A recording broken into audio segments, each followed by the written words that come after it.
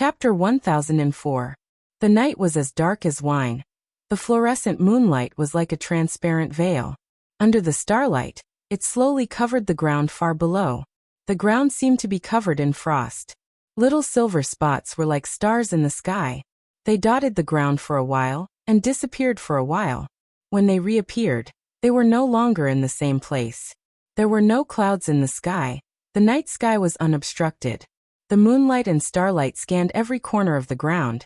The trees in the behemoth forest, the tents in the campsite, the hills around the campsite, and a small lake. The lake was located in a corner of the campsite. It was surrounded by cliffs on 3 sides. There was only one path that could fit 4 or 5 people. It led to a forest of tents in front of the campsite. That forest of tents was where Wu Yan's group and the Misaka sisters' tents were. In the camp, many people knew that there was a lake in this corner. Although the area was not large, the lake water was very clear. Moreover, it was surrounded by mountains on 3 sides, and there was only one passage for people to pass through. It was the most suitable place for the female guards to bathe. Unfortunately, the path led to Wu Yan's group and the Misaka sisters' tents. If they wanted to enter, they would have to pass through here. It was impossible not to be discovered. Chuju Mikoto and the other girls were tempted. However, this was still someone else's territory. The girls might do whatever they wanted, but they weren't so reckless as to take over this place. So, under Shokuho Misaki's control, she used some of the resources she hunted in the behemoth forest to make the lake a place for the girls and the Misaka sisters to bathe. Of course, a certain wolf could also use this place, but after he found out about the existence of such a place and started to have some dirty thoughts, the girls seemed to have seen through his inner thoughts. Every time he used it, there was no one else in the lake. He didn't even have a Misaka sister. This filled the wolf with so much hatred that he beat his chest and stomped his feet. It was nighttime. Usually no one would come here to bathe, but today, there was something different about the lake. There was a hint of life in the air. The sound of the flapping wings was exceptionally clear under the gentle breeze, like a beautiful melody, reverberating rhythmically. The girl flew through the air with the wings behind her back, flying into the lake surrounded by the rock walls. Then, under the cover of pink feathers, the girl stretched out a foot, lightly touching the ground, and landed on the ground. The moonlight shone on the girl's body. It illuminated her voluptuous body and reflected her pair of beautiful pink wings. It also exposed the angel-like girl's devastatingly beautiful and delicate appearance under the light. Her pair of jade-like eyes made people feel pity for her as they flickered with faint ripples. If the male guards in the campsite saw this, they would have lost all of their hearts. Who knows how many hearts would be snatched away by this angel that descended from the heavens? Then, they would be heartlessly abandoned in her heart that belonged to only one person for the rest of her life. The girl was none other than Ikaros, looking at the sparkling lake in front of her. Ikaros' pitiful face revealed a trace of peculiarity, very moving.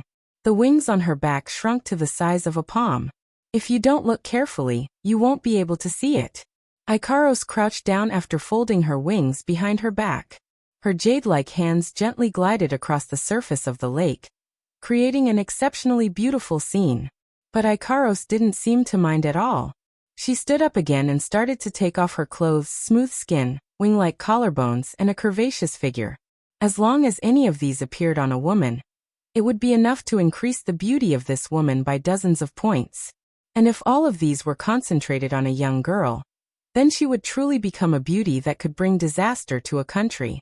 Fortunately, and as if it was only natural, Ikaros had everything. And she also had a beautiful face that could take one's breath away. A girl like this, even if she removed her wings, no one would doubt that she's an angel. The reeds around the lake covered Ikaros's body. Even if someone were to stand on the only path and look up, they wouldn't be able to see what's going on in the lake. This is one of the reasons why the girls were able to bathe here without worry. Under the cover of the reeds, Ikaros stepped into the lake with her beautiful ankles. Amidst the ripples, she reached the center of the lake. The lake isn't that deep. The deepest part is only Ikaros's shoulder. Otherwise, Ikaros's wings would have sunk into the lake with its master if they're sucked in the water. Her hands gently caressed her shoulders, collarbones, her round breasts. Ikaros washed her body to her heart's content. She looked like she was putting a lot of effort into it, but if one were to look closely, they would have noticed that her eyes have lost focus. If other people's eyes lose focus, there's only one reason: it's because they're distracted. But those who are familiar with Ikaros know that she's not the type to lose her mind. The only time she loses her mind is when she's missing her master. Ikaros doesn't have a lot of emotions. This is something everyone knows. She has computing and combat abilities that surpass the average angel, but it's not an exaggeration to say that her emotional abilities are close to zero. She doesn't know the difference between men and women. She doesn't know what love is. She only learned a little bit of how to conduct herself under the influence of the girls around her, but it's only a little bit. If Astrea can only be described as cute without computer skills, then Ikaros can only be described as pitiful without any emotional abilities. But because of this, once Ikaros fell in love, this love would last forever, and no one would be able to destroy it. Wu Yan is a lucky guy. He walked into Ikaros's heart when she was still in a daze. That's how he managed to win her heart. Wu Yan spent about 2 months in Bloodlust Rampage. Converted to Spalier World Time, it's about half a day. In other words, it's only been half a day since Wu Yan left Ikaros's line of sight. But for Ikaros, forget half a day. She can't help but miss her master for even a minute and a second. There's only one person left in her mind. Ikaros splashed water on herself absent-mindedly while muttering the word master. She's wondering when Wu Yan will return. It was also at this moment that an extremely soft sound of footsteps could be heard on the path leading to the lake. The footsteps are as light as water droplets. A normal person wouldn't be able to hear it even if they were standing 3 or 4 meters away. The footsteps in the path are at least 20 meters away. The possibility of being heard is even lower. But Ikaros still heard the footsteps despite being in a daze. As if awakened, Ikaros's indigo eyes slowly focused. She looked towards the direction of the lake entrance. A sci-fi box expanded in her eyes. Ikaros tried her best to bury herself in the water. She crossed her arms in front of her chest, covering the important parts of her body. Her eyes were fixed on the entrance of the tunnel. She was on high alert. Ikaros, who doesn't have emotional abilities, shouldn't be able to understand this. Even after interacting with Wu Yan's group, the only thing she can do is to be shy in front of Wu Yan. When facing other people, even if they're young girls, Ikaros won't be affected much. But Ikaros knows her master likes her body a lot. That's why Ikaros's heart has been branded. Her body belongs to her master. With this thought in mind, Ikaros's eyes showed some vigilance. The wings on her back started to tremble. If she finds out it's not a woman or someone she knows, she's going to fly away as fast as she can without hesitation. But when the owner of the footsteps appeared in front of Ikaros's eyes, that thought vanished like a puff of smoke. Chapter 1005. When the 2 pairs of eyes met, the 2 pairs of eyes simultaneously shone with a strange light. In her indigo eyes, the rippling frame disappeared without a trace. Instead, it's replaced by waves, ripples, joy, and longing that couldn't be suppressed no matter what. It's extremely complicated, but they all represent the girl's current emotions. They can't be concealed. Her wine-red eyes aren't that complicated. There's only one emotion inside: stunning. Her long pink hair was no longer tied up by a ponytail, and cascaded down like a waterfall, covering the girl's smooth back. Her skin seemed to be flushed due to shyness. Although the color was dark, there was an indescribable beauty when matched with her fair skin. Her pupils are indigo, her hair is pink, and other than these 2 colors, there's only one color left on her body. That's white. Enough to touch people's hearts. Whether it's her exposed shoulders or her barely discernible body under the water, the girl's pearl-like white skin stole Wu Yan's gaze, making him unable to shift his gaze away. This isn't the first time Wu Yan admired this body without hindrance. It's not even the first time he played with it, touched it, but seeing it again, Wu Yan still can't stop his heart from beating faster than normal. It's like there's a fire burning in his heart. It's uncomfortable and throbbing. Master. Different from the stunned Wu Yan, Ikaros is still immersed in the joy of seeing Wu Yan. There's no change in her expression. She's still as lovable as ever, but the light in her eyes has already melted. Ikaros has 1,000 words she wants to say. She also has the urge to say 1,000 words, but these words, these impulses, they're all catalyzed by the ripples in her heart. In the end, it all turned into a simple sentence. Welcome back. Hearing this, Wu Yan was stunned for a moment before smiling. The strange emotions in his heart also calmed down in this warm greeting. I'm back, Ikaros, master. Ikaros doesn't know how to smile. However, she is in a very good mood right now. She wanted to get out of the water and stick to Wu Yan's back like she always does. Then wherever Wu Yan goes, she will follow. But obviously, Ikaros remembers that she's in the water, but forgot that she's completely naked. Splash. The sound of water splashing could be heard. Ikaros's upper body are exposed to the water. It's also exposed to Wu Yan's eyes. Wu Yan's eyes almost popped out. Wait. Ikaros. Seeing Ikaros about to come ashore, Wu Yan subconsciously covered his nose and called out to stop her. It's not that he wants to be a gentleman, nor is it that he wants to pretend to be a good person, or that he suddenly found his conscience. It's just that he's worried that if he really let Ikaros walk ashore like this, he wouldn't be able to resist pouncing on this alluring body. Of course, pouncing on her isn't a big deal. I don't think Ikaros will reject Wu Yan's love. But if it really comes down to it, he might forget why he's here. The reason why he came to see Ikaros is because it's been 2 months. Wu Yan misses her a lot. Secondly, there's something he wants to say to Ikaros when they're alone. As for why Wu Yan who wants to see Ikaros and has something to say to her, he chose to do it when she's bathing. Only he himself knows the answer to that question. With great difficulty, Wu Yan averted his gaze from Ikaros's full body. He bitterly smiled. Don't come ashore yet, you're not dressed yet. Hearing Wu Yan's words, Ikaros finally realized her condition. Her cheeks flushed red. Her indigo eyes filled with shyness. This is the kind of emotion that only bursts out when facing Wu Yan. Once again submerging herself into the water, Ikaros sneaked a peek at Wu Yan. After confirming Wu Yan didn't leave, Ikaros breathed a sigh of relief. Instead, she felt an inexplicable sense of loss. It's strange. Not sure if he noticed Ikaros's strange behavior, Wu Yan bitterly put down his hand that was covering his nose and scolded himself. If I don't cover my nose, will it bleed? It's not like I'm that idiot. Koju shaking his head. Wu Yan looked at Ikaros. He scratched his cheek and spoke. I'm really sorry, Ikaros. Ikaros was stunned. Seeing this, Wu Yan helplessly shrugged and chuckled. Every time I go out, I make you worry. I'm really sorry, Ikaros. Ikaros finally understood why Wu Yan said this. She lowered her head and shook it. Her mouth opened as if she wanted to say something, but she didn't know what to say. Expressing her feelings has always been Ikaros's weakness. As if he saw through Ikaros's dilemma, Wu Yan laughed. Well, Ikaros, no matter what, I've apologized to you. Just accept it. This time, Ikaros felt even more troubled. She asked anxiously. Is this an order? What order?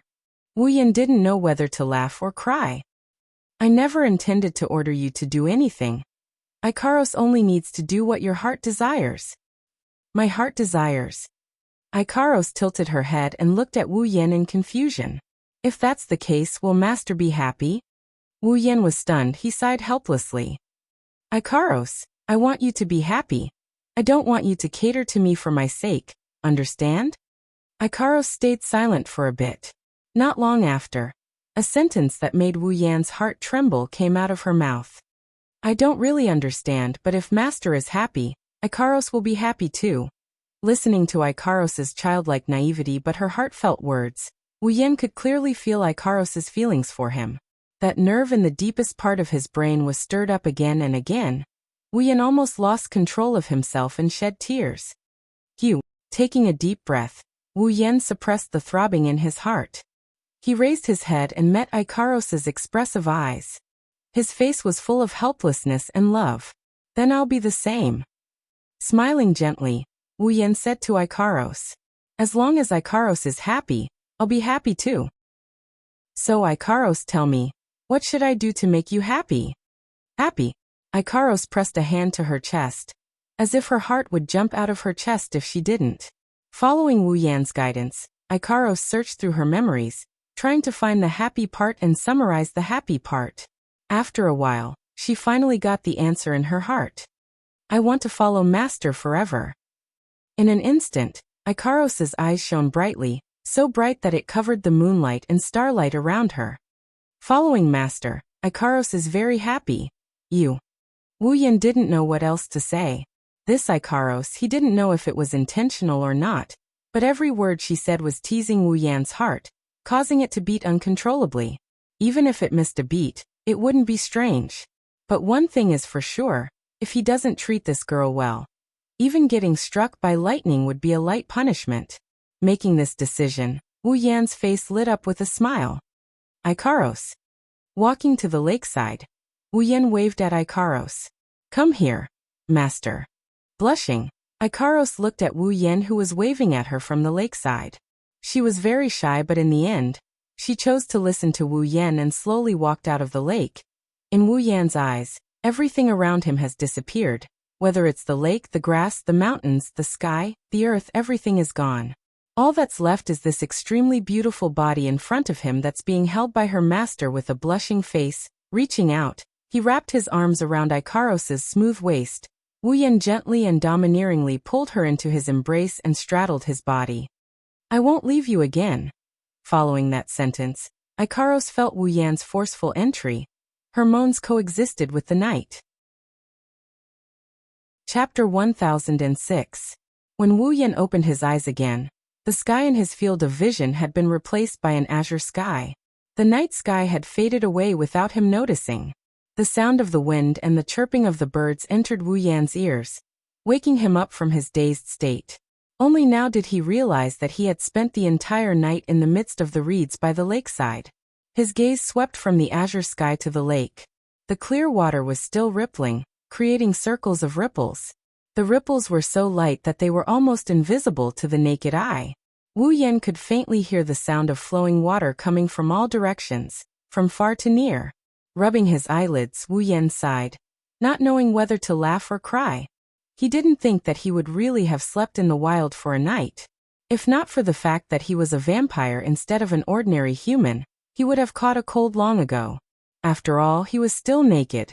Patting his head, Wu Yan was about to get up, but as soon as he moved, he felt an extremely heavy, yet light, contradictory weight in his arms.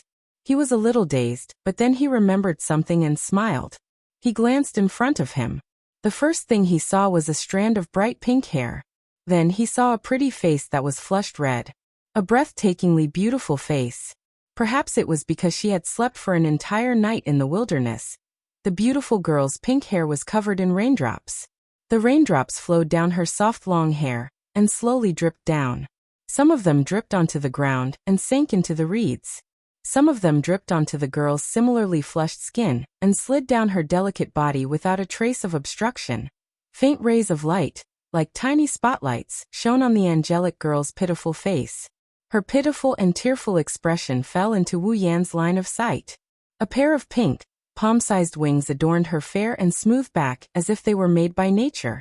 Together with the wing-like accessories by the girl's ears, they undulated up and down like a kitten, causing others to involuntarily adore them. For Ikaros. Of course Wu Yan wasn't an outsider. He's the one she loves the most. But when Wu Yan saw Ikaros' current posture, it still aroused his affection. He couldn't help but caress her face. He scratched her little nose. "Really, with that expression? Aren't you forcing me to commit a crime?" It's hard to tell if he's joking or he's being serious. Wu Yan said this with a funny tone. Ikaros wrinkled her little nose, and she mumbled softly. But judging from the shape of her mouth, it's probably Master. Even in her dreams, Ikaros didn't forget how she addressed her master. She almost turned it into a catchphrase. Wu Yan chuckled. Didn't they say that the omnipotent angel doesn't sleep or dream? That's what he said, but he knows that Ikaros, other than the times when she would fall into a deep sleep due to exhaustion, she hasn't slept at all. Astria is the same as well, except that she would also fall asleep under other circumstances. That means she ate too much.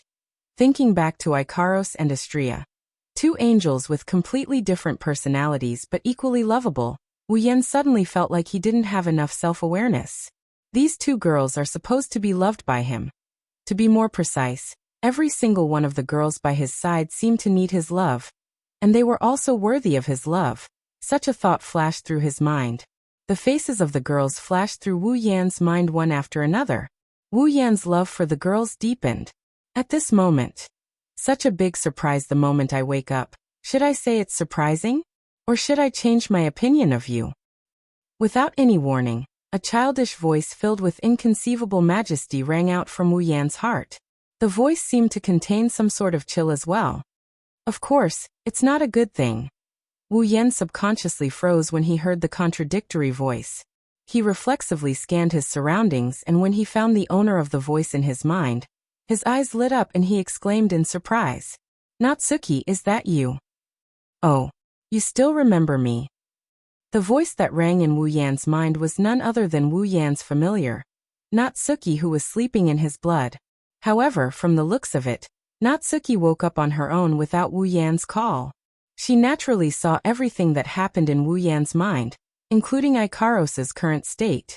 She might even know what happened last night. Realizing this, Wu Yan's expression froze. As if she could read Wu Yan's mind, Natsuki snorted coldly. This woman and the other women from yesterday, they're all your mistresses, right? Wu Yan was too naive. Not only did she know what happened last night with Ikaros, she also knew about how he met Chuju, Mikoto, and the others in the tent. That's... Wu Yan gulped and he grinned sheepishly. He asked her carefully, you weren't asleep last night? Natsuki's confused voice rang in Wu Yan's mind. Don't tell me you didn't know that the host's consciousness is connected to the familiars? Wah. Wu Yan almost jumped out of his skin at the unexpected answer. The host's consciousness is connected to the familiars. In other words, his familiar knows everything he's thinking. Just as this thought appeared in his mind, Na Yu's malicious laughter echoed. It seems like he really doesn't know.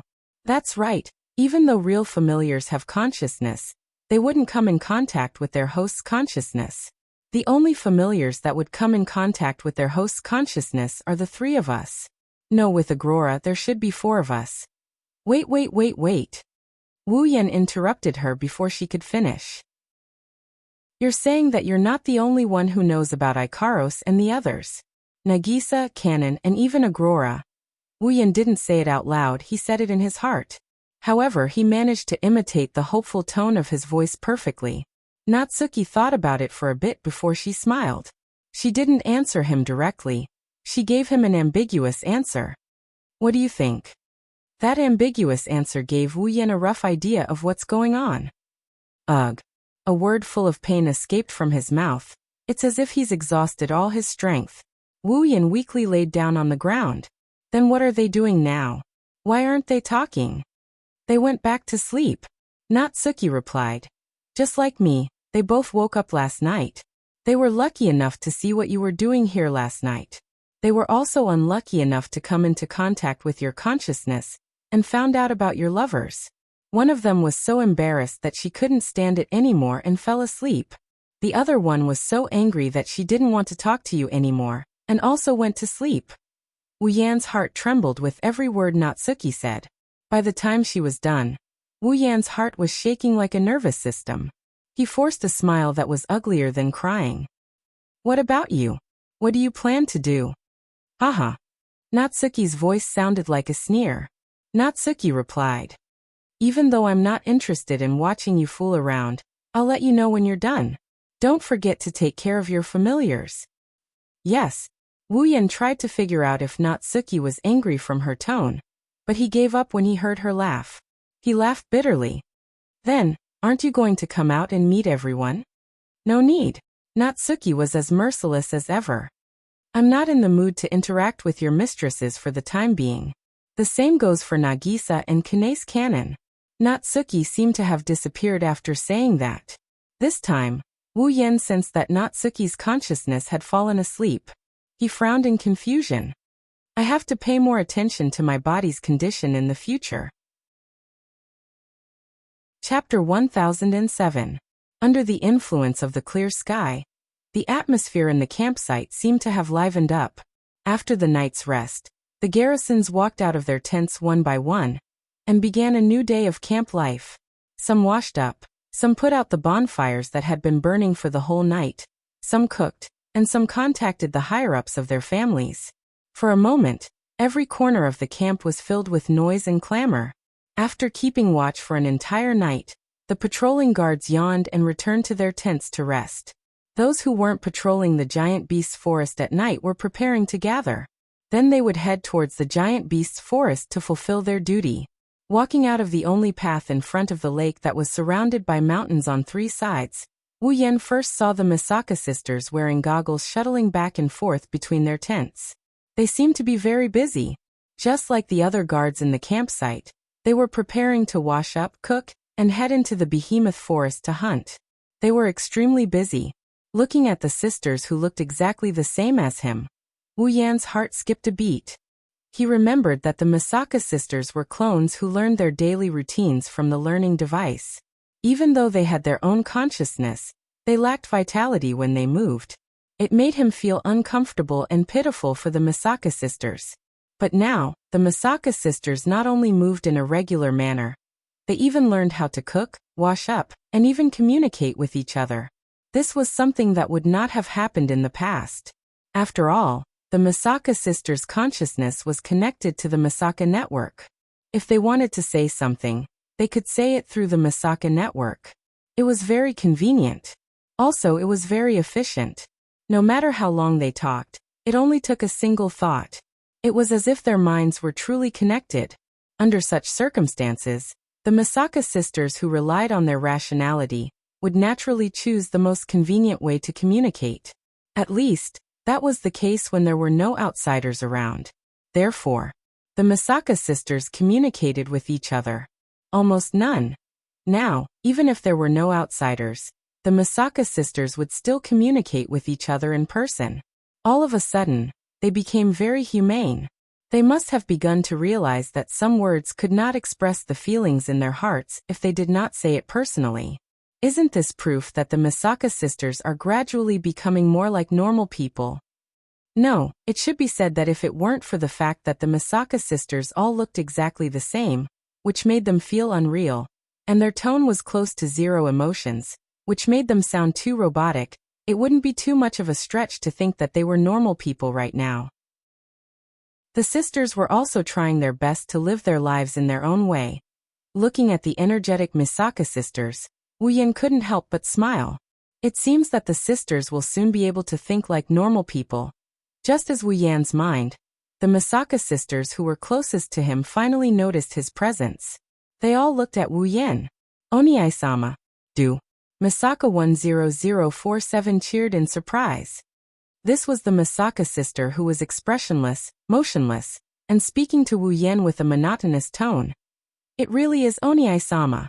Oniai-sama is still alive. Do." Misaka 14309 expressed her feelings after not seeing Oniai-sama for a long time. This was the Misaka sister who was expressionless and motionless, but she was looking at Wu Yan as if she was looking at God. "I heard that Lord Big Brother has already abandoned Big Sisters and ran off to find a new lover. Now that you're here, according to Misaka's judgment, it's very likely that you've been dumped." Misaka 9776 didn't hide the secret information she obtained and gave Lord Big Brother a look of disdain.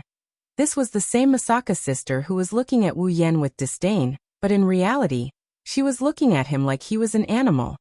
According to the secret information given by 9776, Misaka came to a different conclusion. Misaka felt that Oniai-sama did not abandon us because he wanted to find a lover, but because he wanted us. Therefore, Misaka 19794 decided to protect Oniai-sama and tried to hint Oniai-sama. She said she wanted to protect herself, but in the end, she gave a sister who was more likely to cause Wu Yan to suffer the fate of being chopped to death. I see. Oniai-sama finally decided to make a move on Misaka? Do. Misaka 3399 took a step back and hid the joy in her heart. Misaka believes Oniai-sama shouldn't abandon us. If Oniai-sama wants to make a move on Misaka, Misaka can share Oniai-sama with the sisters. Do. Misaka 10976 decided to help the sisters redeem Oniai-sama's impure heart and test the waters. Misaka 10029 seconded. Misaka 19909 seconded. Misaka 16300 seconded. Misaka everyone seconded. As the Misaka sisters' words became more and more ridiculous, Wu Yan's forehead was covered in cold sweat. Looking at the Misaka sisters getting closer to him, Wu Yan's mouth twitched. He grabbed Ikaro's hand and ran away in a sorry state. Have a normal person's mind?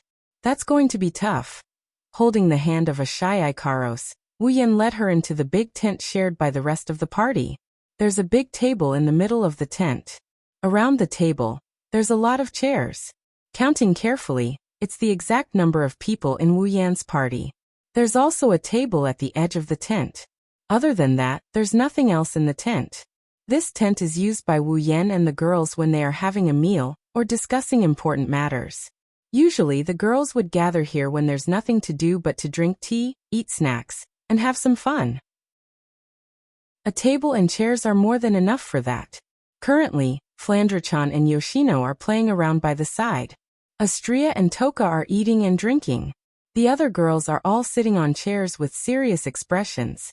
They look like they're discussing something important. But it's actually Kotori who's sitting at the head of the table. The girls are quietly listening to her with different expressions. Kinuhata Sayai, Frenda, and Takitsubu Riku are nonchalant. Shokuho Misaki and Kurumi have an inexplicable smile on their faces. Chuju and Mikoto's expressions are getting darker and darker. Looking at this scene, for some reason, Wu Yan had a bad feeling about this. His intuition is telling him that if he continues to stay here, he won't have a good ending. Wu Yan's expression changed. In the end, he chose to believe in his intuition. He pulled Ikaro's hand and quietly turned around. He then tiptoed away from the tent. Just as Wu Yan was about to leave the tent, Ikaros, who has been looking at him with a confused expression, suddenly spoke up. What's wrong? Master. The air suddenly froze. Hearing Ikaros' voice, Wu Yan knew he's in trouble. He quickly channeled his mana to teleport away from this place. But before he could do so, two small hands pressed down on his shoulders. Wu Yan's body trembled. His face stiffened as he slowly turned around.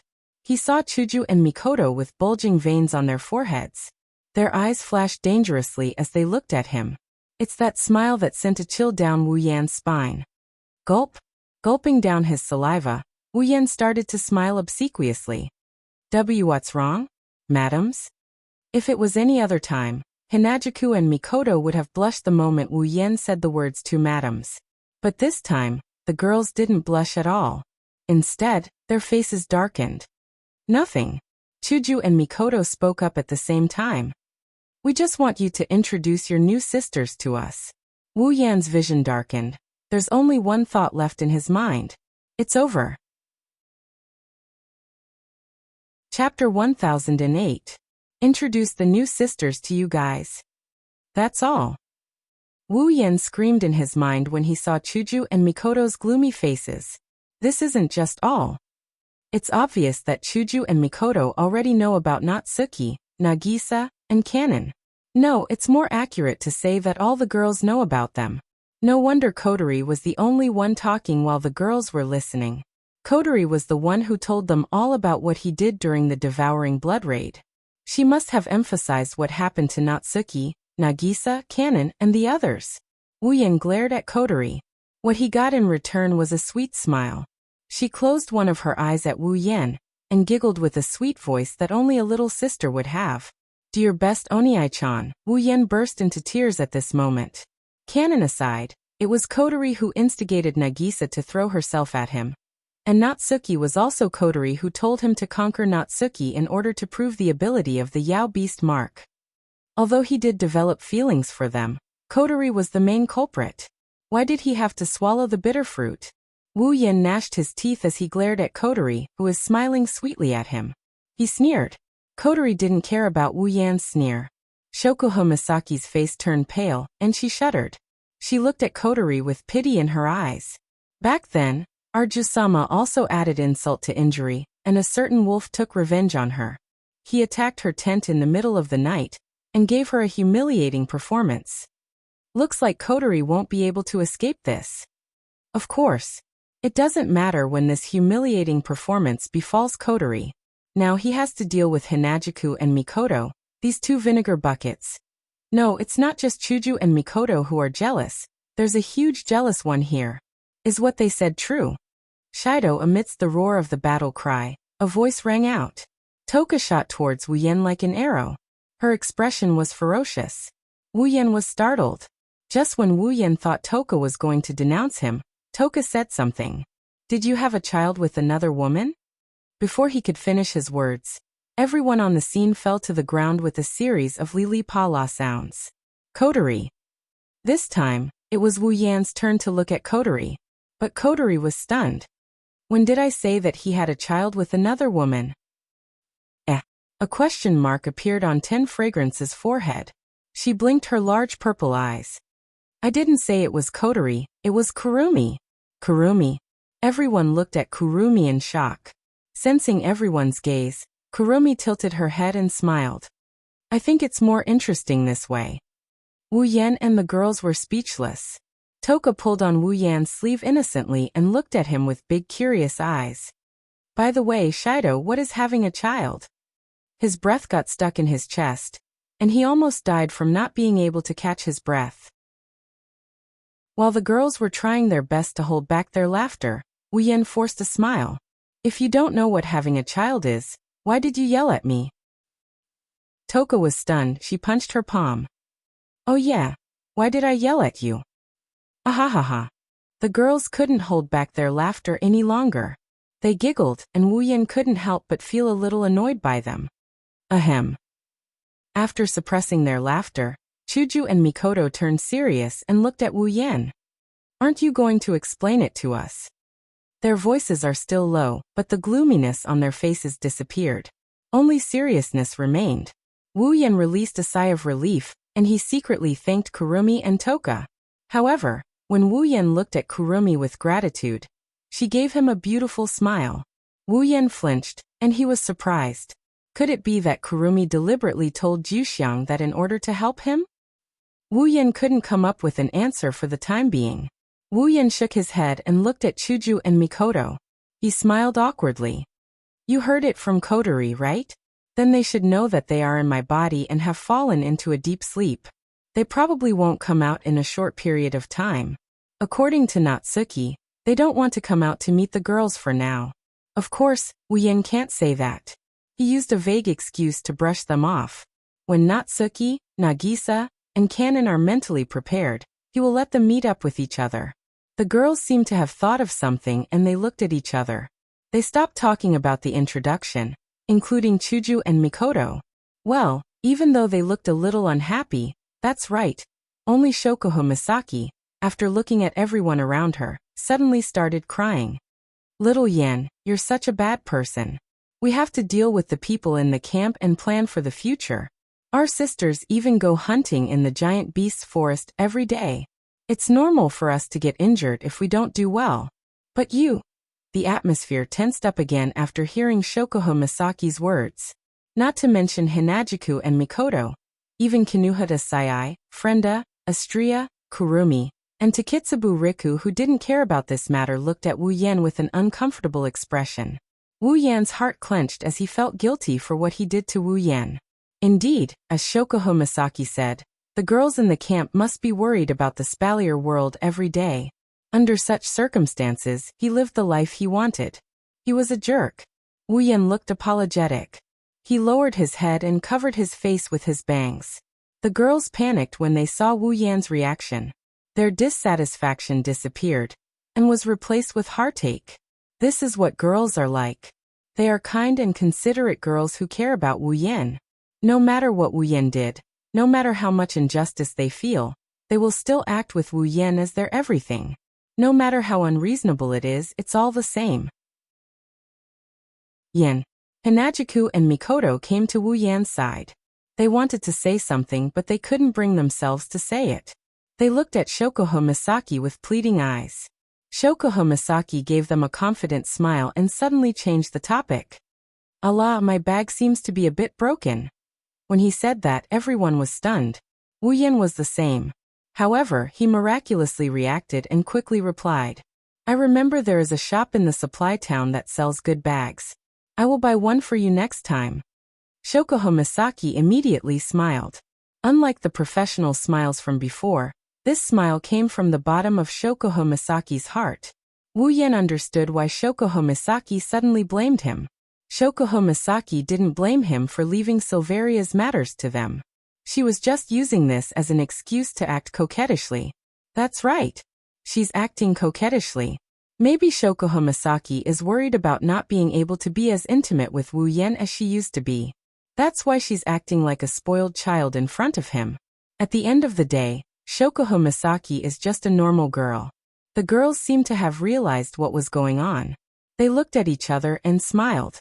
My clothes are getting old too. I wonder if the supply town sells go tie? Ah, Era, I need a hair accessory too. Astria wants to eat cake. Whoa. Me too. Flan wants cake too. The girl's noisy voice echoed in Wu Yan's ears, but in Wu Yan's ears, this noisy voice sounded like the most beautiful music in the world. His heart melted. Chapter 1009. The Behemoth Forest was a natural treasure trove. This was something that everyone in the Spalier world, even ordinary people who didn't train, knew as a paradise for magical beasts. The Behemoth Forest had an inexhaustible supply of magical beasts. This was because the Behemoth Forest was extremely vast, so the magical beast's capacity was also relatively high. More importantly, magical beasts' reproductive ability was generally much higher than that of humans. Humans hunted magical beasts and used their skin, flesh, and torsos to create armaments, medicines, and other resources that were beneficial to the development of the Spalier world. This wasn't something that happened in a day or two. It was something that humans had been doing ever since they gained consciousness and knew how to train. But even so, until now, after who knows how many tens of thousands of years, the Behemoth Forest still had an abundance of magical beasts. There had never been a magical beast species that went extinct. Even if there was a magical beast species that became rare for a period of time, it would recover after a few years. From this, it could be seen that the Behemoth Forest's magical beasts' reproductive ability and capacity were extremely high. Not only that, but there were also all kinds of heavenly treasures in the Behemoth Forest that could be used for all kinds of purposes. Some of the real treasures would even attract countless experts to fight over them. It was also something that had caused a bloody storm in the Spalier world before. Therefore, the Behemoth Forest's position in the Spalier world was extremely important. So important that it couldn't be replaced. The Spalier world had once given birth to 4 gods, and these 4 gods had relied on the help of the divine power. Suddenly, they had reached the level of life and finally evolved, reaching the true peak. Unfortunately, the disappearance of the divine power had caused the Spalier world to lose all gods. They would forever lose god-level experts. If the disappearance of the divine power had caused the Spalier world to no longer have god-level experts, then the disappearance of the Behemoth Forest would very likely cause the Spalier world's martial power level to plummet to the very end. They might even lose demigod experts, or even level 9 experts. This was not an exaggeration. After all, not everyone was so talented. Although demigods were powerful, they must have consumed some treasures that could increase their power and break through their current level. Only then would they be able to reach this level in their lifetime. They would only be able to become demigods smoothly. Once the Spalier world lost the Behemoth Forest and these heavenly treasures, it would be much more difficult to break through to the next level. In the end, there might not even be anyone who could break through to the next level. In addition, equipment and TSSSSSS, tools and tools TSSS resources, they would all Therefore the Behemoth Forest was. In the past, there were humans who wanted to occupy the Behemoth Forest and obtain all the Behemoth Forest's resources. However, all of them failed in the end because the Behemoth Forest was too unsuitable for humans to live in. Those who had such thoughts were caught off guard. Since then, the Behemoth Forest had completely become the world of magical beasts. Although humans would go there every day to hunt, no one had ever built a place to live in. Until today, in a corner between the Behemoth Forest's outer and inner regions, there was a rather wide open space. The open space was very ordinary. The terrain was flat without any slope. It was surrounded by many huge trees. Other than the trees, there was nothing else on the open space. There was only flat ground made of rocks. At this moment on the flat ground, There were figures scattered around in twos and threes. They were looking at the open space, as if they were sizing something up. It's Wu Yan's group. Standing in front of the girls, Wu Yan looked around the open space with a frown. He then looked at Shokoha Misaki. Are you sure you want to build a base here? Wu Yan's wine-red eyes were serious. He said worriedly, don't forget, this is the behemoth forest. It's because this is the behemoth forest that I want to build a base here. Shokoha Misaki smiled, but her eyes were serious. In any case, the sisters will come here every day to hunt for resources and earn experience points. In that case, instead of finding another place for them and having them come here every day, why don't we just let them use the giant beast forest as their base? But won't that be dangerous? Mikoto was worried. This is demonic beast territory. What if we get surrounded by demonic beasts? Or if a demonic beast that's too high level attacks us, what do we do? Also, this place isn't suitable for living. We need food and water first. Also, the Beast King might be here. Misaka-san, don't worry so much. Shokoha Misaki smiled bitterly at Mikoto's nagging. How can a demonic beast horde break through the defense line of 20,000 sisters? High-level demonic beasts won't be able to come to this place. As for food and water, it's a big problem for the people of the Spalier world. But Xiaoyan has a system. I'm sure it won't be hard for her to find items that can provide her with food and water, right? What if something unexpected happens? Like last time, didn't you also say that the sisters would be fine here? But then the Beast King appeared and the demonic beasts went berserk. The sisters are still trapped here. We can't guarantee that this won't happen again. Mikoto said stubbornly. Shokoha Misaki shook her head helplessly at Mikoto's stubbornness. She looked at Wu Yan for help. Wu Yan looked at her helplessly. It's okay, Mikoto. Holding her hand, he shook his head. What you said makes sense, but Misaka-san's idea is correct. Instead of letting the sisters wander around outside, why don't we just use this place as our base? It'll be more convenient. But Mikoto opened her mouth worriedly. Every sister is her favorite. She doesn't want to see them get hurt. After all, in her heart, she has always felt that she owes them. Shokoha Misaki, who has always been against her, didn't argue with her on this matter. Don't worry.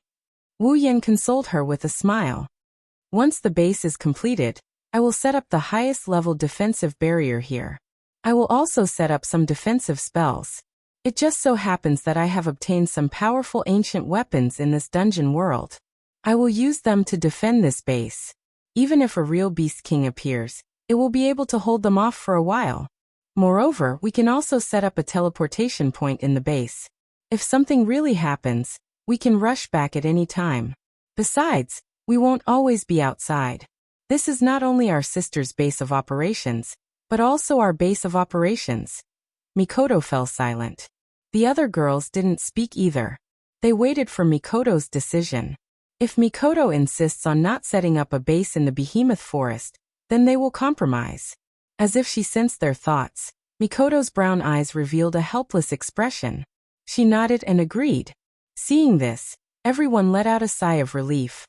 Don't be fooled by Mikoto's carefree and valiant appearance. In certain aspects, she's even more fragile than a normal girl. She's also terrifyingly stubborn in certain aspects. If she really gets into a fight, even Wu Yan can't do anything about it, unless it's under the blanket. Then how should we build it? This base. The girls all looked at Wu Yan. Wu Yan scratched his face and frowned. If it's just building a base, there are many ways to do so in the system. However, considering the sisters' safety and external defense, the base's level can't be too low. It might even need to be equipped with some defensive measures. If that's the case, the points. If it's just the points, we can solve a lot of the problems here. Shokoha Misaki took out a space ring and handed it to Wu Yan. The sisters' efforts weren't in vain. There are quite a few monster carcasses, magic crystals and eggs inside. We should be able to exchange them for item points, ability points, and summoning points. As for equipment points, there's nothing we can do about it. If it's just equipment points, it won't be a problem. We don't need that many equipment points anyway. Wu Yan smiled. Let's go back and exchange everything we need. Then let the sisters build it here. The girls nodded. Chapter 1010. Behemoth Forest Campsite. 10 days have passed since Wu Yan returned to the Spalier world from the Bloodlust Rampage dungeon. In these 10 days, the Behemoth Forest campsite has passed by in an unexpectedly peaceful manner. It's not as chaotic as it was a few days ago. People died, people turned into monsters of unknown origin, causing everyone to panic. The current camp was like a sunny day after a storm. Other than some of the usual small fights and schemes, there was basically nothing major happening. This could be considered another kind of tranquility. It allowed Pelosi, who had been on tenterhooks, to have time to let go of the sense of urgency in his heart and let out a sigh of relief. Of course, that's only for Wu Yan's group. In these 10 days, something major has happened in the campsite. It's the appointment of a new person in charge. This is to be expected. Pelosi's abilities are outstanding. Even though it's tiring to manage the campsite by himself, he still manages the campsite in a disciplined manner. However, Pelosi is still a member of the Lori family. If he's the only person in charge of the campsite, then the Ailu Empire's campsite will become the Lori family's campsite. Even if the Lori family is willing to see this happen, the Saito and Ladine families aren't willing to see this happen. Thus, halfway through the 10 days, the Ailu Empire's royal family finally gave the order to appoint a new person in charge of the campsite. From the Saito family and the Ladine family, he chose one person from each family to come here and work with Pelosi to manage the camp. As one of the three great families of the Ailu Empire, it's reasonable for the royal family to choose someone from one of the three great families to be in charge of the campsite. The other high-ranking members of the other families also expected this to happen. However, they're still somewhat dissatisfied. During this period of time, in order to be chosen as the person in charge of the campsite, they've done a lot of things in the dark. They've tried to bribe, and curry favor. There were even cases where they would assassinate those who met the conditions. Now that they had received such a result, one could imagine the anger in these people's hearts. Some of them even complained to the imperial family, saying that the imperial family was biased towards the three great clans, which attracted a lot of ridicule. The reason why the three great clans were called the three great clans was because their strength and ability far exceeded the average clans in the Ailu Empire. Gaining the recognition of the Ailu Empire's royal family was like an emperor arranging for someone to do something important. Normally, he would choose someone he trusted, someone whose position was close to his own. There was no reason for him to choose a small official. Therefore, these unreasonable people were all choked back by the imperial family's words. If you want to be in charge, that's fine too. Just drag one of the three great clans down from their position. It was a simple sentence with a reasonable answer. This time, no one else responded. What a joke.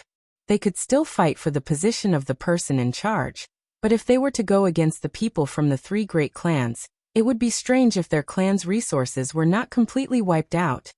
Those who couldn't be chosen were vexed, while those who were chosen were also vexed. This time, the person in charge sent by the Saito and Ladine clans weren't strangers. On the contrary, they were people Wu Yan was very familiar with. Bingling and Bishi, Peak Type 8 powerhouses were not cabbages that could be found anywhere. Even with the three great clans, each clan would only have 2 or 3 Peak Type 8 powerhouses, and these Peak Type 8 powerhouses.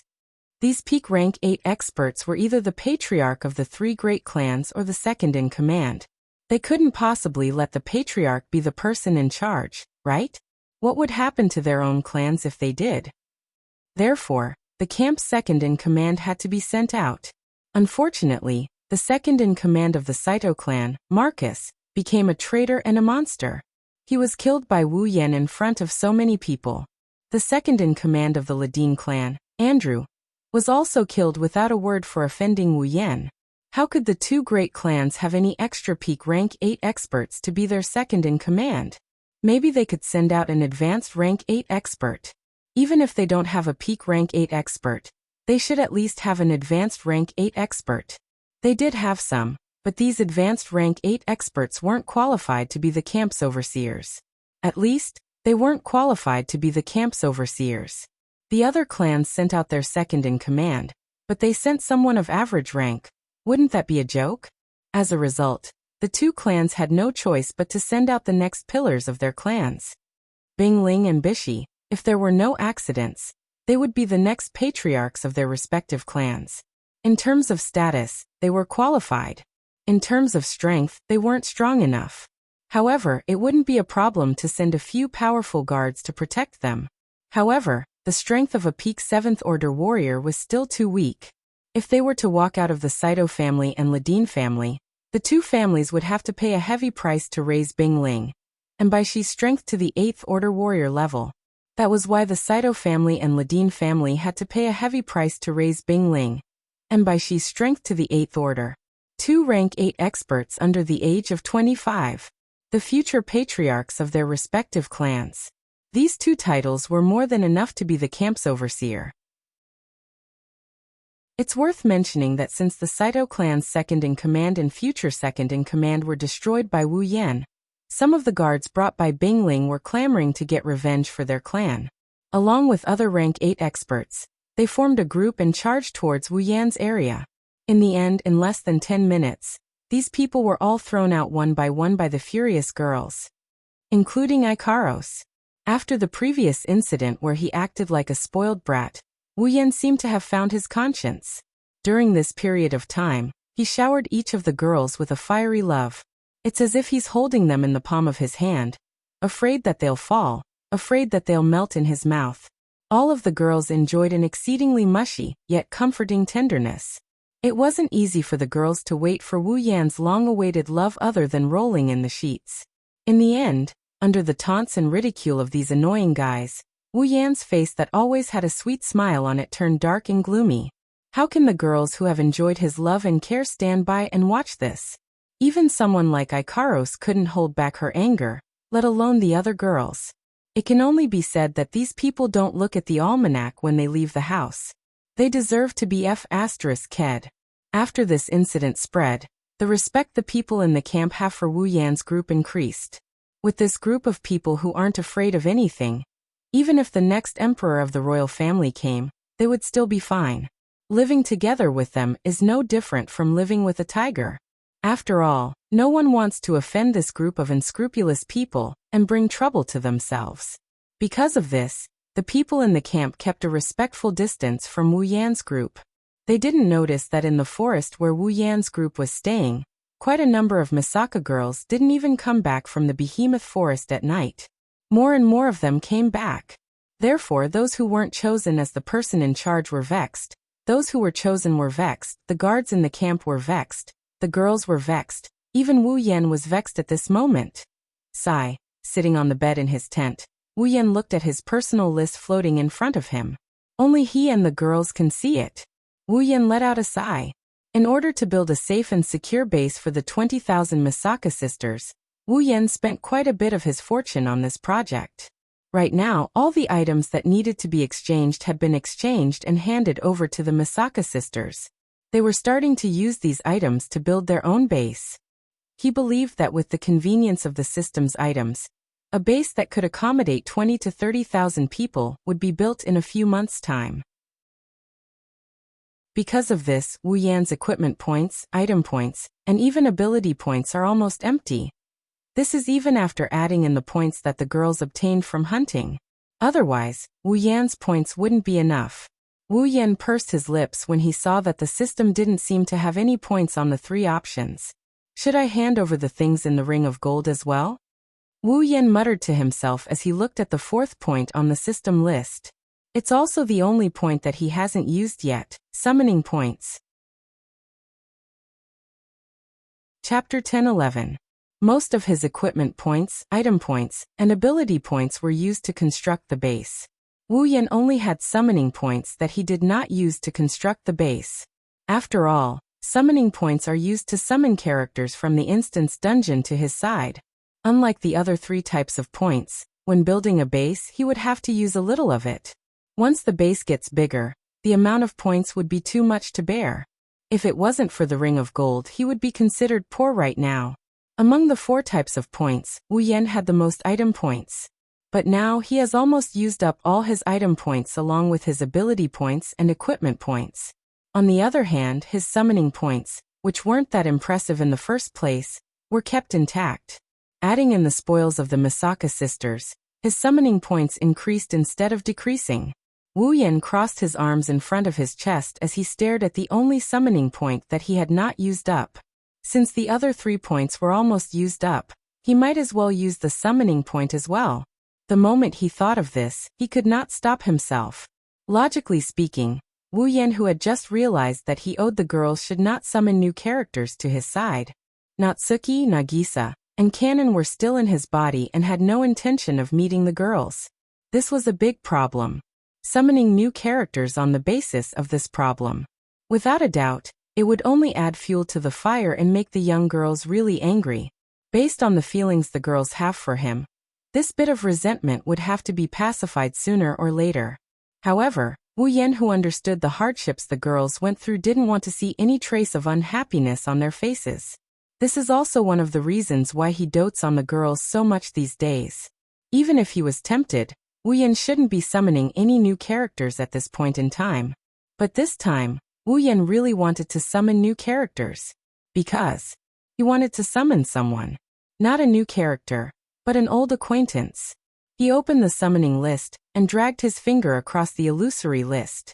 From an outsider's perspective, it looked like he was gesturing something in the air.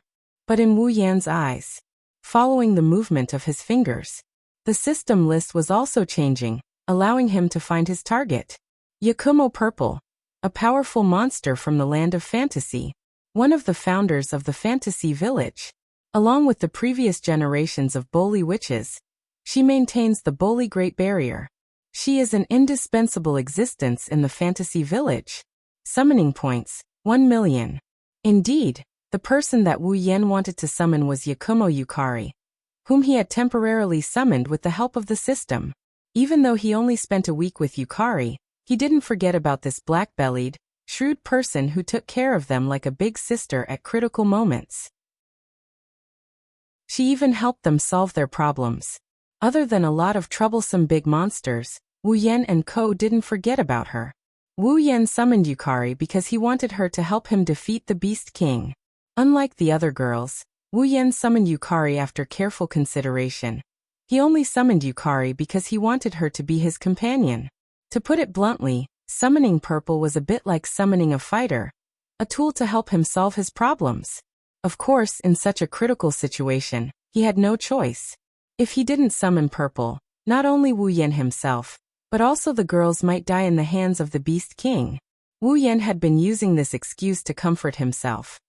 Who would have thought that Purple could use her ability to extend the time she spent in the Spalier world, and temporarily stay with Wu Yan and the others? This was really unexpected. What was even more unexpected was that this intelligent and shrewd big monster had carefully taken care of everyone in Wu Yan's group during that short period of time. To be honest, Wu Yan didn't believe that Yukari would treat him and the others as her companions just because she became his summon. With Yukari's shrewdness and intelligence, there's no way she would protect someone she just met for the first time. At most, she would lend a helping hand when she felt like it. If she really put her heart and soul into it, let alone outsiders, even those who know Yukari and Gensokyo wouldn't be able to make her do so. But the result was that during that period of time, Purple not only got along well with them, but also played the role of a big sister and took good care of them. Even when the summoning time was up, Purple left a drop of her blood for Wu Yan. Even when she left, she used her own way to protect Wu Yan. Obviously, they had only known each other for a week, so there was no need for Purple to go to this extent. Wu Yan didn't know whether Purple had her own considerations and calculations, or she had really developed feelings for them in this short period of time, but the reluctant smile on her face before she left was definitely not fake. Based on this alone, even if Purple had her own calculations, Wu Yan was willing to fall into it. He believed that the other girls must have thought the same. Now the time since Purple left them was about a month in the Spalier world. However, for Wu Yan, who had been to the Sword and Saber Dominion and the Blood Frenzy after Purple left, it had been a few years. He also missed the sage monster who was sometimes bad and sometimes good, sometimes evil and sometimes shameless. Moreover, if he summoned Purple, the girls wouldn't have any objections. She was the best summoner. With these thoughts flashing through his mind, Wu Yan immediately decided to summon Purple. However, when he saw the words 1,000,000 summoning points, his eyebrows couldn't help but twitch. The system had been updated once, and after that update, the exchange value of points had also changed. A small number of points could have a greater value. Take the summoning points for example. The original 10,000 summoning points were roughly equivalent to 1,000 summoning points now. The value had shrunk by 10 times. In other words, in the past, the summoning points needed to summon purple was at least 10,000,000 summoning points. Even now, it still needs 1,000,000 summoning points.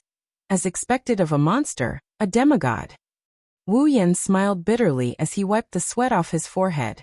He didn't use his summoning points, but he only has about 40,000 to 50,000 summoning points.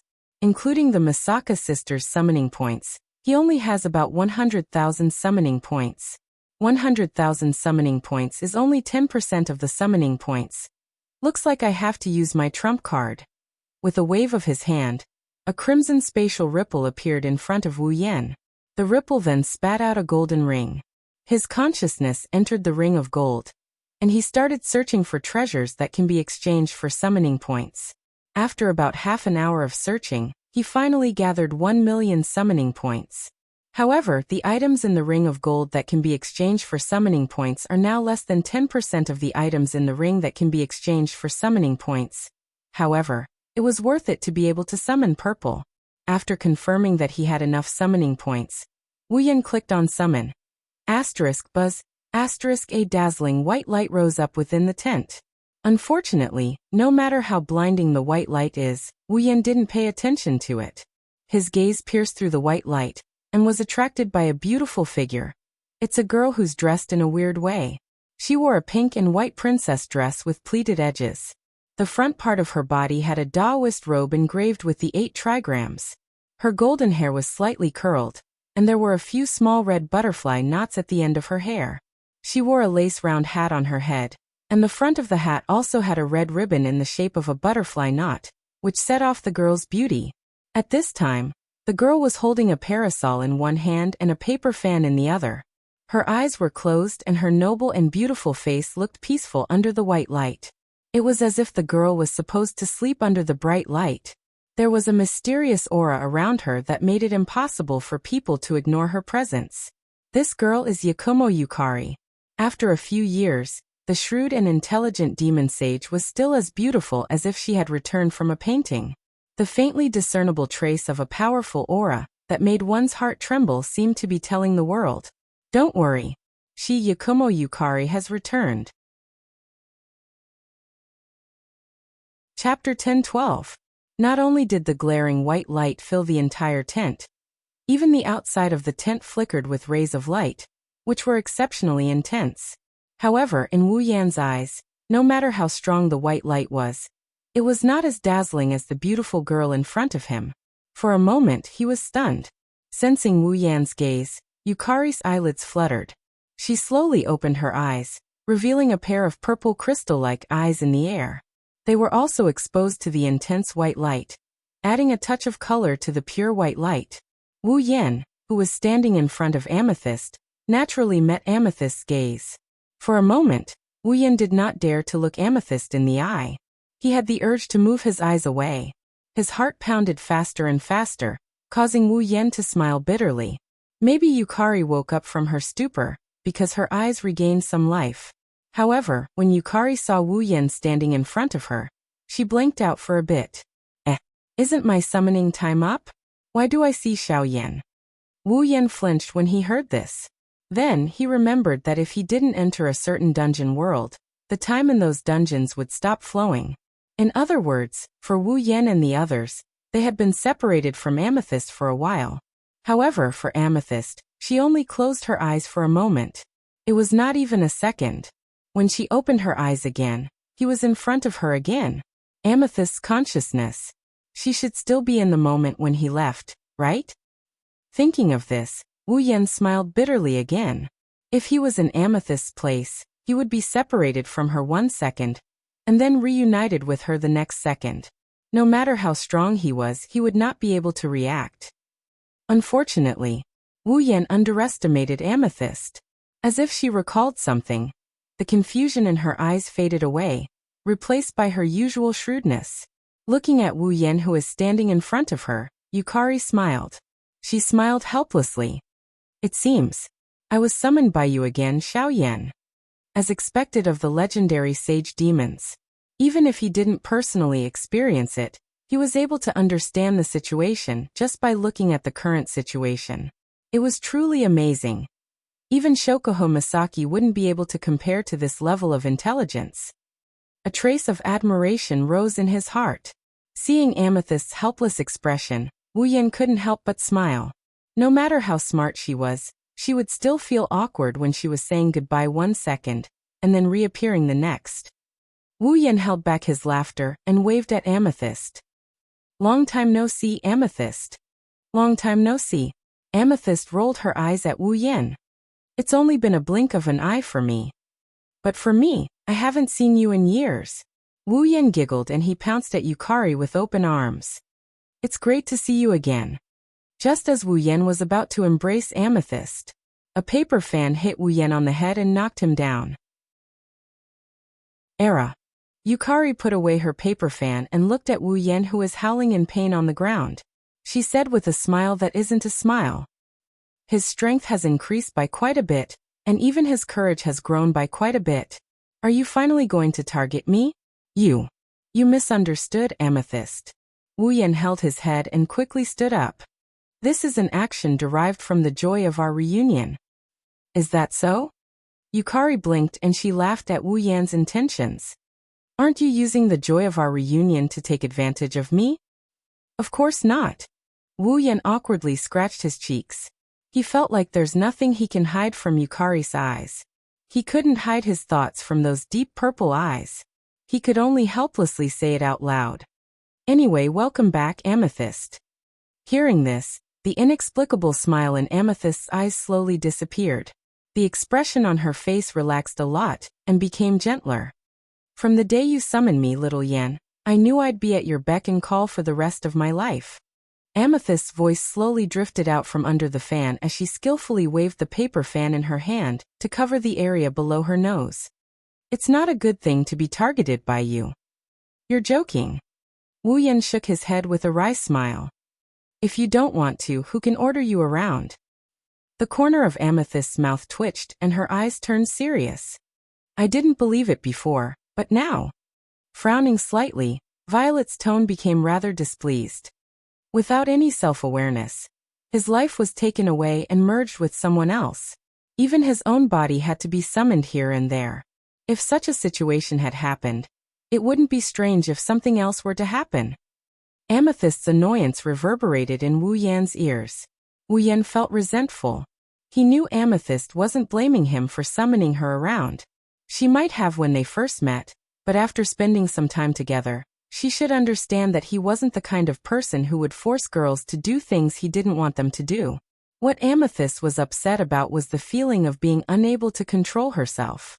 As the founder of the fantasy village and a sage of demons with the power of the realm, Amethyst's strength had long reached the transcendent realm.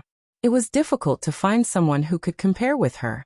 Amethyst had always been confident that even though she wasn't the strongest in the fantasy village, the strongest person wouldn't be able to do anything to her.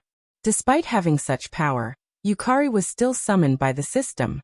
She was robbed of her life and assimilated into Wu Yan's body.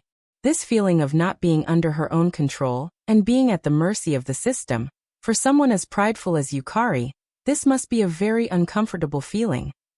Wu Yan even suspected that Amethyst had used the power of the realm to resist the system's summon time and let him stay in the Spalier world. It wasn't because she was interested in this world, but because she was resisting the fact that she couldn't control herself. She was Amethyst.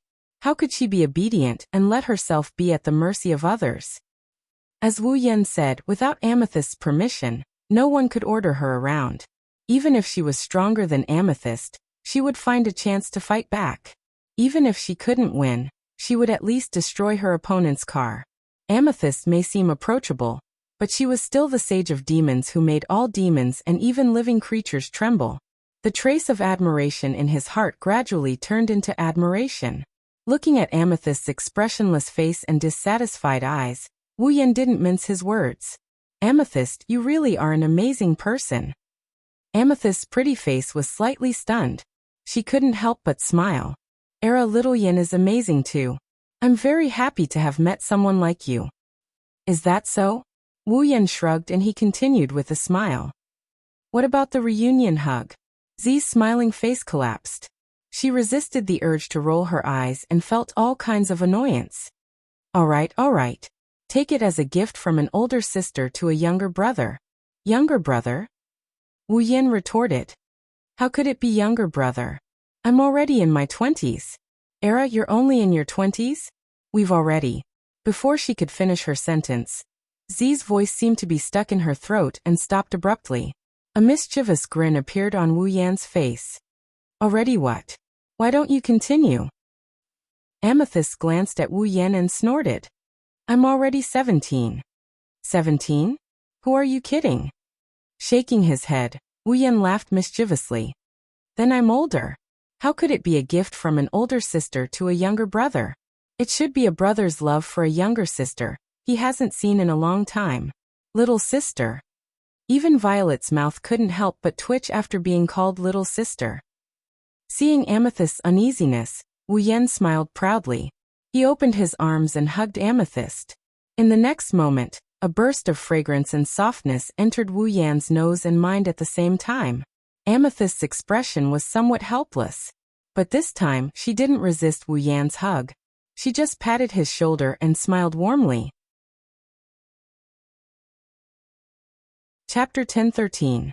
Behemoth Forest, Camp. Inside the tent, the girls who gathered together every day were discussing something. To be more precise, Chuju Mikoto, Shokoho Misaki, and Kotori were discussing something.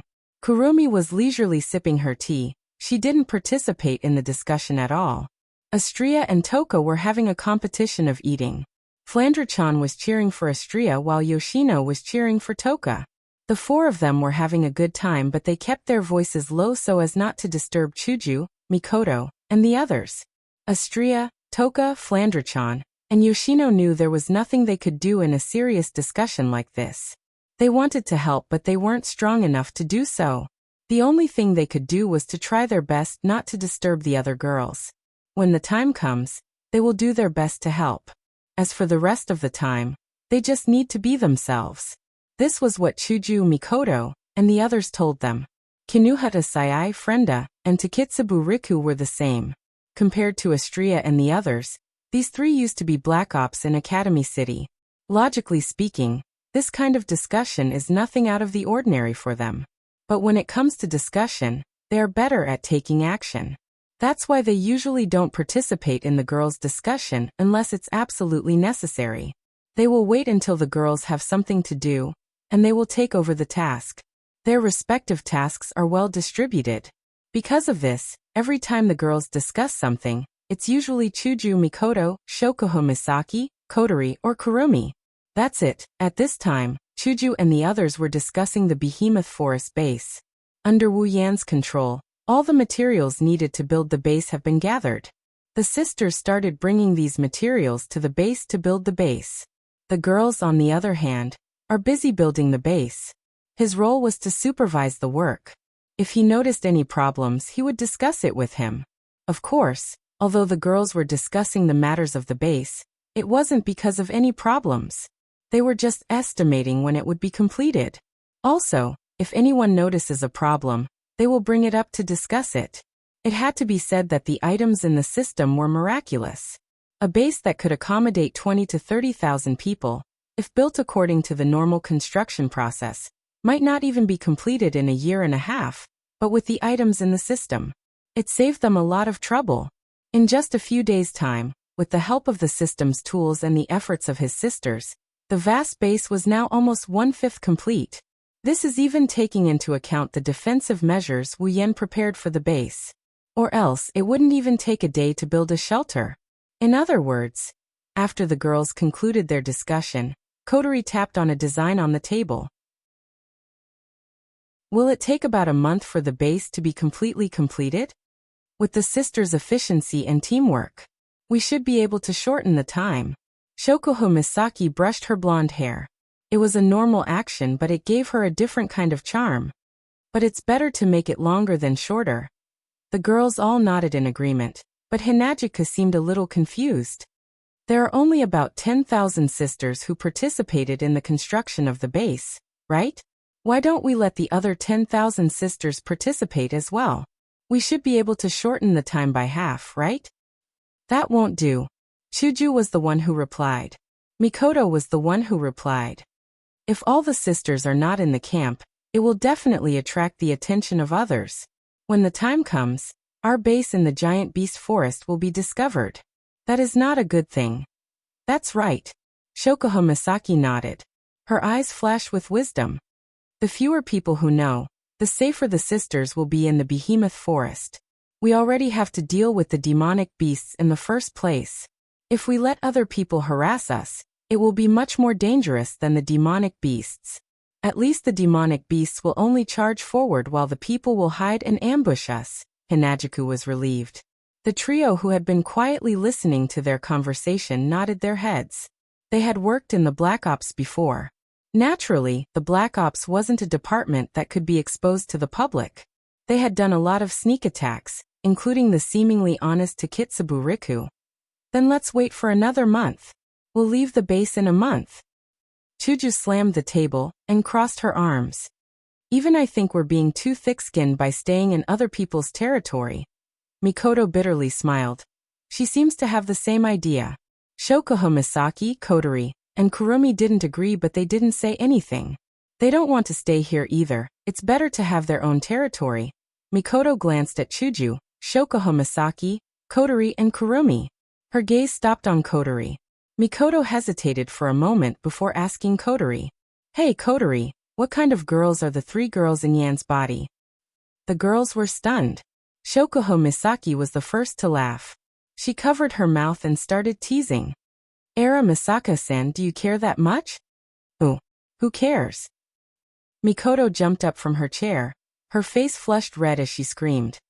What woman is he looking for outside? It has nothing to do with me.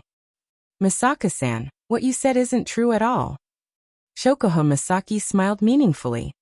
Don't tell me you're not jealous that those three girls can become Xiao Yan's familiars and become one with him. Of course not. Mikoto said without hesitation. Everyone could see the change in her eyes. Mikoto wasn't the only one who felt that way. Everyone else felt the same way when they heard Shokuho Misaki's words. Jealousy, you. Flandre-chan seemed to have lost all her energy. She said what the other girls were thinking. Flandre-chan wants to become Oniai-san's familiar too. That way, she can be with Oniai-san forever. Yono seemed to be moved as well. Her face was red and she didn't say anything for a long time. The other girls had different expressions, but they were all thinking the same thing. At the same time, Wu Yan entered the tent. Oh, you're all here? Seeing that all the girls are present, he didn't notice the strange looks on their faces. Instead, he retreated to the side like he's keeping them in suspense. Look, who is it? The young ladies all subconsciously cast their gazes towards the entrance of the tent. When a purple figure walked in and appeared in front of their eyes, their expressions changed and they were all stunned. Time seemed to have stopped. Yukari looked at the girls and their stunned expressions. Yukari found it funny but also felt warm. If it wasn't a surprise, they wouldn't be acting like this. With a rare gentle smile, Violet tilted her head and smiled at the girls. Era, what's wrong? Don't you recognize me? Her crisp and charming voice entered the ears of the girls one by one, causing the sluggish expressions on their faces to gradually relax and be replaced by a thick sense of joy. Yukari sis. Astria and Flandre-chan, who spent the most time with Yukari, got up and hugged Yukari's arm. Flandre-chan jumped on Yukari's body. Their faces were flushed red from excitement. Yukari. Chuju and Mikoto finally reacted. They looked at Yukari happily. You're back. Yukari nodded with a smile. I was just summoned back. You won't disappear again, right? Flandre-chan doesn't want to see Yukari sis disappear. Flandre-chan looked at Yukari with hopeful eyes. Yukari couldn't help but rub her head. I won't this time, don't worry. That's great. Astria and Flandrachan cheered at the same time. Hinajuku, Mikoto, and the others also let out a sigh of relief. They ran to Yukari and pulled her over. For a moment, the whole place was filled with the laughter of reuniting with each other. Wu Yan laughed dryly when he saw the girls surrounding Yukari and talking about something. Just ignore me. Chapter 10-14. Early morning. Walking out of his tent, Wu Yan tidied up his messy clothes while yawning tiredly. Yesterday, because of Violet's return, the girls decided to hold an impromptu celebration to celebrate Violet's return. Initially, Violet didn't want to celebrate. She was more curious about what happened to the girls while she was away. As for the celebration, when can't they celebrate? However, when Violet refused to celebrate, the girls also used the same reason to force Violet back. Left with no choice, Violet could only follow the girls' arrangement and participate in the celebration. At that time, Wu Yan, who had been ignored, was picked up by the girls. As for the reason why he was picked up, it was very simple. The celebration required delicious food.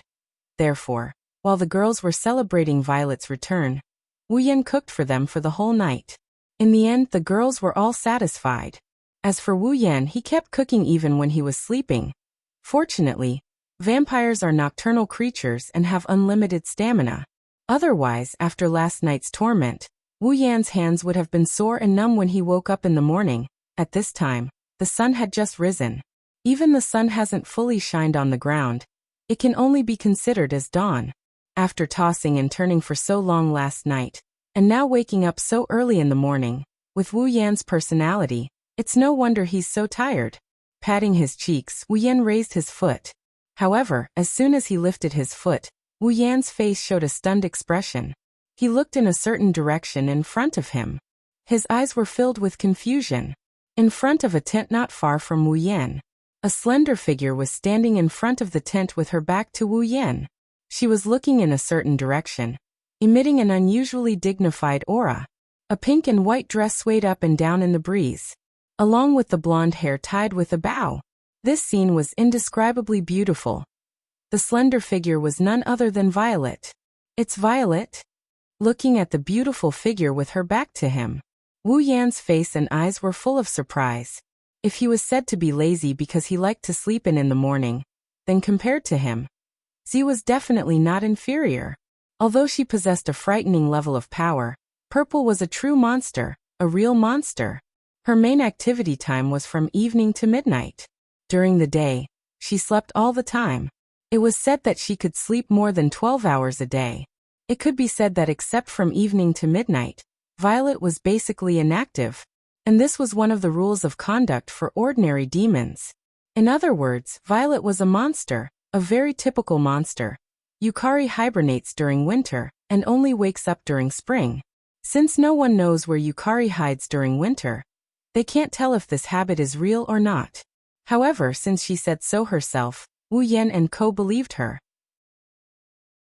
In addition, Violet had the habit of leaving everything to others when she was sleeping. During the week that he lived with Violet, Wu Yan and the others were really annoyed by her. Fortunately, Violet tasted Wu Yan's cooking and fell in love with Wu Yan's cooking. Every time Wu Yan cooked or when she was hungry, she would find Wu Yan. Otherwise, it would be difficult for them to even talk to her because they had a completely different schedule from Violet's. One could only imagine how lazy this difficult demon sage was. According to her, it was all due to her physique. However, the others were only skeptical and did not fully believe her. More accurately, no one actually believed her. She could control the realm power, and was close to the origin. How could she not be able to handle such a small habit? Yukari managed to pull Wu Yan down from his position as the laziest person in the room. Yukari took the title of the laziest person in the room. It was not time for dinner yet, and the sky was almost bright. Logically speaking, Violet should be lying in bed at this time. Why was she standing there? Could it be that she was active all night, and did not have time to sleep? Then why was she standing there? Or has Violet already reached the realm of lying down and sleeping standing? If so, then I have to learn. Shaking his head with a smile, Wu Yan turned around and walked towards Violet. Still not asleep? Or did you just wake up? Let me return those words to you as well. Yukari giggled as if she already knew Wu Yan would come to her side.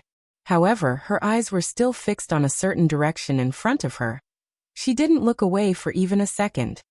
Ma, I had something to do, so I woke up early. Wu Yan mumbled.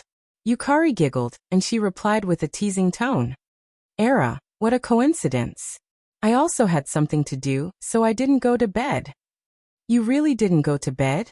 Wu Yan pursed his lips and he glanced at Yukari. He frowned when he saw Yukari staring into the distance.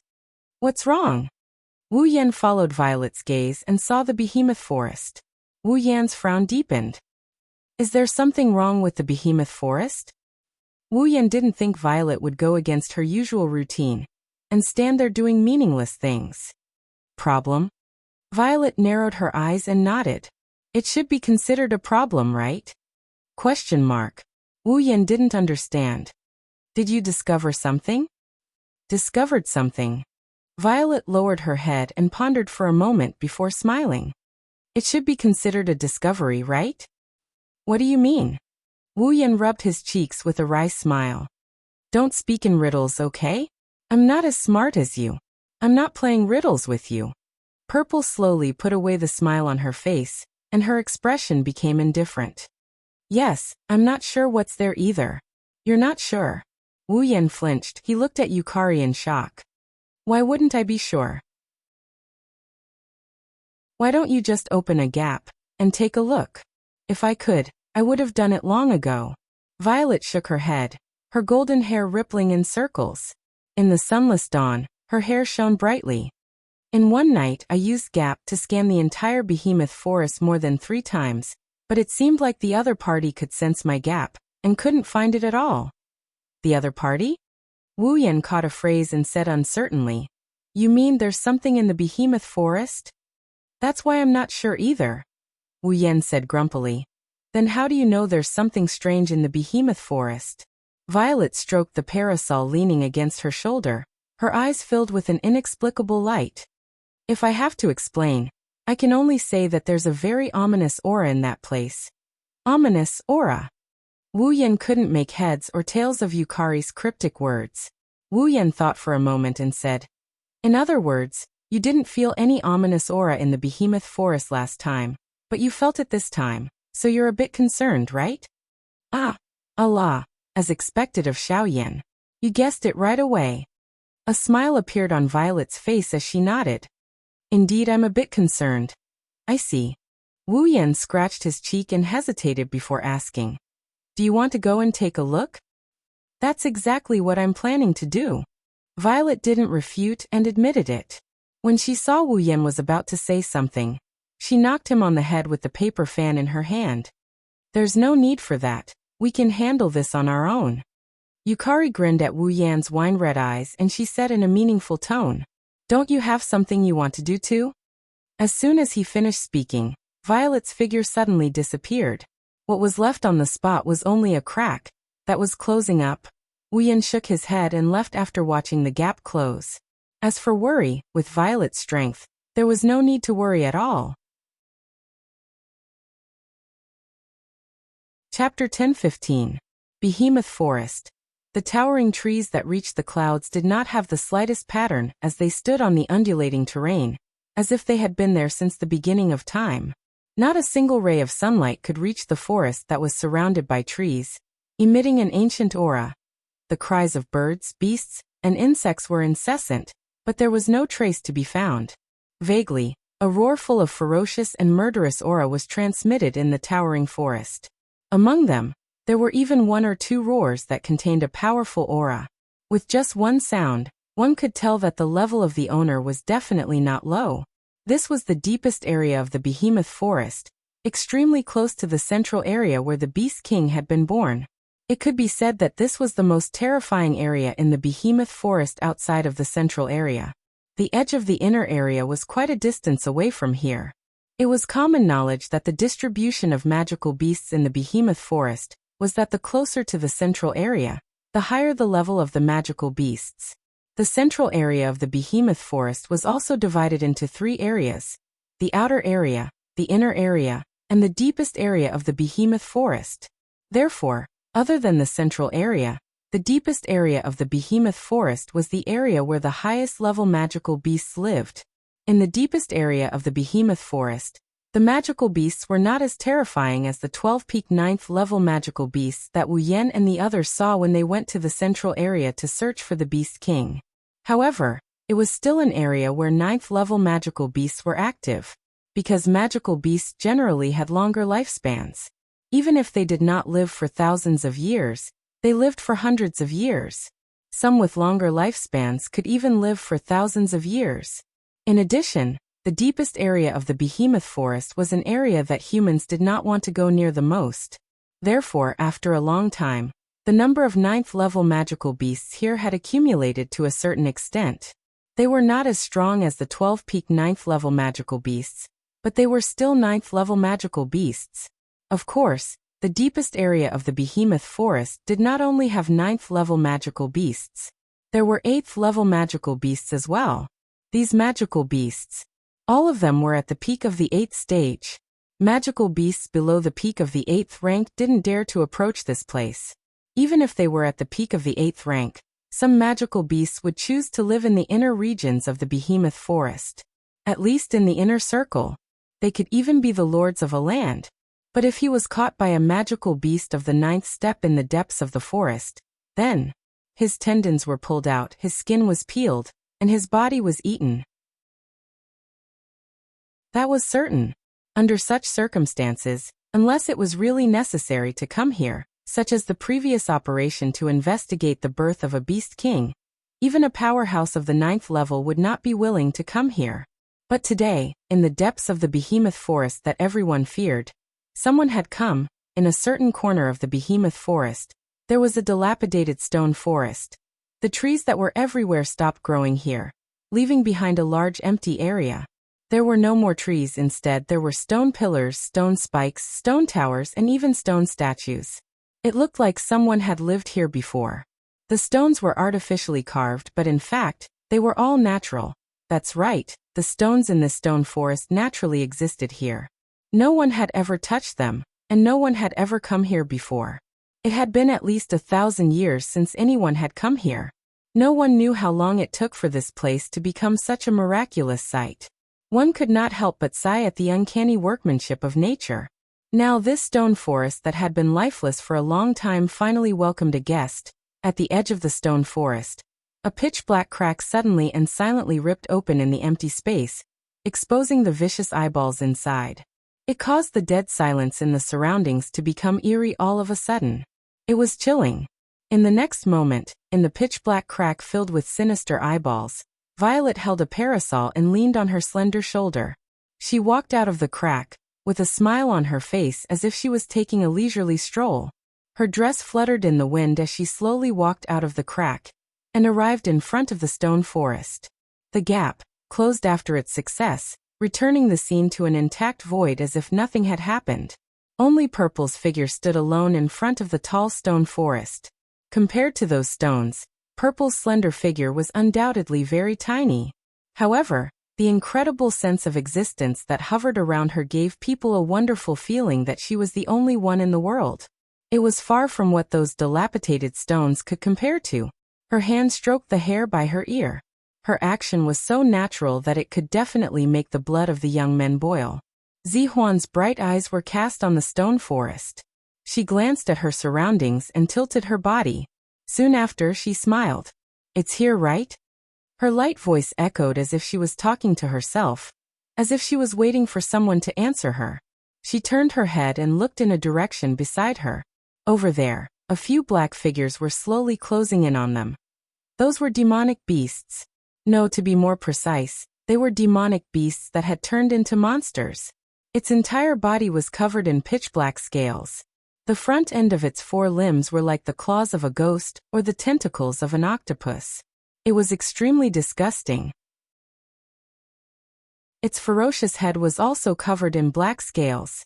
However, there were no eyes on it. What was left was only a large eye socket that looked like a pair of goggles. Inside the eye sockets, there were many moving eyeballs. These demonic beasts looked more like monsters than demonic beasts. Some looked like baboons, some looked like tigers, Some looked like jackals, wolves, tigers, leopards, and some looked like elephants, fish, dogs, and cats. However, all of them were covered in pitch-black scales. The front of their limbs had turned into that disgusting appearance. Coupled with their ferocious heads and strange eyes, it was as if they had returned from hell. Even Purple, who had lived for over 1,000 years and had seen a lot of things, couldn't help but raise her beautiful eyebrows when she saw such a monster. Demonic beasts? They don't look like them. If Wu Yan was here, he would have noticed that these demonic beasts looked exactly the same as Marcus and Bing Mian when they were possessed by blacklight. Ha! Ha! Just as Violet was sizing up the demons in front of her and trying to identify their species, those disgusting demons suddenly let out a strange cry that sounded like the cry of a dying cat. Their disgusting eyes were cast on Violet's body, and then a thick black aura erupted from their bodies. Seeing the black aura flowing around the demonic beasts, Violet's brows furrowed tightly. A trace of disgust appeared in her eyes. What an uncomfortable aura. She twirled the parasol in her hand and sneered. I wanted to study it more, but this aura is too disgusting. It's even more disgusting than the bad luck on the body. If I capture you all, Xiaoyan and my sisters won't like it. It's better if you all disappear. Before Violet could finish her words, the magical beasts seemed to have lost their patience. Amidst the ghostly roars, they leaped into the air, bringing with them a large amount of black gas. They were like dark clouds that blotted out the sky and covered the earth as they pounced on Violet. Allah! Violet smiled faintly at the demonic beasts that pounced on her. How impatient! She didn't do anything but slowly smiled. In the next moment, a mysterious wave reverberated from her body and spread out like a wave. This is Violet's ability, the power of a realm. In just a moment, the wave that represents the power of a realm smashed into the demonic beasts like a hot knife through butter.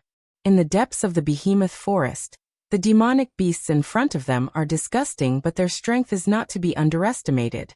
Looking at the black aura that blotted out the sky, each one of them is probably a level 9 demonic beast. But this group of level 9 demonic beasts didn't even make a sound in front of Violet's ability. They didn't even have time to struggle. In the blink of an eye, under the power of a realm, they were all turned into ashes. Not a trace of them was left behind. With a wave of her hand, a group of level 9 demonic beasts died in Violet's hands. This is the power of a demigod. This is Violet's power. It belongs to the founder of Fantasy Village, the power of a sage. As for Yukari herself, it was as if she had done something extremely insignificant. Her expression did not even change in the slightest. Only a sharp glint flashed in her purple eyes as she looked at the place where the magical beasts had been reduced to ashes a second ago. Over there were streaks of black light dancing. Chapter 10:16. There were about a dozen of them. The black lights danced up and down like ribbons, pacing back and forth like large earthworms, twisting their bodies. However, if one were to observe carefully, one would notice that although they were flying around recklessly, none of them dared to fly in the direction of Amethyst. Purple narrowed his eyes filled with interest. Although Amethyst did not know what these black lights were, she was certain when she saw that they were timid and did not dare to approach her. These black lights either had consciousness, or even if they did not, they had a beast-like instinct. They knew what was dangerous and what could threaten them. Black lights with instincts or consciousness. They could even attach themselves to other life forms. Amethyst felt that she had seen enough strange things in her life. She had seen all kinds of strange things in the fantasy village. However, she was still interested in something like this. The reason why those magical beasts became so disgusting is probably because of you. Amethyst's lips curled up slightly. She stretched out her hand. That's good too. I can't take those disgusting things away, so I'll bring you back to study them. Amethyst did not know if the black lights understood her words. When Amethyst stretched out her hand, they all trembled. With a sudden twist, it broke through the atmosphere and flew toward the forest in the distance with a whistling sound of wind. Their speed exceeded that of an ordinary 9th-grade warrior. Running away? Seeing the black lights flying in the opposite direction of her, Yukari was not surprised. Instead, she was delighted. They chose to run away when she was about to attack instead of running away when the situation was bad. Amethyst could basically rule out the possibility that the black lights had consciousness. These black lights, they should have some kind of biological instinct and relied on it to control their actions. Isn't this interesting? Amethyst's interest grew. She no longer dared to delay. She slowly opened her hand and let her palm face up. Then, a sparkling, translucent cube appeared in Amethyst's palm, glowing with golden light. Amethyst was not only good at cultivation, she was also good at enchantments. This cube was one of the enchantments that Amethyst was good at, quadruple enchantments. Therefore, if anyone could discover it, he would have seen it. Inside this small cube, there were 3 other cubes that almost overlapped with it. These cubes were one size smaller than the original one. Clearly, by using the power of the barrier, Violet wanted to capture all of these black lights. With a move of his palm, the 4-layered square enchantment whistled in the air. It expanded with the wind and turned into a star. It tore through space and shrouded the black light that was flying away. Buzz! Before they could even touch Haiguang's body, the 4-layered square-shaped barrier expanded fiercely. In an instant, it expanded from the size of a palm to the size of a stone forest on the ground, covering the sky above the stone forest. Although the speed of the black light was extremely fast, the 4-layered cube that suddenly expanded was even faster. In less than a second, it had already grown to the point where it could envelop the stone forest below, enveloping all the black light. The black light that was trapped in the enchantment did not slow down at all. It crashed into the enchantment at an extremely fast speed. In the end, it was like an egg crashing into a rock. With a muffled sound, it flew back and almost shattered itself. When all the black light was trapped in its body, the 4-layered barrier slowly descended. As it descended, it shrank in size. When the 4-layered barrier fell back into Amethyst's palm, it had already returned to its original size. Amethyst looked at the black light that was scuttling back and forth in the 4-layered barrier, trying to break free from the barrier. A joyful smile appeared on her face. For the time being, it shouldn't be boring. Amethyst shook his head with a smile as he patted the 4-layered barrier that imprisoned the black light in his hand. After all, it seems like we're not the only ones interested in you. When he said this, Amethyst raised his voice slightly. It was extremely clear as it reverberated in the surroundings. It was like a sound wave that slowly drifted into the distance, as if he was deliberately saying this for someone to hear. As it turned out, Amethyst's actions were not without reason. Beep! Suddenly, the sound of thunder striking down from the clouds in the sky like a thunderbolt. A burst of dazzling light flashed, illuminating the entire dilapidated stone forest in an instant. Amethyst raised his head slightly with a faint smile on his lips. He looked at the thunderbolt that was striking down. To be more precise, Amethyst was not looking at the thunderbolt, but at a person within it. That's right. There was a person within the thunderbolt. It was a man who looked to be in his 40s or 50s, but he had a long beard on his chin. This person wore a white robe with a thunderbolt pattern engraved on it. In addition to the thunderbolt that fell from the sky just now, one could imagine how powerful this person was. However, although the scene just now was very shocking, the aura on this person's body was faintly discernible. It was not as domineering as the thunderbolt engraved on his white robe. He was just like an ordinary person. However, could an ordinary person float in the air? In the Spalier world, there was only one type of person who could float in the air other than those who were proficient in wind magic, and some special flying magic and combat techniques. A demigod. This person was actually a demigod. Whoosh! Almost at the same time as the thunderbolt fell, an ear-piercing sound of wind breaking resounded above the stone forest. With a sonic boom, the person cut through the sky with a momentum that was not inferior to the previous one. In a flash, he appeared above the stone forest. It was an old man, an inconspicuous old man wearing a gray robe. However, this old man was also floating in the air. Just as the old man appeared above the stone forest, a pitch-black figure flashed from afar. As if teleporting, it directly appeared beside the old man and the old man in the white robe. This time, the person who appeared was also an old man. He was also floating in the air, But the difference was that he was wearing a black robe. In the blink of an eye, in the behemoth forest, in the sky above the stone forest, 3 demigods appeared. No. It's not over yet. Whoosh! Like the howling of the wind and thunder flashed, bringing with it an ear-piercing sound. Immediately, another figure appeared in the sky. Her long hair was scattered behind her back, fluttering with the wind around her. She looked very elegant. She looked to be around 30 years old, more than twice as young as the other 3. However, the wrinkles at the corners of her eyes constantly showed that her real age was definitely above what one could see from her appearance. This was a gorgeous woman. However, she also knew how to float in the air. The 4 people who suddenly appeared in the sky stood in opposition to each other, forming a square with 4 corners. After they appeared, their auras completely disappeared. They were all like ordinary people, inconspicuous, if one ignored the fact that they were floating in the air. Sweeping her gaze across the 4 people in the air, the smile on Violet's lips unknowingly widened by quite a bit, proving that she was definitely in a rather good mood right now. However, that happiness was not directed at the 4 people in the sky. Instead, under the guidance of her gaze, it was directed towards the person on the ground opposite her in her vision, in front of her, in the stone forest, next to a stone pillar that was supposed to be lifeless. A figure appeared out of nowhere, silver-white hair, blue muslin clothes, a delicate figure, a beautiful face. She was in the prime of her youth, looking as youthful and beautiful as Violet. However, Z's interest in such a young girl was even greater than that of the 4 people in the air who weren't young at all. This was because although the auras of the 4 people in the air were ordinary, Yukari could still clearly sense their specific strength.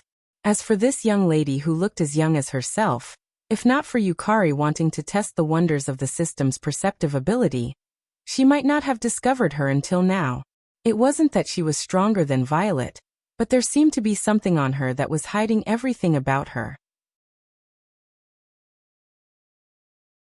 Chapter 10:17. In the air, the white-robed old man, the gray-robed old man, the black-robed old man, and the gorgeous woman faced each other. They looked at each other, as if they were surprised by each other's appearance. "I didn't expect you to come as well." The white-robed old man was the first to voice his surprise. When he looked at the black-robed old man, the surprise in his eyes became even more obvious. "That's not a big deal. I didn't expect you to come as well, Mula. You haven't left your Spalier World Academy magic crystal shop for at least a decade, right?" Hearing this, the black-robed old man snorted heavily, and his attitude was extremely bad as he yelled, "What? Do you have a problem with me coming here? Magnubi?" If Wu Yen was here, he would be so shocked that his jaw would drop to the ground if he saw this black-robed old man whom Magnubi referred to as Mula. This old man is the owner of a magic crystal shop that Wu Yen met when he first entered Silveria World Institute. The owner of the shop had a very bad attitude towards his customers. After hearing Mu Ele's bad attitude, the other 3 didn't feel strange at all. Obviously, it was not the first time that they had seen Mu Ele's bad attitude. "I'm just a little surprised." Magnubi glanced at Mula.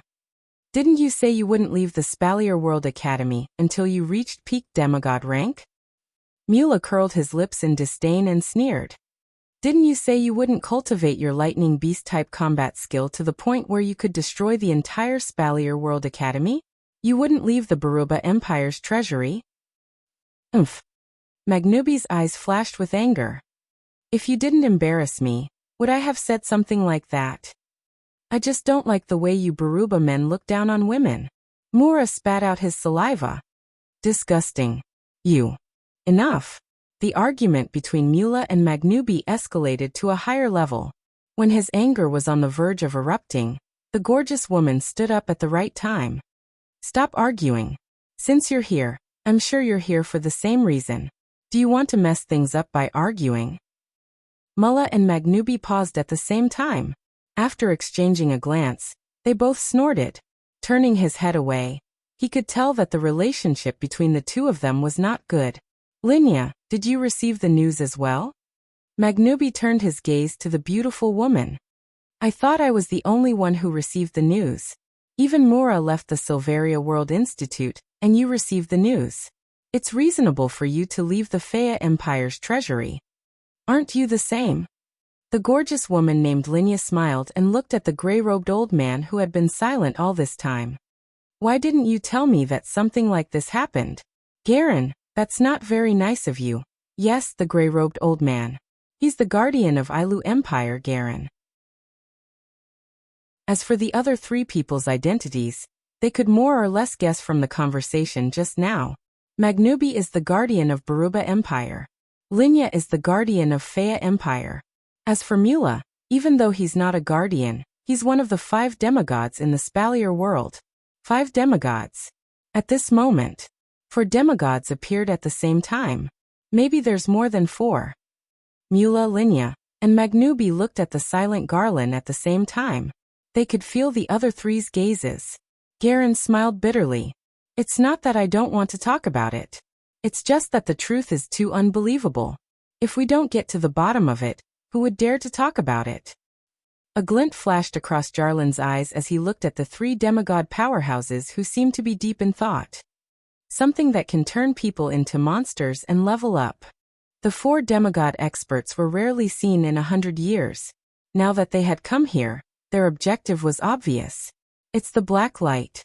Come to think of it, it was Bing Mian who created this rare scene. Even though he was possessed by the black light and turned into a monster, Bing Mian's vitality is strong. When the black light left his body, Bing Mian was able to recover. Wu Yan didn't kill him at the time. Instead, he agreed to Bing Mian's request and allowed them to deal with it themselves. Anyways, the half-crippled Bing Mian turned into a cripple after Kuroto messed with him. Even walking is a problem for him. Wu Yan isn't in the mood to deal with a piece of trash like this. The Saito family learned about the origin of the black light from Bing Mian, and how Marcus and Bing Mian were turned into monsters and leveled up unnaturally. Following that, the Saito clan's Type 9 powerhouse brought up the matter during the council meeting. At the same time, the news reached Garen and the other demigods. They were tempted. It's not that they wanted to be turned into monsters. What attracted them was the effect. Leveling up. This was a huge temptation to others, but to those who had already become demigods, it was even more tempting. After all, if even they could level up, then what would happen if a demigod leveled up? Celestial. It's been missing for a long time. All demigods dream of leveling up to Celestial. Under the temptation of leveling up to Celestial, they ignored the side effects of the black light. Perhaps they thought that with their level, they could eliminate the side effects of the black light. They don't know what to do if they can't eliminate the side effects. Anyway, it's better to have a chance than not to have one. This was also the reason why they were all gathered here today. Demigods are indeed powerful. Somehow, they found out that the black light originated from the behemoth forest. Hence, they came here one after another. Yukari used her realm energy and 4 layers of barrier to capture the black light. They sensed the powerful energy and came here. That's what led to the current situation. Thinking of the powerful force they had just sensed, the 4 demigods looked down at the same time. They saw the confrontation between Violet and the silver-haired girl, which stunned them. Then they were surprised. That's... Linya exclaimed when she saw the silver-haired girl. Cynthia? She's here too. It's not that strange. Jarlin shook his head and sighed. The 4 of us are here. It's only natural that Cynthia would come. After all, leveling up is too tempting. Especially for us. Magnubi nodded solemnly. The 5 demigods of the Spalier world are here. This is going to be interesting. Jaren and Linya's expressions turned serious as well.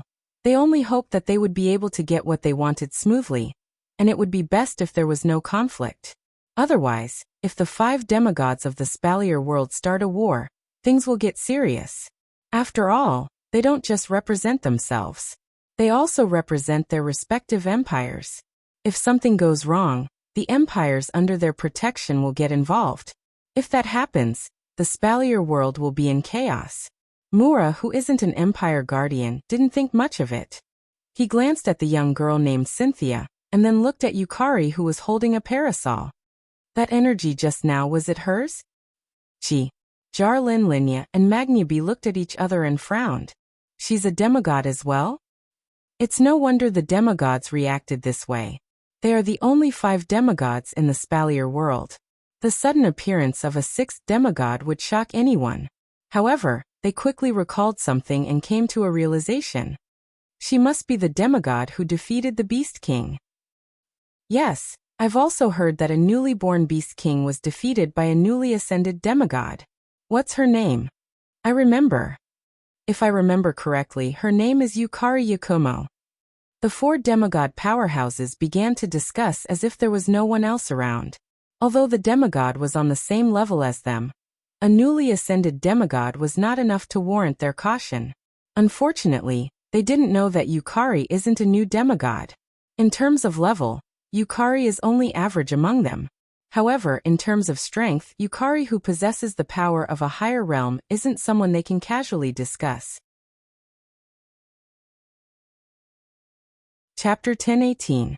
Perhaps because Garen, Linya, Mula and Maganubi didn't lower their voices at all, the content of their conversation naturally fell into the ears of the 2 people who were standing opposite to each other on the ground. Cynthia? Yakumo Yukari? The 2 girls muttered at the same time. Their gazes grew more and more interested. Yukari didn't expect such a young girl who looked like she was in her 20s, or even in her teens, to be a demigod. Silveria wasn't a fantasy world where monsters, vampires, undead, celestial beings were everywhere. Existences that lived as long as the heavens could be found on the streets. Humans were the dominant life forms in this world, but their lives were also weak and pitiful. Yukari didn't think the girl was anything other than a human. However, could a normal human reach the demigod level in their 20s? The answer was no. Now such a person appeared in front of Yukari. She didn't know if there was any inside story, but it didn't stop Yukari from being curious about Cynthia. Moreover, if she didn't use the system's senses, she wouldn't have been able to discover his existence. As a shifter sage, how could Yakumo Yukari not be curious? As for the young girl, Cynthia, her curiosity was much purer. She was just curious. How did this beautiful girl, who looked about her age, discover her existence? This kind of thing had never happened before. The thing that Cynthia is hiding is no ordinary thing. The 2 beautiful and noble girls had forgotten about the other 4 demigods. They looked at each other in silence, not bothering to hide the curiosity in their eyes. Until a certain moment, Cynthia, who obviously lost in terms of patience, took the initiative to speak. I'm Cynthia. Yukari smiled and nodded. Yakumo Yukari. What a strange name. Cynthia pursed her lips. She didn't mince her words. Can you tell me how you discovered my existence? Yukari's lips curled into a sly smile. Then, can you tell me how you managed to hide your existence? Me. Cynthia blinked. I relied on external objects to hide my existence. Allah, what a coincidence. Purple smiled. I was only able to discover your existence by relying on external objects. You discovered my existence through external means? Cynthia tilted her head and asked curiously, What's that? Looking at the other party's curious expression, the purple side turned sideways. Then what are you relying on to hide your existence? Cynthia rolled her eyes at Yukari. I'm the one asking you a question. Or are you asking me a question? Too cunning. Hearing this, Z only smiled and didn't say anything else. At first, Z was still doubtful. The girl named Cynthia in front of him should be an old monster who had lived for God knows how many years. The reason why she looked so young was because she had used some items to retain her youthful appearance. Her appearance shouldn't match her real age. But now, Yukari has refuted this conjecture. A real old monster, even if they could pretend to be the same as when they were young, it wouldn't be natural and their aura wouldn't be too dazzling. However, not only did Cynthia act like an ordinary young girl, she also acted naturally. Although Yukari couldn't completely sense her aura, due to the external object in her mouth, Yukari felt that Cynthia's real age should match her appearance. In other words, Cynthia was a demigod in her teens or 20s. Thinking of this, Amethyst narrowed his eyes slightly. Of course, she didn't think that anyone in their teens or 20s could reach demigod rank. At least in the spalier world, there was no such person. Even if there was such a person, it would be Wu Yan's summon who had the system. Therefore, this demigod named Cynthia must have a story behind her. At this moment, the 4 demigods floating in the air landed on the ground one after another. They came to Yukari and Cynthia's side. Instinctively, Jarlin, Mula, and Magnubi sized Z up. Only then did they realize that this new demigod master was younger and prettier than they had imagined. Gazing at Z, who was looking at them with a smile, even though Garland and the other 2 were already in their 70s or 80s, they could not help but be amazed. Even Linya, who was a woman, was the same. She also felt a little bit of disbelief. Cynthia was a very young demigod. Yukari could tell this based on her rich experience. The 4 demigods who had known Cynthia for a long time naturally knew this as well. However, they didn't expect that there would be a demigod as young as Cynthia in this world. The reason why Cynthia could become a demigod at such a young age was very complicated. However, it was certain that it wasn't the result of her own cultivation. Therefore, Garland and the others didn't feel anything strange. However, Yukari's appearance made them waver. Could it be that Yukari's appearance was fake and her real age wasn't that young? Or was she in the same situation as Cynthia? Several thoughts flashed through their minds.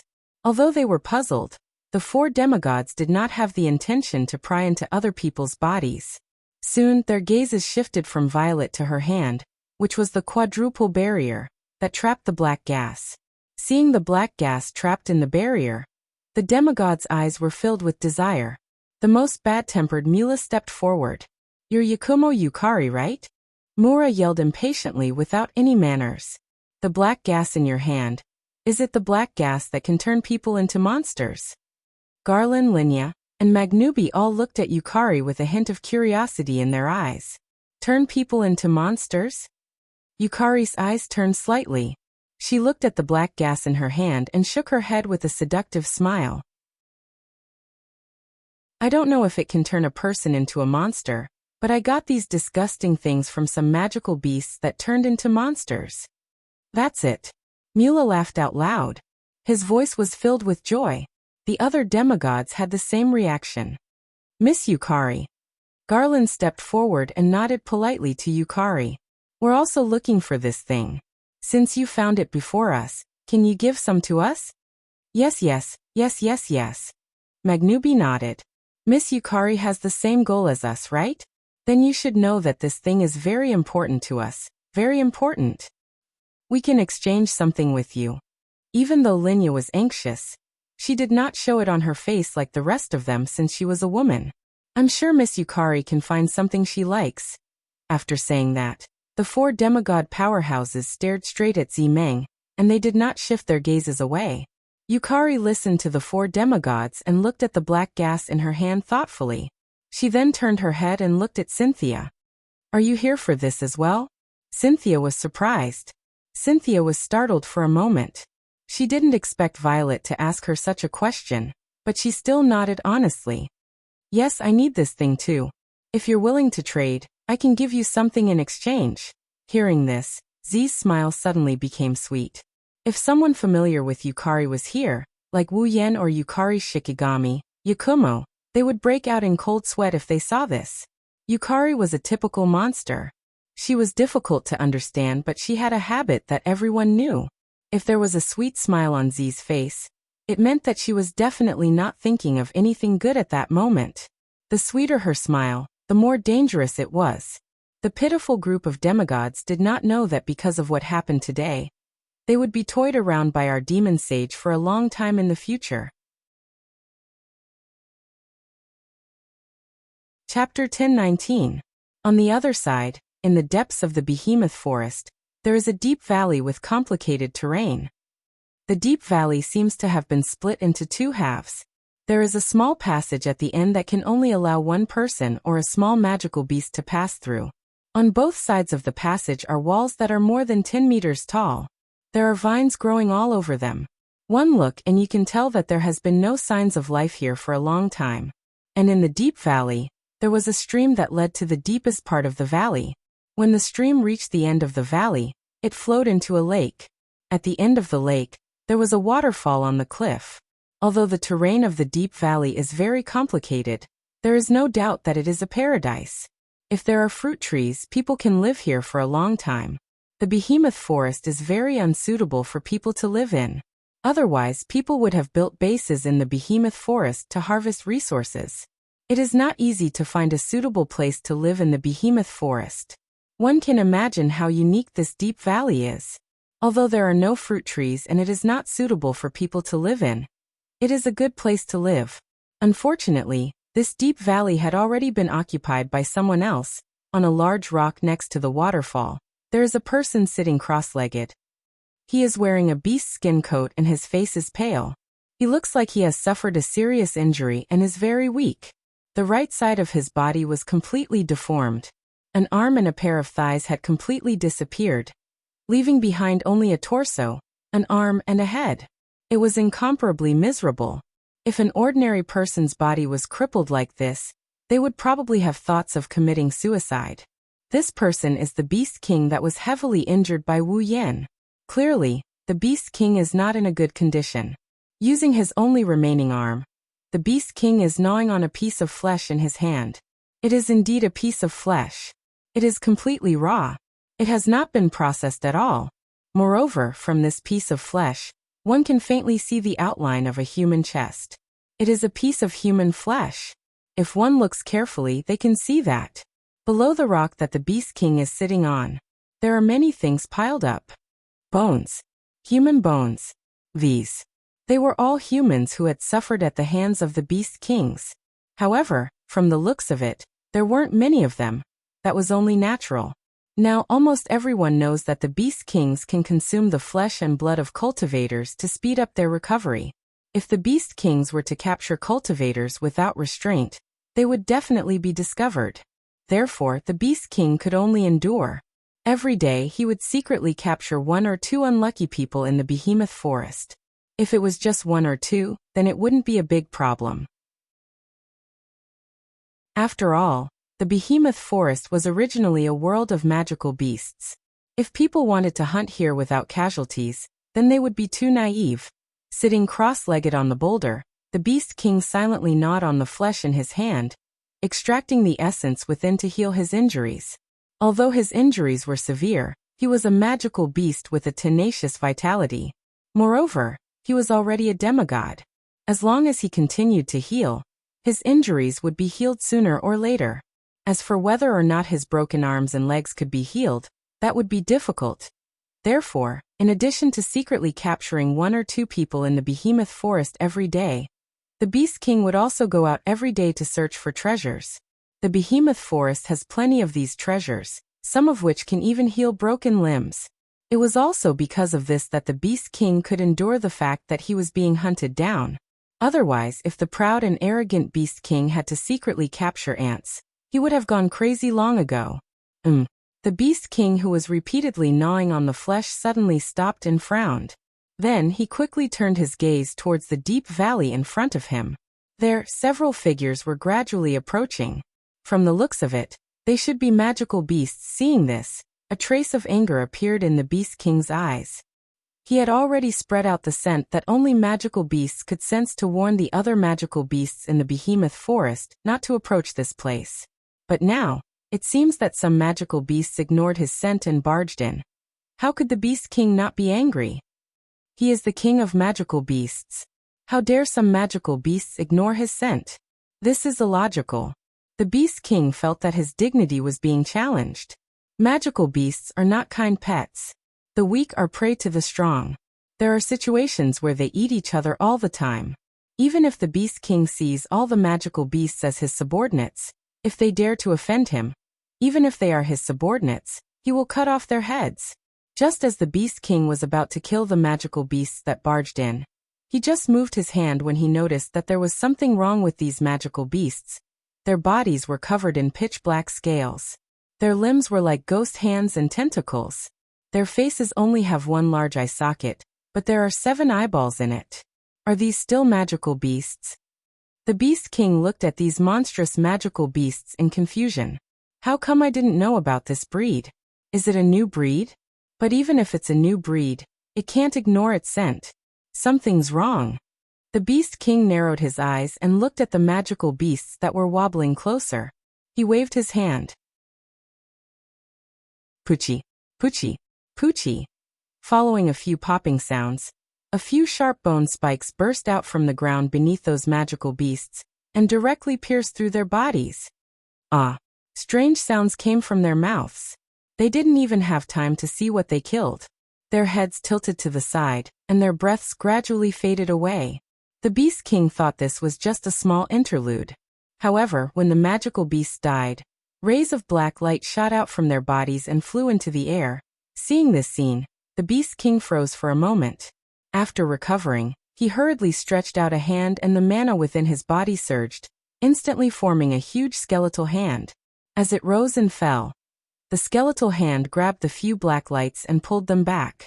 The black lights immediately fell into the Beast King's palm. At the same time, a scene that the Beast King did not expect happened.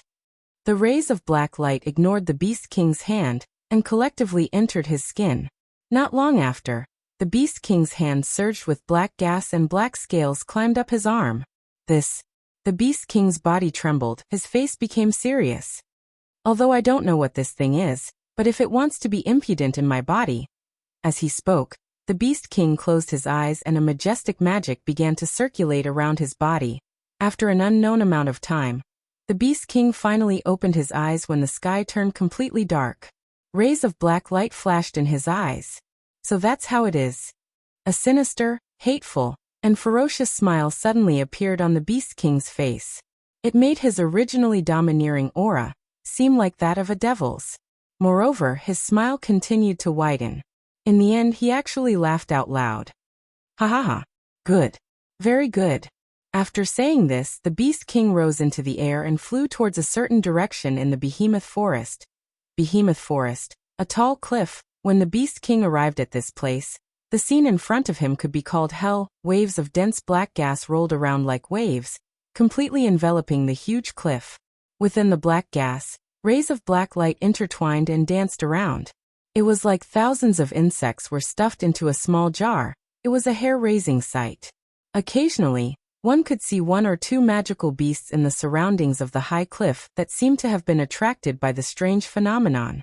As a result, these magical beasts were all possessed by the black light that suddenly surged out and turned into ferocious monsters. The Beast King calmly looked at this scene, and a black light flashed in his eyes. His body turned into a meteor and rushed into the black gas. Along the way, streaks of black light surged into his body violently as if they had seen some delicious food. However, the Beast King did not even try to stop them. He went straight to the top of the cliff, to a platform that was continuously emitting black gas and black light. Then, with a wave of his palm, he directly smashed the entire platform into pieces. Then, a pitch-black hole appeared in front of his eyes. Inside, it was all black gas and black light. The Beast King laughed sinisterly. Wuyen, Yakumo human. I will endure for a while until I come out of seclusion. After saying this, the Beast King's body flashed and he rushed into the hole. On the high cliff, the black gas and black light that enveloped the entire high cliff rapidly decreased at a speed visible to the naked eye and flowed into the hole. Chapter 1020. Ailu Empire Supply Town. Ever since the establishment of the camp outside the giant beast's forest, or more accurately, since the day of the monster rampage, the town's popularity has been dwindling. That's to be expected. The Behemoth Forest is a natural treasure trove. The reason people keep coming here is because the Spalier world's demand for demonic beast body parts and other natural treasures. Warriors and magicians who have reached a certain level of mastery in the giant beast's forest will fight magical beasts. It's not just because fighting magical beasts can increase their combat experience. It's also because killing magical beasts and harvesting their body parts can be sold for a good price. If you're lucky, you can find some rare natural treasures while hunting demonic beasts. It's not impossible for you to become rich overnight. Cultivators had a high status in the hearts of ordinary people, because they had great power. However, cultivators also needed to eat, to have a place to stay, and even to feed their families. Not every cultivator was a member of a large clan or a powerful force. In fact, there was a very common phenomenon among all cultivators. Warriors make up 2/3 of the commoners. Magi make up 2/3 of the people in large families and factions. Among all the cultivators, warriors accounted for more than 2/3 of the total number of cultivators. The conclusion drawn from this data was that cultivators make up the majority of the commoners. The result of this conclusion is that cultivators rely on themselves to survive. Most of them had to rely on their own strength to support themselves. Unlike those cultivators from large clans and forces who could rely on their clans and forces to support themselves, most cultivators chose to hunt in the giant beast forest to increase their combat experience, while selling their loot. That's the path most cultivators chose to take. That's why the supply town closest to the behemoth forest is the most popular. Cultivators who want to enter the behemoth forest have to pass through here. They sell their demonic beast body parts here. They sleep here at night and travel to and from the behemoth forest. That's why the supply town is the most popular place. Wu Yan still remembers. When he first came to the supply town, the streets were filled with people, regardless of whether it was day or night. It was like a festival, and it was like that every day. But now, the demonic beasts in the behemoth forest are in danger of rioting. The behemoth forest camps have been set up. The Empire gave the camps the resources needed for normal operations.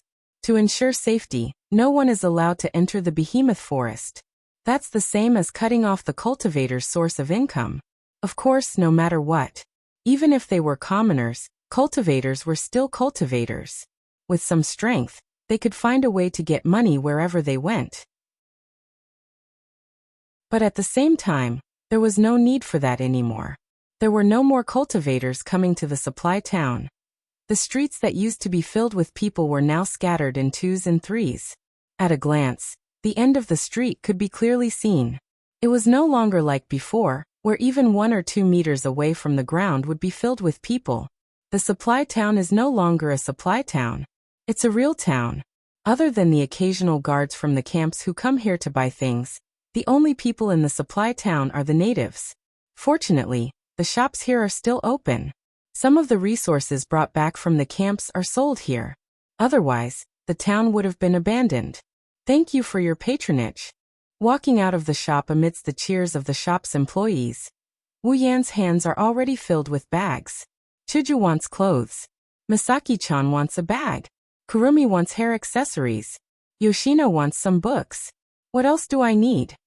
Oh right, Mikoto wants Gouda. Kotori wants lollipops.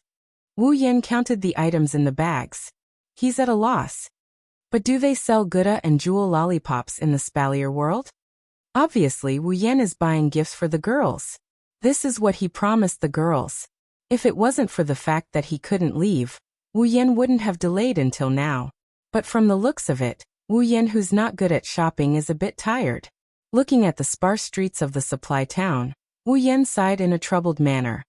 I'll go look for more. I don't have anything to do today anyway. After making up his mind, Wu Yan patted his cheeks to cheer himself up. He then walked down the street. Wu Yan scanned through the shops in an attempt to find Gouda and lollipops. They're considered rare items in the Spalier world, especially the former. It's not easy to find. That's the conclusion Wu Yan came to after 3 hours of shopping. After 3 hours of searching, Wu Yan suddenly had an idea. Would a normal shop sell Gouda and lollipops? Indeed, the reason why a trading company was called a trading company was because its scale had already developed to a certain extent. In such a trading company, how could one find things that belong to children like Gouda and lollipops? If he wants to find these 2 items, it's better to go to the stalls or small shops. I'm so stupid. Bitterly laughing, he knocked his head and sighed again. Along with the sigh, he lost quite a bit of his strength. Wu Yan, who was sighing in the middle of the street, didn't notice that a figure appeared in a corner not far from him. The figure was staring at him with resentment. Found you. Wu Yan, In the middle of the street, Wu Yan stopped sighing. He turned around to look at the corner of the street, but he didn't see anything there. Wu Yan scratched his face and frowned. Am I mistaken? At this moment, an ear-piercing sound broke through the air. Along with a little magic fluctuation, it suddenly rushed out from the other corner and headed straight for Wu Yan. Although the magic fluctuation wasn't very strong, it made Wu Yan, who thought it was an illusion, shiver. He quickly looked in that direction, and a violent storm came into his sight. Wu Yan squinted his wine-red eyes. He didn't even try to dodge. Instead, he stomped on the ground. Suddenly, a magic flow that was several times stronger than the magic contained in the storm surged up violently. Wu Yan didn't use any special technique. He used the purest form of mana to meet the incoming storm head-on. Bang! It was as if a scorching airflow had collided with a gust of wind. The muffled sound reverberated in all directions along with the sound wave. The originally intact street was struck by the sound wave, and the ground within a 5-meter radius cracked open. The glass windows of the shops on both sides of the street were all shattered into pieces. A few of the unlucky ones who were closer to Wu Yan were stunned by the sound of the attack. Before they could react, the shockwave hit them and blew them away, leaving them moaning and groaning in pain. Luckily, the storm's target was Wu Yan, and he managed to block it in time. The attack didn't directly affect the people around him. Only the wind and waves that collided with each other were affected. Although some people were blown away, it didn't do much damage. However, the people on the street were blown all over the place and screams of agony could be heard everywhere. From this, it can be seen that the storm's power wasn't that great. At most, it was 5th or 6th grade. Otherwise, Wu Yan wouldn't have blocked it with pure magic. Wu Yan also knew this, so he didn't pay attention to the people around him. Because of the sneak attack, he looked at the source of the storm. Soon after, he saw it. On the other side of the street, there was a young girl who wore a veil on her face. Her face couldn't be seen clearly, but she was around 17 or 18 years old. She had long, straight black hair that was like a waterfall. She was looking at him with eyes full of resentment. Chapter 1021. Murder. Some cultivators are fighting. Run! The surrounding passers-by finally reacted to the sudden situation. One by one, they let out terrified screams. Some of them even turned pale. To these ordinary people, a battle between cultivators, even if it was a cultivator of the lowest level, was extremely destructive. If they were careless and got themselves involved, with their ordinary bodies, they would be seriously injured for at least a few months. Because of the shockwaves from the battles between practitioners, some commoners would die. Even though this didn't happen every day in Silveria, it wasn't a rare occurrence. Therefore, if a fight between practitioners were to happen, it would be no different from a disaster for the commoners who were unlucky enough to encounter it. Therefore, amidst the waves of horrified screams, the surrounding pedestrians did not care about their destination, and directly ran towards the end of the street on both sides. Especially the few people who were blown away just now, they looked as if they hated their parents for not giving them 2 more legs. They ran as fast as they could. Not long after, the people at the scene ran away without a trace. Only a few other cultivators remained, as well as the 2 people who had caused all of this to happen facing each other from a distance. His ears are still ringing with the terrified screams of the commoners around him. His eyebrows are clouded over as he looked at the veiled girl in front of him, and coldly opened his mouth. Although I don't know why you attacked me, can't you see that there are so many commoners around? Although ordinary people were no different from ants to cultivators, they were still cultivators after all. Other than a few extremely evil people, cultivators would usually take into consideration that there were no ordinary people around when they fought, so as to avoid being implicated. It's not that cultivators are kind-hearted. It's just that if they knew that there were commoners around, they would hurt the weak commoners. How is that different from bullying others? Most of the cultivators had this mentality. Therefore, they would usually check the location of the battle. After all, they don't want to hurt the weak commoners for their own sake. Of course, that is excluding the evil people. The veiled girl was slightly taken aback. His gaze, which was filled with resentment, immediately dropped. A look of guilt appeared on her face. However, it was quickly replaced by hatred. Then a light and ethereal voice came from under the young girl's veil. It slowly spread out. Since I didn't hurt anyone, if I don't vent my anger today, I won't give up. Vent your anger? Wu Yan was taken aback. He frowned and looked at the girl. How did I offend you? The girl didn't answer Wu Yan's question. Instead, she asked another question. Are you Wu Yan? Yes, I am Wu Yan. That's right. Strands of mana flowed out from the girl's slender body. She didn't give Wu Yan a chance to ask any more questions as she yelled at him. See if I don't kill you. Listening to the girl throwing a tantrum like a child, he opened his mouth, but he couldn't get angry no matter how hard he tried. Instead, he felt very conflicted. Wait. Are you mistaken? I don't think I've ever offended a girl. Before he could finish his sentence, the girl's mouth under the veil started to move quickly. She released a sound that was as soft as a mosquito. At the same time, a storm that was even more ferocious than before rolled up from the girl's body. It was like a blooming lotus. It flashed with a green light and violently swept past like a tornado. Hey, Wu Yan wanted to say something. The tornado that was spinning crazily like a spinning spear pierced towards him mercilessly. F***ck. At that moment, Wu Yan could only curse gloomily. However, since he knew that there was something fishy about this matter, he naturally wouldn't make a move. Moreover, Wu Yan wasn't going to argue with a little girl. His expression is gloomy but his body moved.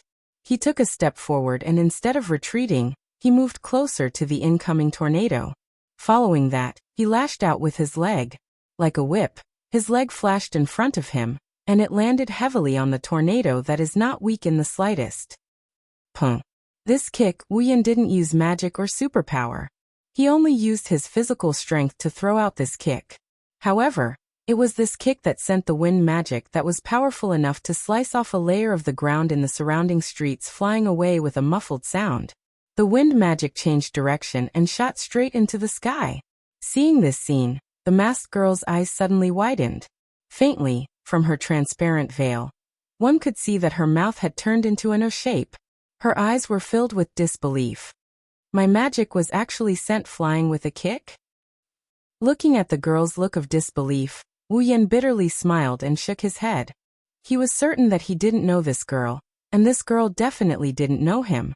If she did know him, even if she didn't know his strength, she should have heard of his deeds. She should know that he was once the strongest person in the Spalier World Academy, and that he killed Marcus and Andrew, who were both peak rank 8.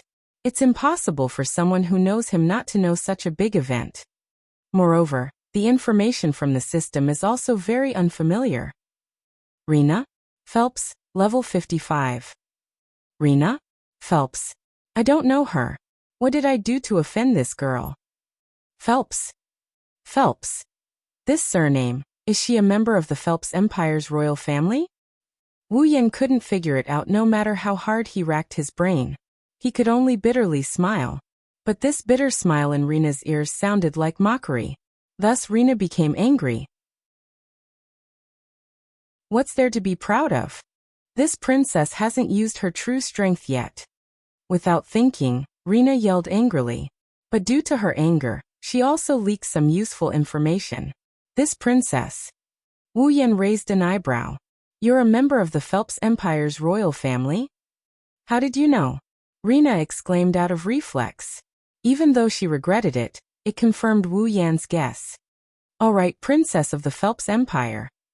Wu Yan rubbed his brows as if he had a headache.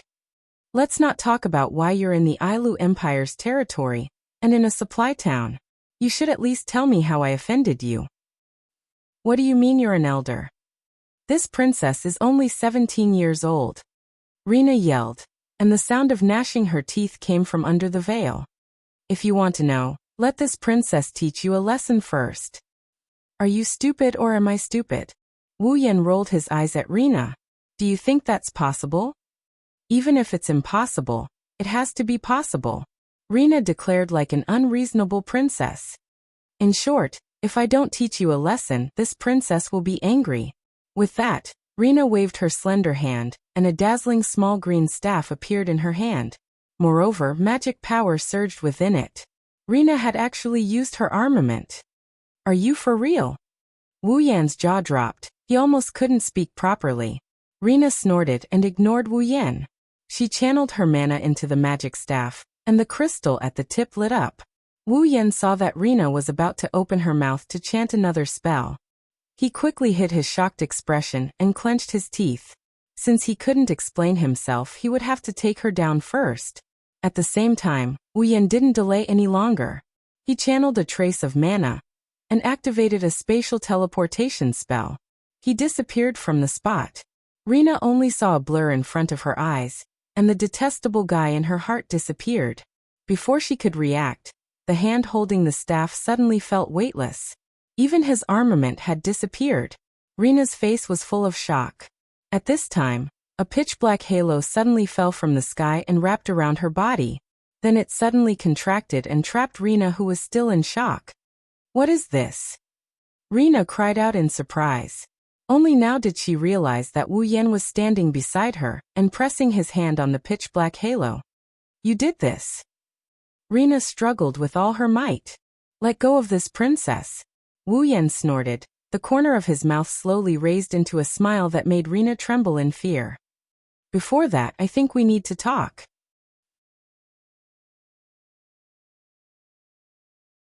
Chapter 10:22. Bang. Ouch! With a soft thud, Rina, who had a black ring around her body, flew through the air in a beautiful parabola. Then, she fell onto the soft bed amidst her screams of pain and surprise. Although the bed was soft and didn't hurt Rina, she was still thrown on it. No matter how soft the bed was, it couldn't prevent the vibration. Rina wasn't injured, but she was still dizzy from the vibration. But that wasn't important. What was important was where she was now. In a hotel room. Moreover, she was sharing a room with a man she hated to the core. Sitting up from the bed, Rina retreated to a corner at an unimaginable speed. Her delicate body curled into a ball, and she screamed with a restrained voice. "You! Why did you bring me here? What do you want to do?" Wu Yan closed the door indifferently. But it was this sound that made Rina's body tremble exaggeratedly. Her big watery eyes almost popped out of their sockets. Rina retreated to the corner of the bed and looked at him like he was a beast. Wu Yan's mouth twitched. He took a deep breath and walked over. "Stop right there," Rina shouted when she saw Wu Yan approaching. "I'm warning you. If you dare to touch me, I'll ask my father to cut you into pieces." Hearing that, Wu Yan couldn't stand it anymore. "You call yourself a princess, but your head is full of evil thoughts. Do you think a man will touch you?" Hearing Wu Yan's words, Rina was a little angry, but she was relieved and tilted her head in confusion. "Then why did you bring me to such a dirty place?" "What a filthy place." Wu Yan resisted the urge to roll his eyes as he casually sat on the edge of the bed. "Didn't I tell you? Let's talk." "Talk?" Rina was stunned. She snorted and turned her head away. "I have nothing to talk about with you." "Oh, is that so?" Wu Yan smirked and rubbed his chin. He started looking at Rina's body. Rina has a good figure. Her body is slender but her curves are smooth. Her exposed thighs shone with a white sheen. Her breasts are also well endowed. Ikaros, Astria, and the other girls with great figures are better than her. She's much better than Kurumi and almost as good as Shokuho Misaki. She has a pair of big round eyes and long black hair. Wu Yan didn't take off Rina's veil, but he's sure she's a beauty. Also, she said she's only 17 years old, right? Rina's body at 17 years old. She's practically the second Lulu. Wu Yan couldn't help showing a look of admiration as he sized her up. Lana caught it by accident. Rina's face. "Don't look at this princess with those dirty eyes of yours." Wu Yan raised his head and looked at Rina. He blinked and smiled. "You can't take it? There's still a good show coming. What do you want to do?" At this moment, even Rina couldn't help but feel afraid. You better not mess around.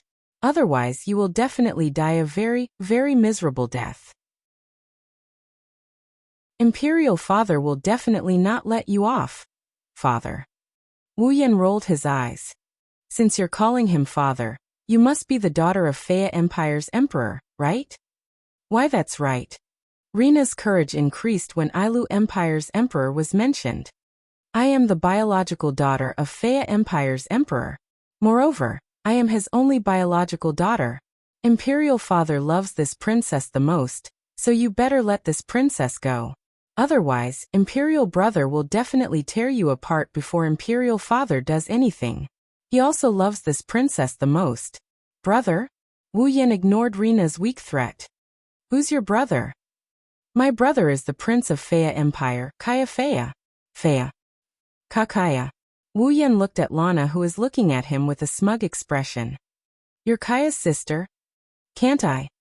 Perhaps it was because Reina had revealed her background, but she returned to her unruly state. Wu Yan didn't have the time to care. He frowned and asked after some hesitation. Then, are you looking for trouble because I defeated your brother in Spalier World Academy? Who cares if he dies? Reina, who was planning to use her brother's name to scare Wu Yan, immediately blurted out such a declaration. She was stunned for a moment before exclaiming. You said you defeated my brother? You don't know? Wu Yan's expression turned into one of amusement. Since you have such strength, you should be a student of Spalier World Academy, right? Haven't you heard of me?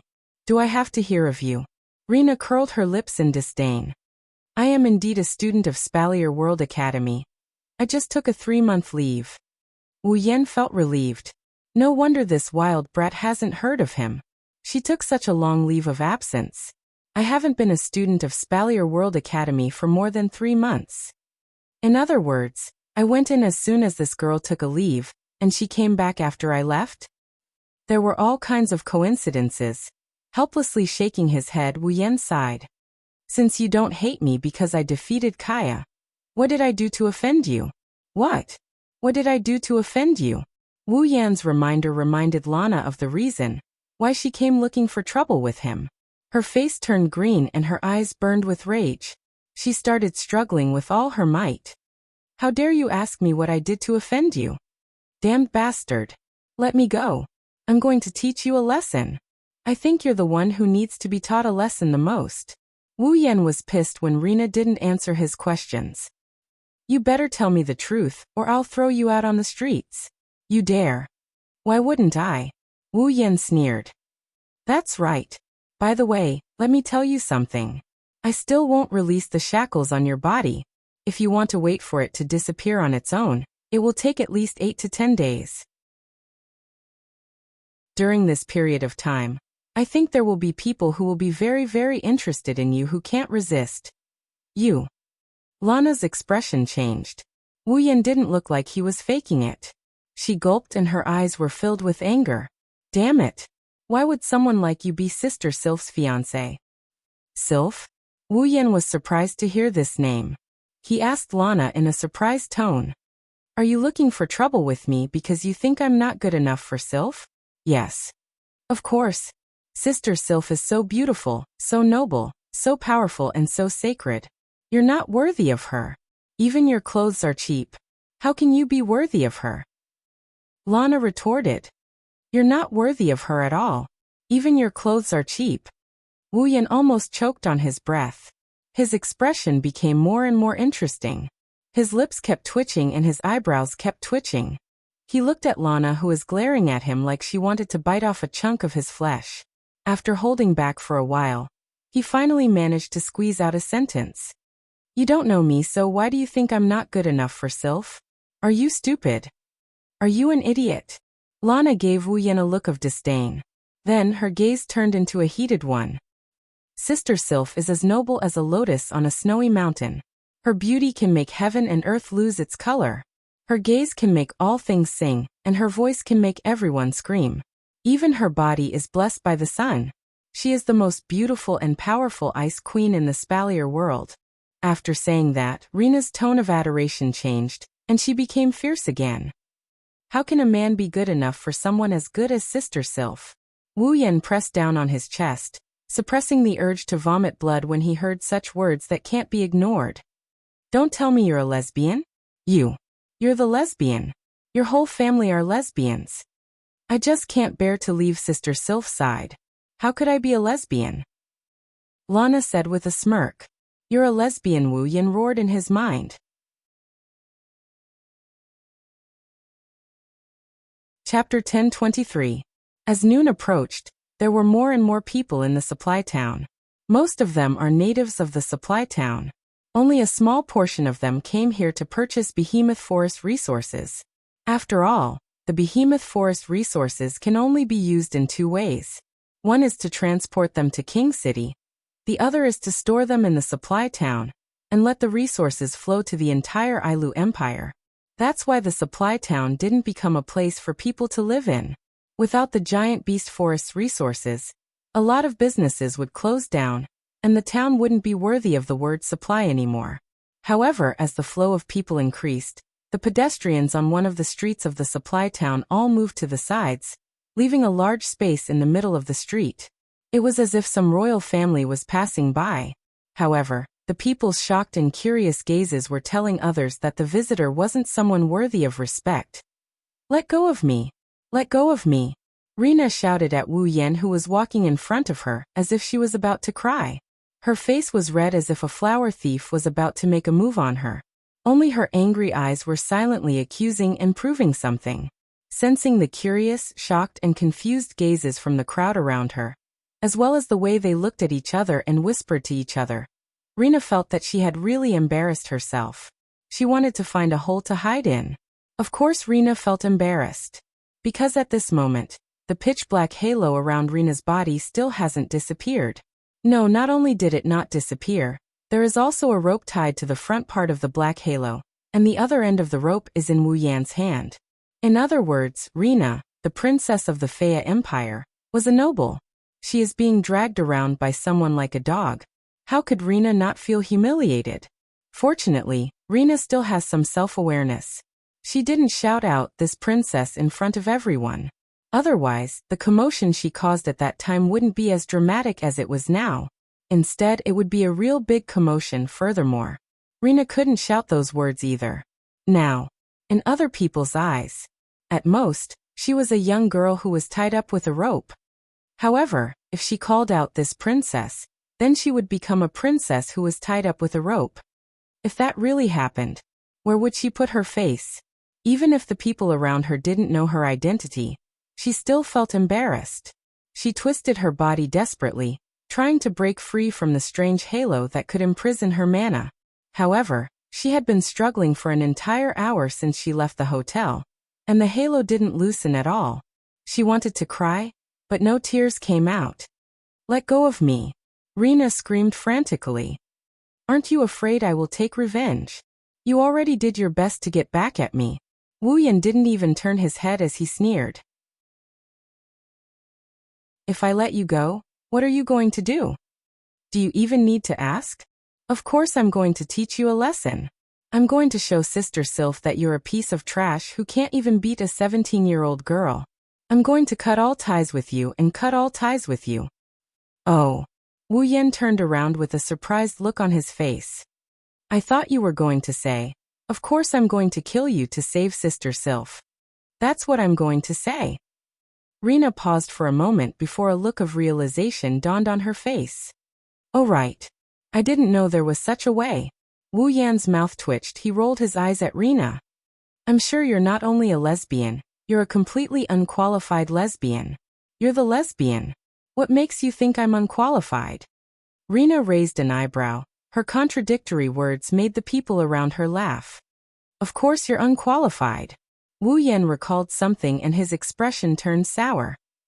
A real lesbian should call the person she's a lesbian to be her lady big sister. Every day, she'll look for an opportunity to rub against her lady big sister's modest chest. She'll think about pushing her lady big sister down all the time, and look for an opportunity to drug her. She can even accept being whipped by her lady big sister. When she meets someone who intends to touch her lady big sister, she'll say things like, "I'll stuff you underground," or as her lady big sister's personal bodyguard, "My mission is to defeat all the apes who intend to touch her lady big sister." Wu Yan spouted a string of strange words into Rina's ears. She was stunned. She even thought she was unqualified. That seems to make sense. Rina nodded thoughtfully. Not long after, she raised her head abruptly and said excitedly, "All right. Rina will call Big Sister Sylph Big Sister from now on." Wu Yan, who was walking in front, almost tripped and fell to the ground. He wiped the cold sweat off his forehead and felt a little guilty. Could it be that he had raised a pure lily into a pure pervert? What a sin! Wu Yan shook his head and drew a cross in front of his chest. He muttered as if he was atoning for his sins. "Sylph, don't blame me. I was just complaining. I hope you can live your life as usual." Rena saw Wu Yan muttering and shouted in dissatisfaction. Hey, what are you muttering over there for? Nothing. Wu Yan rolled his eyes and noticed the veil on Rena's face. He narrowed his eyes and asked, "Oh right. Why are you wearing a veil? Are you ashamed of your appearance?" "You're the one who's ashamed of your appearance." Rena jumped up like a cat whose tail was stepped on. I don't know how beautiful I am. How can a cheap thing like you know how to appreciate my beauty?"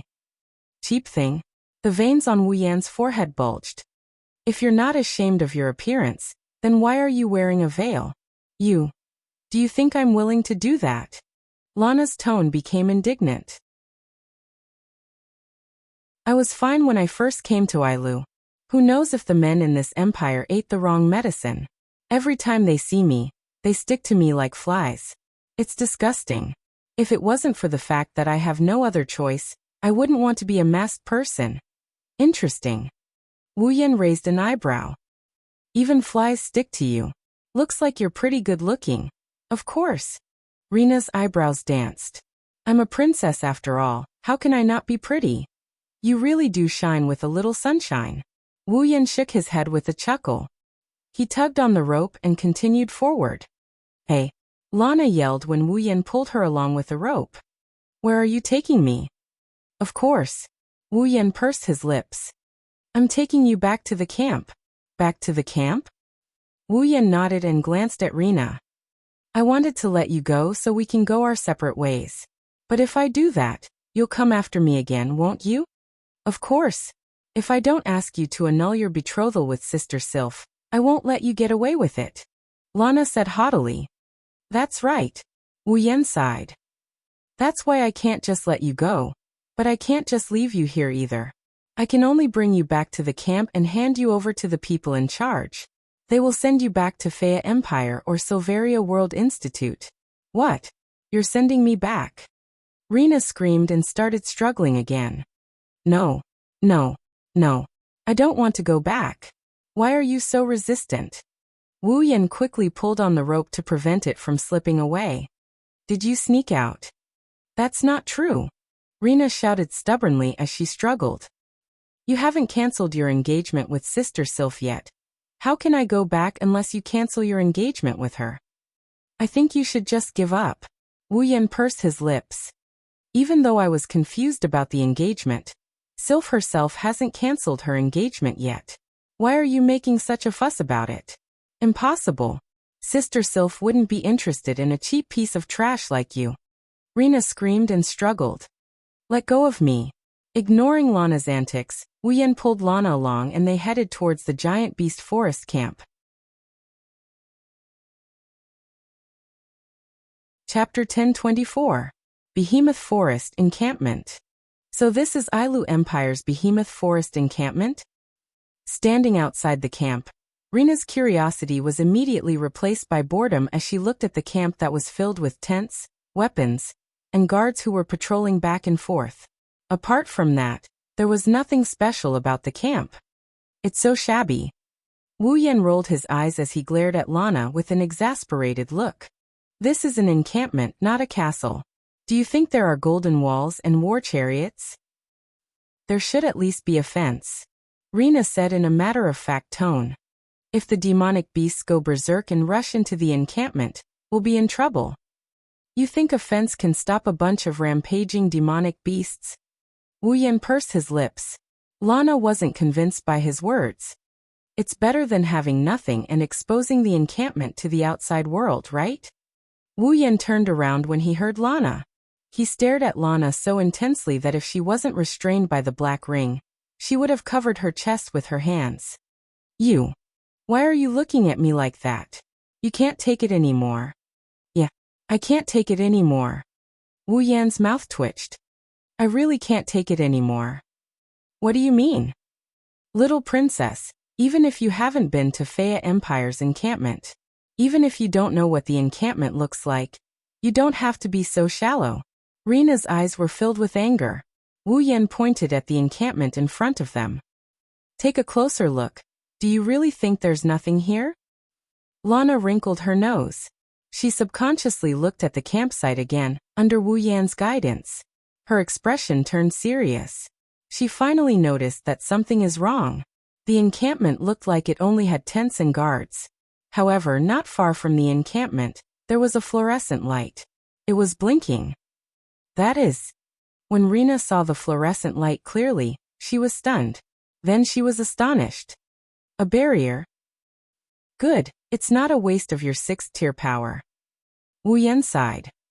Fences, walls, war chariots, how can they compare to a barrier? I see. Lana nodded in realization. She paused and she looked at Wu Yan with a suspicious look. Right. How do you know I'm 6th tier?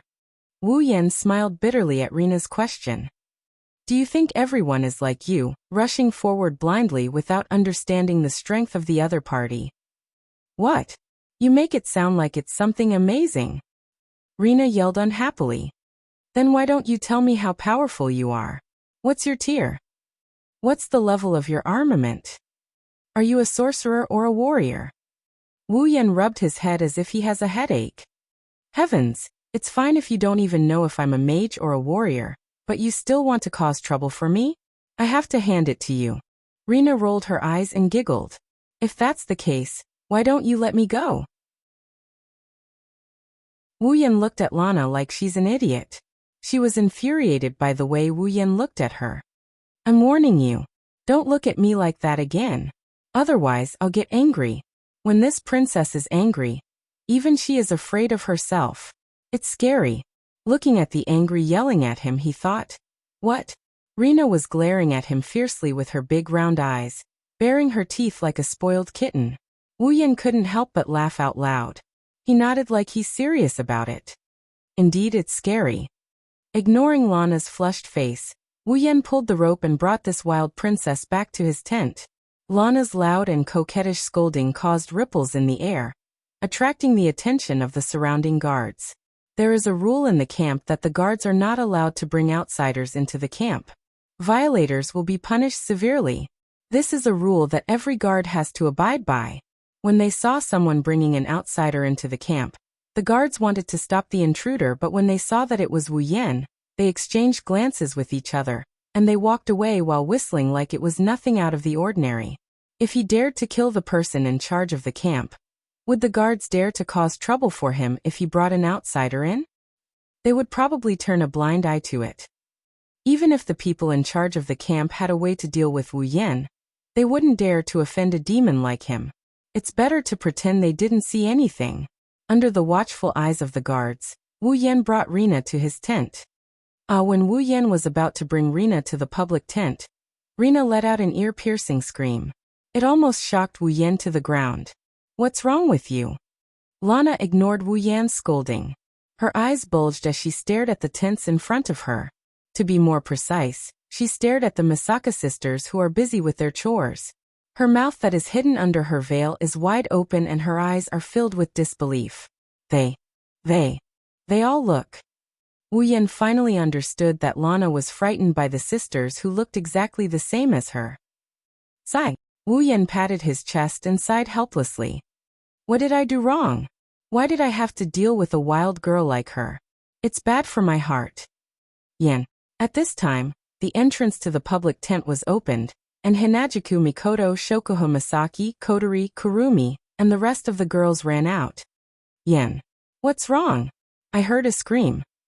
The more impatient Hinajuku and Mikoto ran towards Wu Yan as soon as they came out. While running, they started asking questions, but when they saw Lana being tied up by a certain wolf, they stopped in their tracks. Even their mouths were frozen in place. Their impatient faces darkened. La. Kurumi acted as if she was frightened, but her wine-red eyes that weren't covered by her bangs revealed a deep smile, betraying her true thoughts. Did Aotsusama capture other girls because we couldn't satisfy Aotsusama's appetite? What a surprise! What a surprise! Not just Kurumi, even Shokuho Misaki looked at Wu Yan with a half-smile. Unlike Kurumi, she didn't seem to be smiling at all. I didn't expect you to bring a girl back after just a short while. You even did it in such a way. Yen, is this your hobby? As expected of Aotsusama, despite her praise, Kotori's lips curled into an evil grin. Clearly, her words didn't match her true feelings. Nah. Both Hinajuku and Mikoto's gloomy expression changed into a bright smile, saying so. Aren't you going to explain? When he saw the girls looking at him with sharp eyes, it was as if they were considering where to cut him first. Wu Yan shuddered, and he quickly let go of the rope in his hand. He said in a flustered manner, Wait. This is a misunderstanding. A misunderstanding. The girls listened attentively, but they didn't say anything. Shokoho Misaki and Kurumi were still smiling as if Wu Yan was doing a good deed. However, Wu Yan knew that without a good reason, the two girls wouldn't mind adding insult to injury even if they didn't want to. Wu Yan smiled bitterly. To prevent unnecessary misunderstandings, he released Lana from the rope and prepared to explain himself. What he didn't expect was that as soon as the rope was released, something unexpected happened. Lana let out another ear-piercing shriek. Everyone was shocked, but before they could react, they saw. With a speed faster than anyone could react, Lana turned into a blur, rushed towards Ikaros, who hadn't said a word, and grabbed her hand. Hey sister. What's your name? Everyone was stunned. Chapter 1025. Wu Yan and the other girls fell silent when they saw Lana looking at Ikaros with her starry eyes. She clasped Ikaros' hand and acted like she's in a trance. Ikaros was also stunned. She couldn't figure out what was going on. Her pitiful face was filled with confusion. Her indigo eyes looked at Rina, who was holding her hands, asking her silently, What's going on? What's going on? However, under the gaze of Ikaros' expressive indigo eyes, Lana moaned as if she was electrocuted. Even with a veil covering her face, everyone could see it clearly. Under the transparent scarf, there was a sparkling and translucent liquid that was slowly flowing down from Rina's mouth. It's saliva. Hey, big sister. Rina, who had completely lost her composure, giggled like an idiot. What's your name? Can you tell Reina? Ikaros stared blankly at Reina, but she still answered her question. Ikaros. Is your name Ikaros? Is that so? Reina's pretty face abruptly moved forward, her eyes shining brightly. She looked like that. Even Ikaros couldn't take it anymore. What a beautiful name. You're beautiful, so is your name. Lana stuck her head on Ikaros' body like a pig. Saliva dripped from the corner of her mouth, but Lana didn't notice. She kept rubbing her head against Ikaros' body, almost rubbing her face against Ikaros. You. What should I do? Rina already has big sister Sylph and now she has big sister Ikaros. Is Rina really a bad girl? What should I do?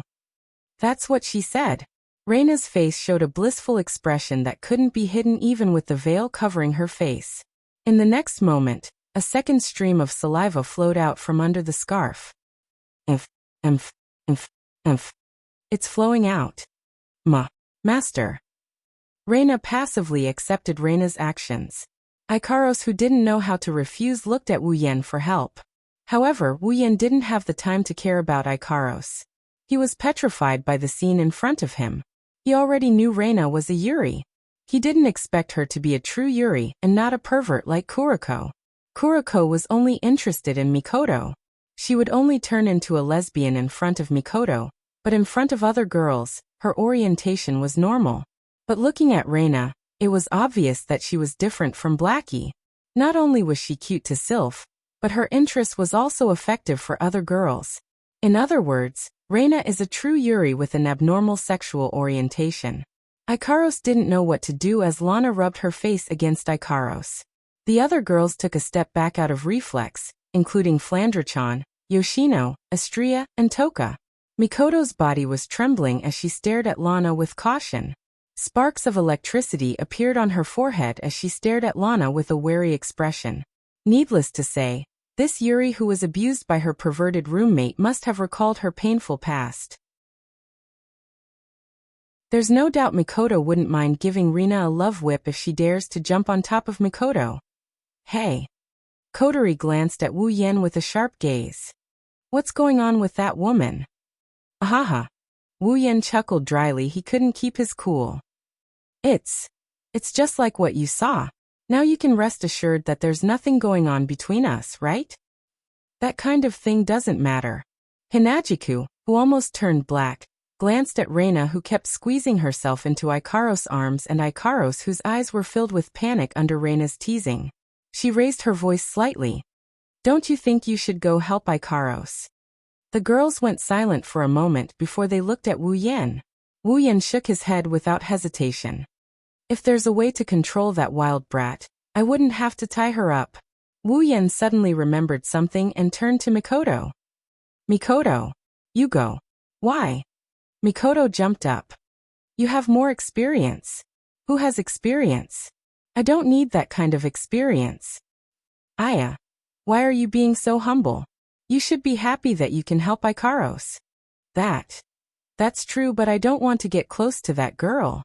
You're the only one who can save Ikaros now. All you have to do is pull her away and Ikaros will be saved. You were going to say sacrifice, right? Sacrifice, right? That must be it.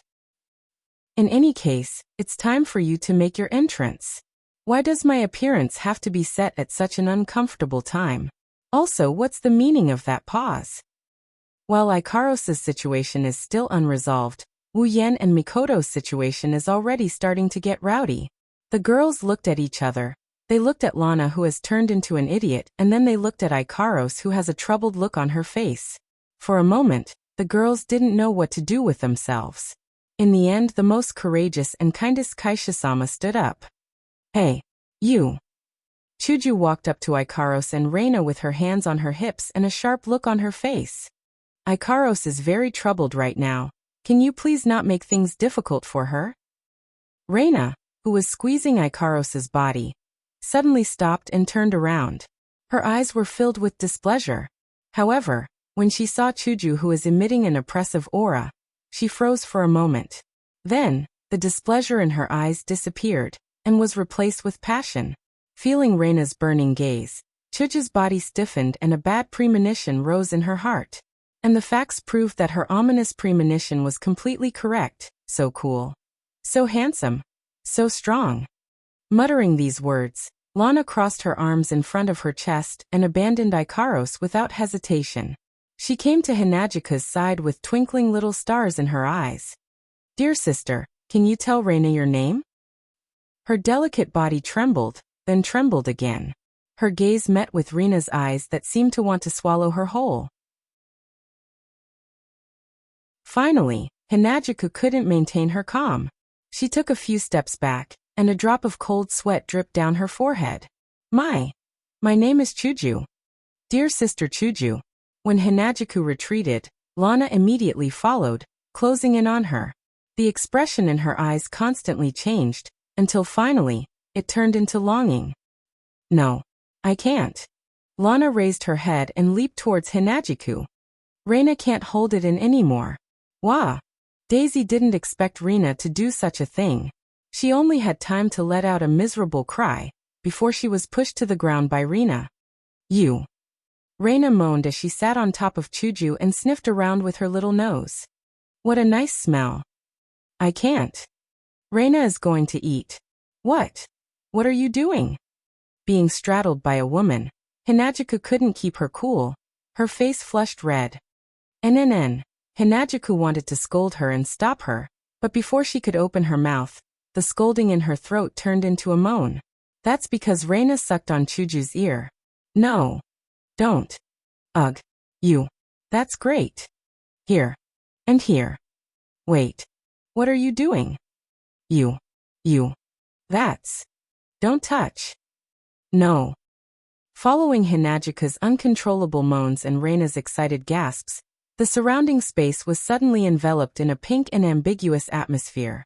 Everyone present was shocked on the spot, including the Misaka sisters who were watching from the sidelines.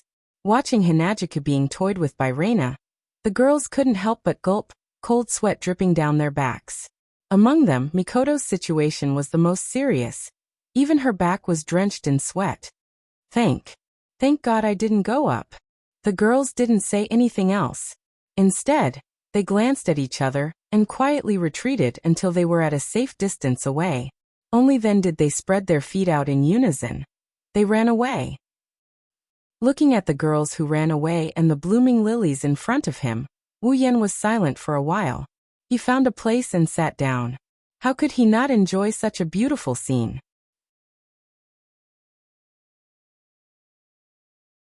Chapter 10:26. Hee. The entire tent was filled with Rena's silly laughter. It was as if she was a lone lunatic who had escaped from a mental hospital. Her laughter gave people goosebumps that they couldn't help but feel uncontrollable. At this moment, Rena was lying on the table in the tent. Her mouth, which was covered by a veil, could not help but let out a silly laugh. Her laughter was full of joy, as if she was a child who had secretly eaten something good.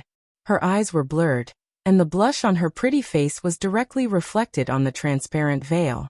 Coupled with her creepy laughter, it was very suggestive. Hinagiku, on the other hand, was sitting in a corner with her head lowered. Her pink bangs covered her face, making it hard for others to see her expression. However, the gloomy aura that lingered around Hinagiku made it so that no one dared to approach her. Wu Yan and the girls looked at Chuju, and then at Rena, who was once again trapped by the black ring. They looked at each other with resentment, and didn't know how to react. Something terrible just happened. Misaka 13674 puffed up her chest, and said to the other Misakas, "Your information is outdated." Misaka 17788 made a mocking declaration. "Misaka, I've already heard that a sister was pushed down." Misaka 12976 tried to extract as much information as possible. She shared it with the other Misakas. Why wasn't Misaka there? Misaka 10414 was very unwilling to give up. She asked the other Misakas to share the information with her. Misaka was there at the time, and she even recorded everything that happened. Misaka 5392 took out a notebook from her bosom and proudly showed it off to all the other Misakas. Misaka 5392 is very cunning. Misaka 9987 made a stern reprimand and thought of how to get the notebook from Misaka 5392. Misaka 7747 made a request to borrow the notebook from Misaka 5392. Misaka 17377 agreed. Misaka 9919 concurred. Misaka 10032 concurred. Outside the tent, the Misaka sisters' undisguised conversation was heard by everyone, causing everyone's expressions to turn awkward. In his heart, he couldn't wait to drag those Misaka sisters out and strip them naked, and at the same time, run a circle around their tents. Since Wu Yan and Ko can hear it, Hinagiku naturally can as well. Her delicate body shuddered violently, but she quickly returned to normal. However, she lowered her head even lower and the gloomy aura around her became even denser. Looking at Chuju like this, they all wanted to cry. The girls looked at each other and wanted to say something to comfort Hinagiku, but they were just deserters, and if they went up now, it would only trigger the gloomy atmosphere. Therefore no one dared to talk to Chuju. Mikoto snuck up to Wu Yan and growled in a low voice. "We can't let this go on. You think of a way." "Now you want me to think of a way?" Wu Yan laughed coldly. Of course he also lowered his voice. "Then why didn't you go and save Hinagiku? If you had, Hinagiku wouldn't have been violated like that." Era Xiaoyan. Shokuho Misaki appeared on the other side of Wu Yan. She covered her mouth with her hand. Her eyes were full of meaning. "I remember you were having a good time watching the show." Wu Yan's expression turned awkward, but he quickly regained his composure.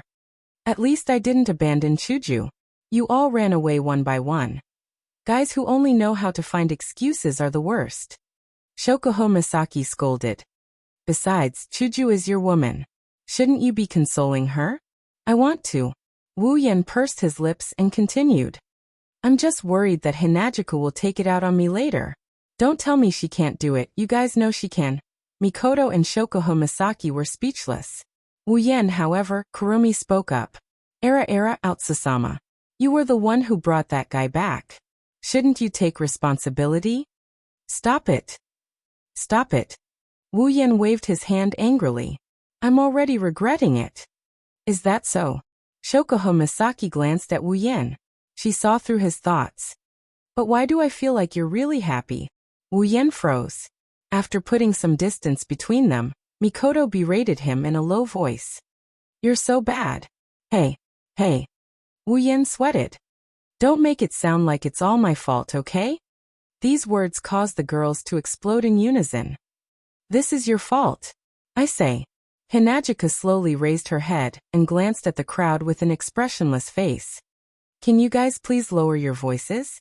I need some time to myself. In an instant, everyone's mouths shut up. Just as the atmosphere in the tent gradually turned deathly silent, a sweet and mature voice, with a hint of doubt, echoed throughout the entire tent. It's really surprising to see such a strange scene as soon as we come back. Did we miss something? Holding a parasol and wearing a pink and white dress, her beautiful fairy-like figure was imprinted in everyone's eyes, causing joy to appear in everyone's eyes. Yukari, you're back. Well, I'm back. Yukari tilted her head and smiled seductively. But compared to that, can anyone explain to us what's going on? Who's that girl over there? That's... Wu Yan and the other girls all revealed awkward expressions. They laughed awkwardly, making the already weird scene even weirder. Yukari, you're just in time. To change the topic, Wu Yan clumsily walked to Yukari and pouted at Chuju. We're troubled right now, please help us comfort Hinajiku. Comfort? Yukari glanced at Chuju and looked at Wu Yan with a faint smile. Although we don't know what's going on, it's best not to provoke her now. You'll die miserably. As expected of the Sage of the Fairies. Even if we don't know the reason, we can still see the situation. Alana, who was lying on the table, heard an unfamiliar voice. She looked towards Yukari's direction and her eyes lit up like light bulbs. She screamed again without hesitation, causing Wu Yan and the girls to fall to the ground. Who is this wild girl trying to harm this time? While the group of people were roaring these words in their hearts, Reina actually jumped up from the table, as if she was assisted by God. With a leap, she arrived in front of Purple. What a beautiful big sister. You're as beautiful as Big Sister Sylph and Big Sister Ikaros. Lana looked at Yukari pitifully. She rubbed her head against Yukari's chest. Big sister. Lana likes you so much. Please marry Lana. Lana will be good to you. Wu Yan and Ko, who just got up from the ground, shivered, and their legs gave out as they fell back down to the ground. Even Hinajiku, who was in the dark, shook her shoulders in an exaggerated manner. She recalled the scene where she got F***ed by a girl. Her face darkened and the dark aura around her became even denser. Just when everyone thought that Violet couldn't handle this, Lily, who would have thought that after being stunned for a moment, Violet would smile. Her smile was exceptionally sweet. Ah la la la, I didn't expect little sister to like this too. You like this too? Everyone was stunned. You like this too? Lana was stunned for a moment before she reacted with excitement. Could it be that Big Sister is also? Yukari raised her paper fan and placed it under Rena's chin in a very flirtatious manner. She slowly lifted the veil on her face. The next moment, a delicate and cute face with a hint of childishness appeared in front of everyone's eyes. Oh, not bad. You're almost as pretty as Ling Meng. Yukari licked her lips and let go of the parasol. Yukari's face curved into a smile and her free hand reached into Lana's clothes. Ugh! The girls lying on the ground blushed. They didn't know if they should look or not. In the end, they just buried their faces in the ground and refused to get up. Wu Yan was the only one admiring the blooming lilies while praising them in his heart. Our little sister Yukari is really the best. Chapter 1027. So comfortable. Era, I didn't think someone as young as you would have such a model. Ah, that's... Haha, let's have a good taste. Big sister. Listening to Yukari's teasing tone and Lana's moaning and moaning, the girls lying on the ground felt like they were about to explode from shame. Even Wu Yan's heart started beating faster. Just as Wu Yan was about to lose his temper, a small hand tugged at Wu Yan's clothes. When Wu Yan turned around, Flanderchan's crystal-clear red eyes entered his line of sight, filled with curiosity. Hey Oniai-chan. Flanderchan looked at Wu Yan expectantly. Flan has been wanting to ask you this for a while now. What is that big sister playing with the other big sisters? Who knows where she came from? It looks like it's going to be fun. Wu Yan's face twitched. He laughed dryly. And nothing. That's a game played by bad kids. Flandre-chan mustn't imitate them. Really? Flandre-chan put on a distrustful expression. Then why do the big sisters have to play the game of bad kids? Haha. Ahaha. Wu Yan awkwardly scratched his cheeks, his eyes rolled, and he said to Flandre-chan, ever since that big sister came, the big sisters have been led astray by her. So Flandre-chan, as a good girl, you better stay away from that big sister, you'll be led astray. So it's that big sister who led the other big sisters astray. Flandre-chan showed a look of realization, and then a bloody glint flashed across her red eyes. Then let Flandre-chan play with her. That way she won't be able to lead the other big sisters astray. Wu Yan was shocked. Flandre-chan doesn't look like she's joking. He quickly said, Flandre-chan, Flandre-chan. Be a good girl, Flandre-chan, just watch from the side. I have a way to deal with that big sister. I see. Flandre-chan smiled innocently. She threw herself into Wu Yan's arms and rubbed her head against his chest. Her face was filled with happiness. Sure enough, Big Brother is the best. I have a way to deal with the bad guys. Wu Yan sweated profusely and patted Flandre-chan's back. He gently placed her on the ground. She immediately ran to Z's side. He pulled her out of the soft country covered with lilies. All right, Yukari, Fran and Yoshino are still here. Don't be a bad influence on children. Violet pursed her lips, curled her lips, and turned her head away, releasing her hand from Rena's clothes. Rena immediately fell to the ground, panting, and her cheeks were already covered in a rose-like red. The girls lying on the ground heaved a sigh of relief and began to stand up. Only Chuju, who was sitting in the corner, suddenly raised her head and stared at Wu Yan. Why didn't you come and save me when I was being bullied? Fran and Yoshino were there too. If it were me, wouldn't I be a bad influence? His voice, which was filled with resentment, was extremely soft. However, it was clearly transmitted into everyone's ears, causing them to smile bitterly. In order to dispel the awkward atmosphere, Wu Yan patted his face and became serious. How was it? Did you find anything after going out? The girls gathered their focus and turned serious. It's not clear if they're trying to dispel the awkward atmosphere like Wu Yan, but they do know why Yukari went out. Zihuan glanced at the crowd and nodded casually. Well, I did find something. She gently waved the paper fan in her hand, and a tiny gap opened up in the air in front of everyone. Under everyone's gaze, a transparent cube object emitting golden light flew out from the gap and landed in Yukari's hand. Everyone took a closer look. Only then did they realize that within this transparent cube object, there were black lights that were twisting and dancing around like worms. This is... Before the girls could react, Wu Yan's expression changed. Oh. She narrowed her eyes and nodded. It seems like you recognize this thing, Yan. The girls flinched and looked at Wu Yan in surprise. Only a few of them who reacted fast enough seemed to have recalled something as their expressions changed. This... Shokuho Misaki and Kotori looked at each other before looking at Wu Yan. The last time you killed Marcus, the black light that flew out of his body and was tracked by you should be the same as this one, right? Wu Yan didn't answer. He silently agreed. He looked at the black lights and frowned. He raised his head and met Yukari's gaze. Yukari, is this the ominous aura you sensed in the behemoth forest? That's right. Purple put away the quadruple barrier in her hand, and a trace of seriousness appeared on her face. Originally, I sensed that there were many similar auras in that forest, but after I put them away, those auras all disappeared. They all.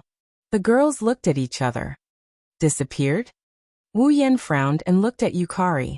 Yukari, tell us what happened in the behemoth forest. Yukari pondered for a moment, and told everyone about how she killed the ferocious-looking monsters in the stone forest, and how she collected the black light from them.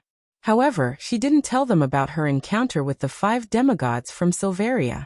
Wu Yan told Yukari how they got involved with Marcus, how he turned Marcus into a monster, how he killed him, and how he found out that the black light was the culprit. After both sides finished their explanations, the place fell into silence. Everyone looked like they were deep in thought, except for the 2 gluttons and the 2 lolas. I'm afraid that there are quite a few of these black lights in the giant beast's forest. Shokoha Misaki said with a serious expression on her face. What are these black lights? Mikoto crossed her arms in front of her chest. I didn't see them in the behemoth forest, and I've never heard of them in the Spalier world. Why did they suddenly appear? Wuyan didn't understand either. He looked at Yukari, who was smiling. Yukari, what do you think? I think it has something to do with that Marcus guy you mentioned earlier. Yukari spread out her paper fan and covered half of her face. Her eyes flashed with wisdom, and she displayed an unusual charm. That moment of charm made Wu Yan and the other girls who were in the middle of a serious discussion look at her. Their hearts started to get restless. You're saying it has something to do with Marcus? Wu Yan narrowed his eyes. It has a lot to do with him. Yukari didn't jump to conclusions. He was the first one to turn into a monster, and he was the first one to use the black lights. I don't think he has nothing to do with this. You're right. Wu Yan rubbed his forehead as if he had a headache. What should we do now? Nothing needs to be done. Yukari closed her paper fan and placed the tip of her fan on Wu Yan's forehead. Her lips curled into a meaningful smile. There are people who care more about these things than we do. Let them worry about it. Huh. Everyone was stunned. What do you mean? Yukari shook her head. She didn't explain and took something out of her pocket. They were 5 different colored gems. She tossed the 5 different colored gems into Wu Yan's hands. This is for you. Wu Yan quickly took it and looked at the gems with the girls. His face was full of confusion. What's the use of these gems? Who knows? Yukari replied with a meaningful smile. When you fight with others, if you can't beat them, you can take out these gems and show them. Maybe you can scare them away. Hearing Violet's ambiguous words, everyone looked at each other, causing Violet's smile to become even more joyful. Then she quickly changed the topic. Oh right, since there's still that black light in the forest, you should pay attention to the safety of the girls. After all, the base is in the forest. Hearing this, everyone's expression froze. Wu Yan looked at the 5 gems in his hand and gripped them tightly. He looked up at the ceiling of the tent. Looks like we need to investigate this behemoth forest.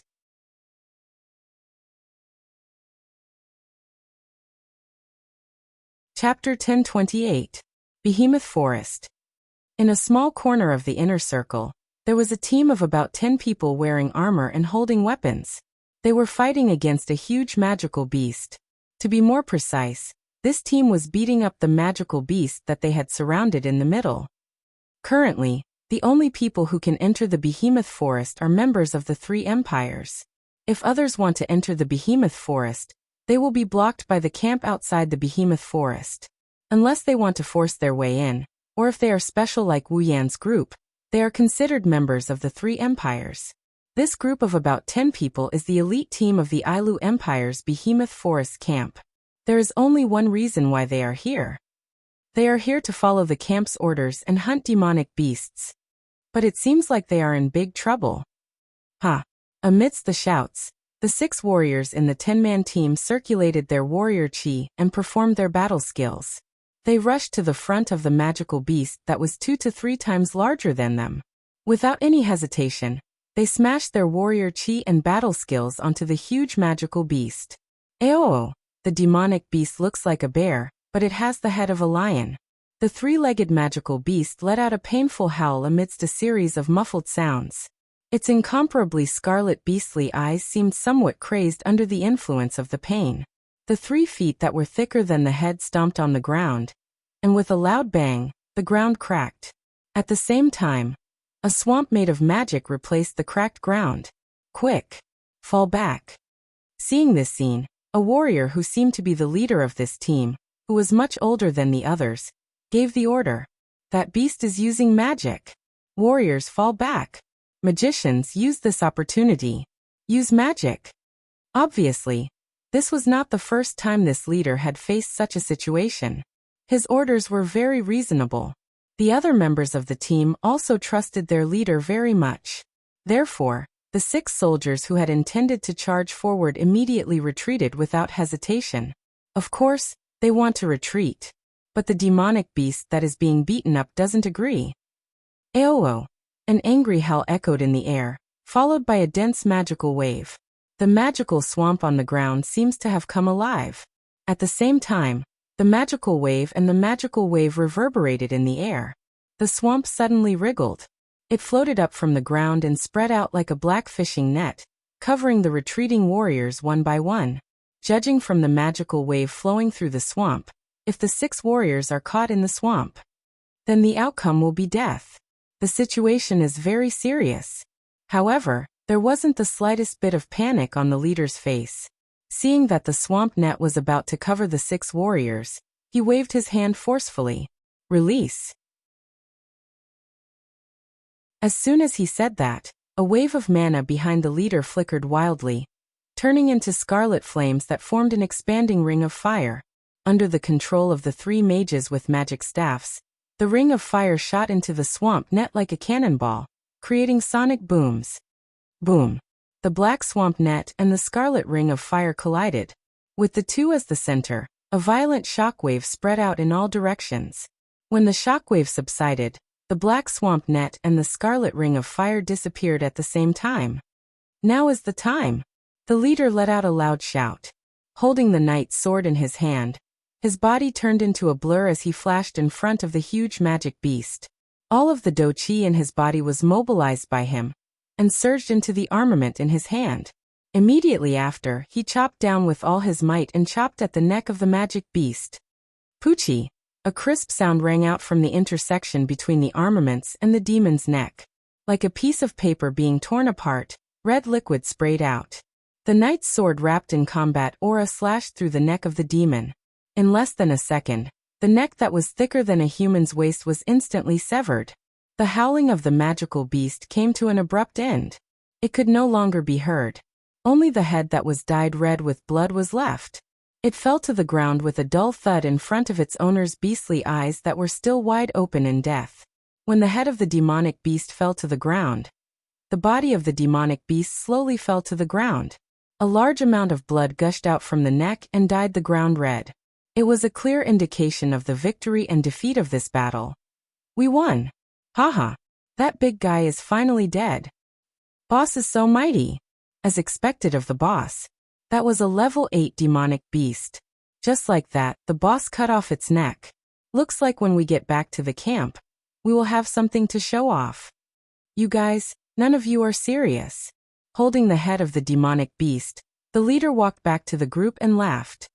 If it wasn't for your help, how could I have killed this beast? I am only at the peak of level 7. There is still a long way to go before I reach level 8. Boss, don't be so humble.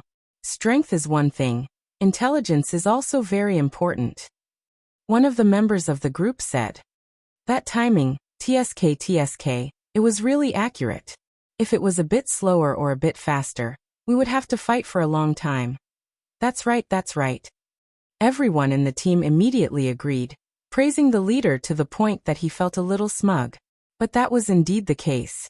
If it weren't for the leader's precise timing, it would have been difficult for their team of 10 Tier 7 powerhouses to defeat a Tier 8 magical beast even if they ganged up on it. Moreover, it was just a Tier 8 magical beast that had just reached Tier 8. If that demonic beast's level was a bit higher, it would be a bit uncertain who would live and who would die. Of course, at that time, the leader would not hesitate to give the order to retreat. Just as the entire group was immersed in the joy of killing a Class 8 magical beast, a few ferocious eyes suddenly appeared from the bushes at the side. Holding the head of the Class 8 magical beast in his hand, the leader of the group suddenly felt that something was wrong. He turned his head abruptly to look behind him. Roar! Almost at the same time, a demonic roar resounded. From the bushes, the owner of the ferocious eyes rushed out and pounced on the leader. Boss! Everyone in the group cried out in alarm, waking up the leader who was unable to react. Realizing that he might have become the hunting target of a certain magical beast, he forced himself to pull himself together. He raised the head of the magical beast in his hand and forcefully threw it towards the incoming magical beast, smashing it to the ground in the nick of time. Only now did everyone see the full appearance of the attacker. But when they saw it, they all sucked in a breath of cold air. Pitch black scales, tentacle-like limbs, and a single eye socket with 7 eyes. that has completely exceeded the image of the attacker in everyone's imagination. What kind of monster is that? Many people reflexively took a step back. Roar! The monster-like demonic beast roared and stomped on the ground with its 4 limbs and attacked again. Be careful! Suppressing the fear in his heart, the leader shouted. But the ferocious appearance of the demonic beast made some of the more timid ones feel fear. One of them even had a fierce look on his face and stomped on the ground. He rushed in front of the monster-like demonic beast and used the weapon in his hand to chop it. Everyone turned pale with fright. Just as they were about to cry out in alarm, they did not expect that the magical beast monster would actually be chopped into 2 halves by the person who had frantically attacked out of fear. It bounced on the ground twice and did not move anymore. Seeing this scene, everyone was stunned. The person who attacked was also stunned. His face was still pale. Looking at the demonic beast that was chopped in half by him, he couldn't help but laugh out loud. What is this? So it's just a wax spear that looks like silver. Nice to look at but useless. Hearing his words, everyone in the group sighed in relief and laughed. Only the leader stared at the demonic beast on the ground. He had a bad feeling in his heart. Whoosh! Suddenly, a black light shot out from the demonic beast on the ground and merged into the body of the person who attacked. Following a painful roar, the expressions of the other people in the team were filled with horror, because their familiar companion has turned into a nondescript demonic beast. Roar! In the midst of the roar, a cruel battle has begun. Wu Yan and the others did not know that in the behemoth forest, demonic beasts were not the only ones who were possessed by the black light.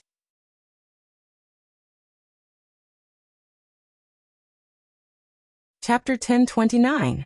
Behemoth Forest Outpost, Central Tent. Pelosi, Bingling, and Bishi were all present in the tent. The higher-ups from the various families were present as well. They were lined up on both sides of the tent. Pelosi, Bingling, and Bishi were standing in the middle of the tent. Their expressions changed as they looked at the corpses on the ground. For a moment, the atmosphere in the tent was abnormally heavy. Pelosi, Bingling, and Bishi looked at each other. They could see the seriousness in each other's eyes. Especially Bingling. His expression was gloomy. It was obvious that he was in a bad mood right now. Among everyone present, Pelosi was without a doubt the one with the highest status, strength, and seniority. Even though Bingling and Bishi were both in charge of the camp, they were still very young and lacked experience in certain areas. Compared to Pelosi, they were still considered juniors. Therefore, the two of them turned their attention to Pelosi. Seeing that no one made a sound, Pelosi was silent for a while, then glanced at the leader who was standing aside with a painful expression on his face. Are you sure it was a black light that turned your men into monsters? Yes, I am sure. The leader looked at the corpses on the ground. His expression became sorrowful again. After killing the demonic beast, the black light ran out from the corpse of the demonic beast. It attached itself to one of my men. He didn't even have a chance to struggle before he turned into a monster. He attacked us and his strength increased greatly. He is at least at the 8th level. We had no choice but to fight him. His strength increased too much. He killed 3 of our men in an instant. The leader's face paled. He seemed to have recalled the situation back then. In order to prevent any more casualties in the team, we had no choice but to kill them. Even so, 5 people died in the team. Other than me, the other person also lost an arm. I was the only one who was lucky enough to be fine. Under the leader's narration, Yi Zichen nodded. Everyone present seemed to recall the scene at that time, and their gazes towards the leader gradually became sympathetic. His comrade turned into a monster and killed the rest of his men. The leader had no choice but to kill his comrade in order to protect the rest of his men.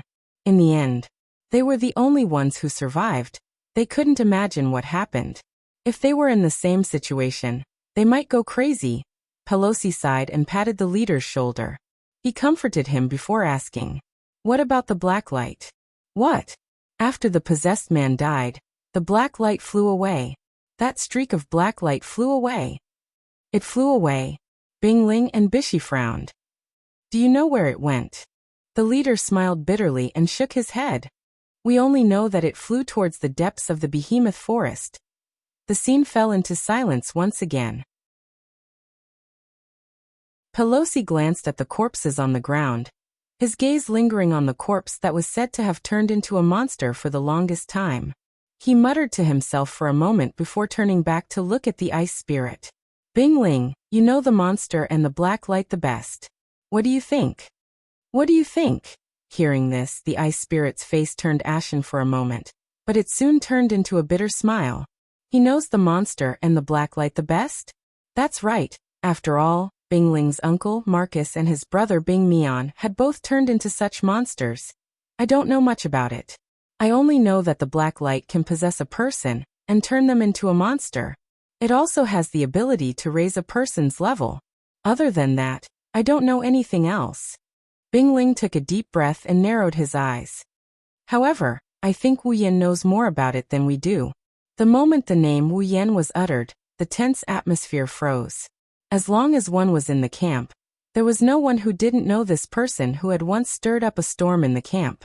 As long as one was in the camp, they would feel a little bit of fear towards this name. That's because he's too hard to control. He's super strong and he does whatever he wants. He's fearless and has a group of equally strong girls with strange abilities. Who can guarantee that they won't be afraid of someone like him? At least no one here is afraid of him. That includes Pelosi, Bing Ling, and Bishi. The ice spirit glanced at the crowd and said, Uncle Marcus turned into a monster because he wanted to take revenge on him. Otherwise, with his pride, he wouldn't have turned into a monster for the sake of improving his strength. Bing Mian turned into a monster because he chased the black light all the way to the base of the Saito family. In the end, he was the one who destroyed the black light. Bing Ling recalled the time when the black light came out of Bing Mian's body and attached itself to Wu Yan. Not only did Wu Yan not turn into a monster, but he also forced the black light out of his body and crushed it. Bing Ling's face tensed up. He's the one who dealt with the black light the most. I don't think anyone knows the black light better than him. Hearing the ice spirit's words, everyone present felt that it made sense and nodded thoughtfully. At this moment, you've guessed wrongly this time around. My understanding of the black light is not much different from yours. As the voice sounded, a figure emerged from the void and appeared in front of everyone. This person is none other than Wu Yan. Wu Yan. Gasps of surprise rang out from inside the tent, causing a commotion.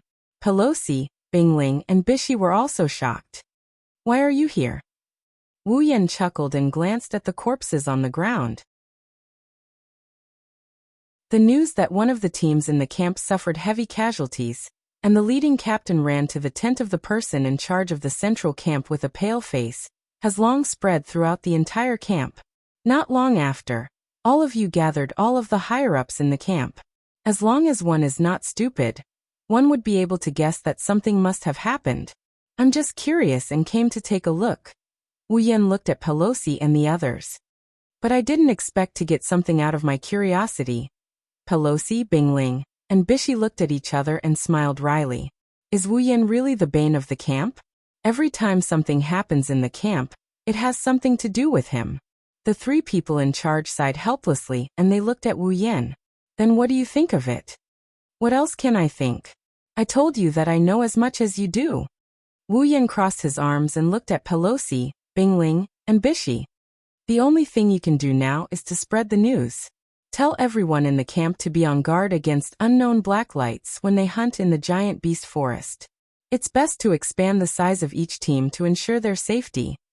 That's right, Lin Sanjiu said. Pelosi, Bing Ling, and Bishi were silent for a moment before they nodded with a heavy expression on their faces. Then about the black light. His wine-red eyes flashed with an inexplicable coldness as he opened his mouth. I will investigate the black light. Everyone present was stunned. Of course, if you find out anything, let me know. Wu Yan turned around and walked out of the tent without looking back. The atmosphere in the tent reverted back to its previous tense state. When he exited the tent, he saw Hinajiku, Mikoto, Shokuho Misaki, Kotori, Kurumi, and the other girls standing in front of the tent. They were all looking at him. It seems like they heard the conversation inside the tent. What do you plan to do? Kotori asked with a lollipop in her mouth. Wu Yan raised his head and looked at the behemoth forest outside the camp. He clenched his fist. It seems like the situation is more serious than we thought. The black light must still be active in the behemoth forest. We must investigate the behemoth forest. For our sisters. The girls nodded their heads at the same time. Their faces were filled with determination.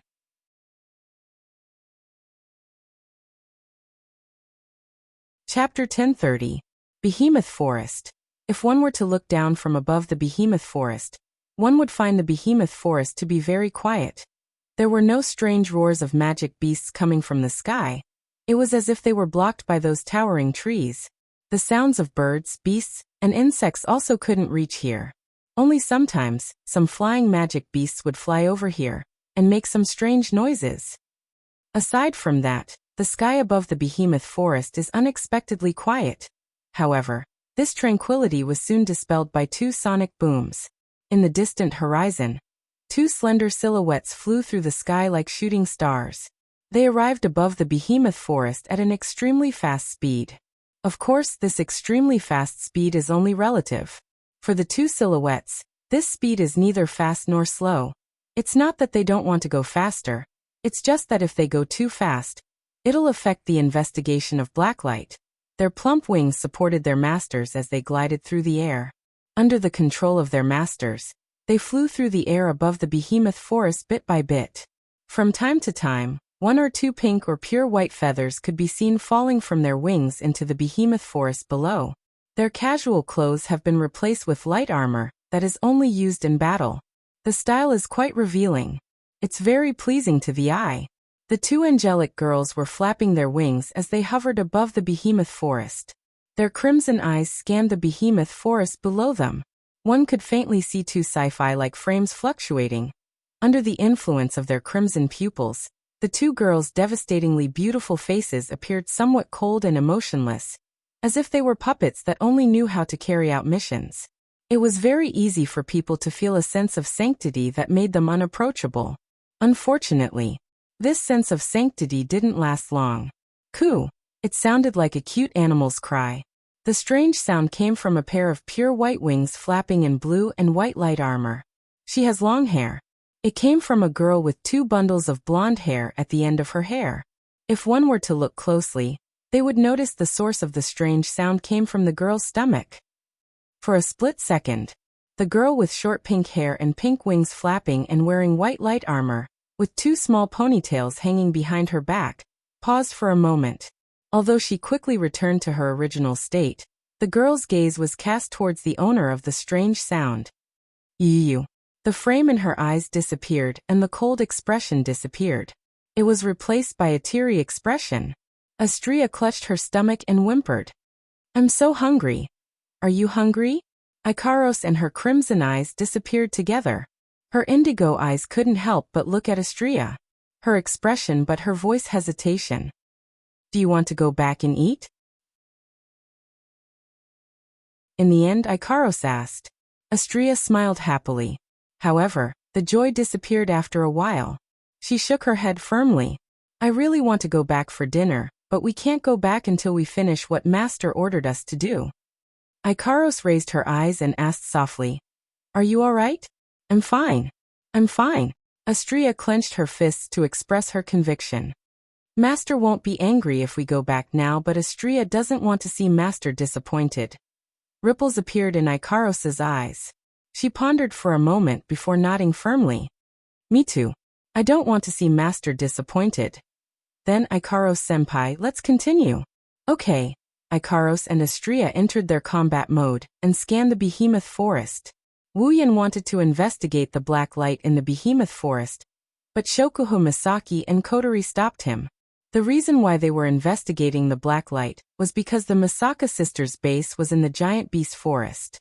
The black light's existence was very likely to endanger the sisters, so they had to investigate it thoroughly. Even if they couldn't investigate it thoroughly, they had to at least find out the ins and outs of the black light, or expel it to ensure the sisters' safety. However, it was also because of this that the defenses of the base had to be raised. Therefore, after talking to Pelosi, Bingling, and Bishi yesterday, they all agreed that it was time to set up the defensive barrier around the base in advance. This way, They can more or less guarantee the safety of the sisters who are busy working in the incomplete base. This way, Wu Yan won't be able to participate in the investigation. After all, Wu Yan and Yukari are the only ones who know how to use barrier techniques. Wu Yan had no choice but to give up on the idea of investigating the black light himself. Ikaros and Astrea are the strongest in the group after Yukari and himself to investigate the behemoth forest. Other than Wu Yan and Yukari, Flandre-chan is the strongest in the group.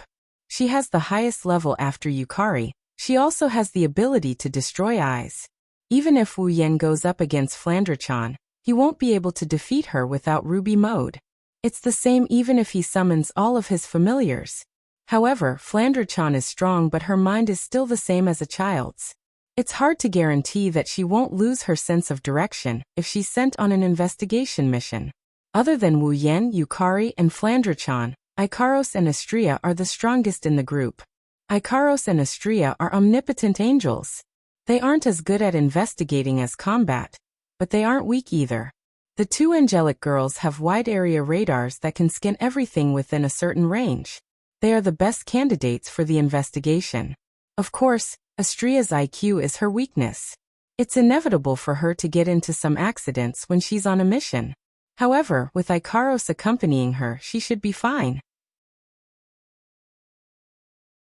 With the wide-area radars, Ikaros and Astrea don't need to explore the entire behemoth forest. They only need to move their positions so that the behemoth forest is within the radar's range. With their speed, it didn't take long for them to scan a small portion of the forest. Flying above the behemoth forest, the two angelic girls kept flapping their wings and changing their positions. They scanned the entire behemoth forest with their wide-area radars. This saved them a lot of trouble by avoiding the demonic beasts in the behemoth forest. As more and more areas were scanned, Ikaros and Astrea started to notice some strange-looking demonic beasts. Pitch-black scales, tentacle-like limbs, and a single eye socket with 7 eyes. This appearance might be unfamiliar to others, but to the two girls who had seen Marcus turn into a monster, it wasn't familiar, but it was impossible for them to be mistaken. These monster-like demonic beasts must be possessed by the black light. No, it's not just demonic beasts. Ikaros and Astrea also noticed some humans being possessed by the black light and turned into monsters. Ikaros-senpai. Astrea turned around and looked at Ikaros. What should we do? Ikaros raised her head. Her hair swelled up and a halo floated above her head. A cold glint flashed in her crimson eyes. Target eliminated. Ikaros didn't give Astrea a chance to react. She unfurled her wings of light and countless pink-colored missiles shot out. They drew an arc in the air and landed accurately on the monsters, as if they had eyes of their own. Bang bang bang bang bang. A series of explosions echoed in the behemoth forest. When the explosions stopped, Ikaros and Astrea's wide-area radars showed only distorted black lights flying into the distance. The black lights were all flying in the same direction. Ikaros-senpai. Ikaros nodded. She and Astrea flew towards the direction of the black lights.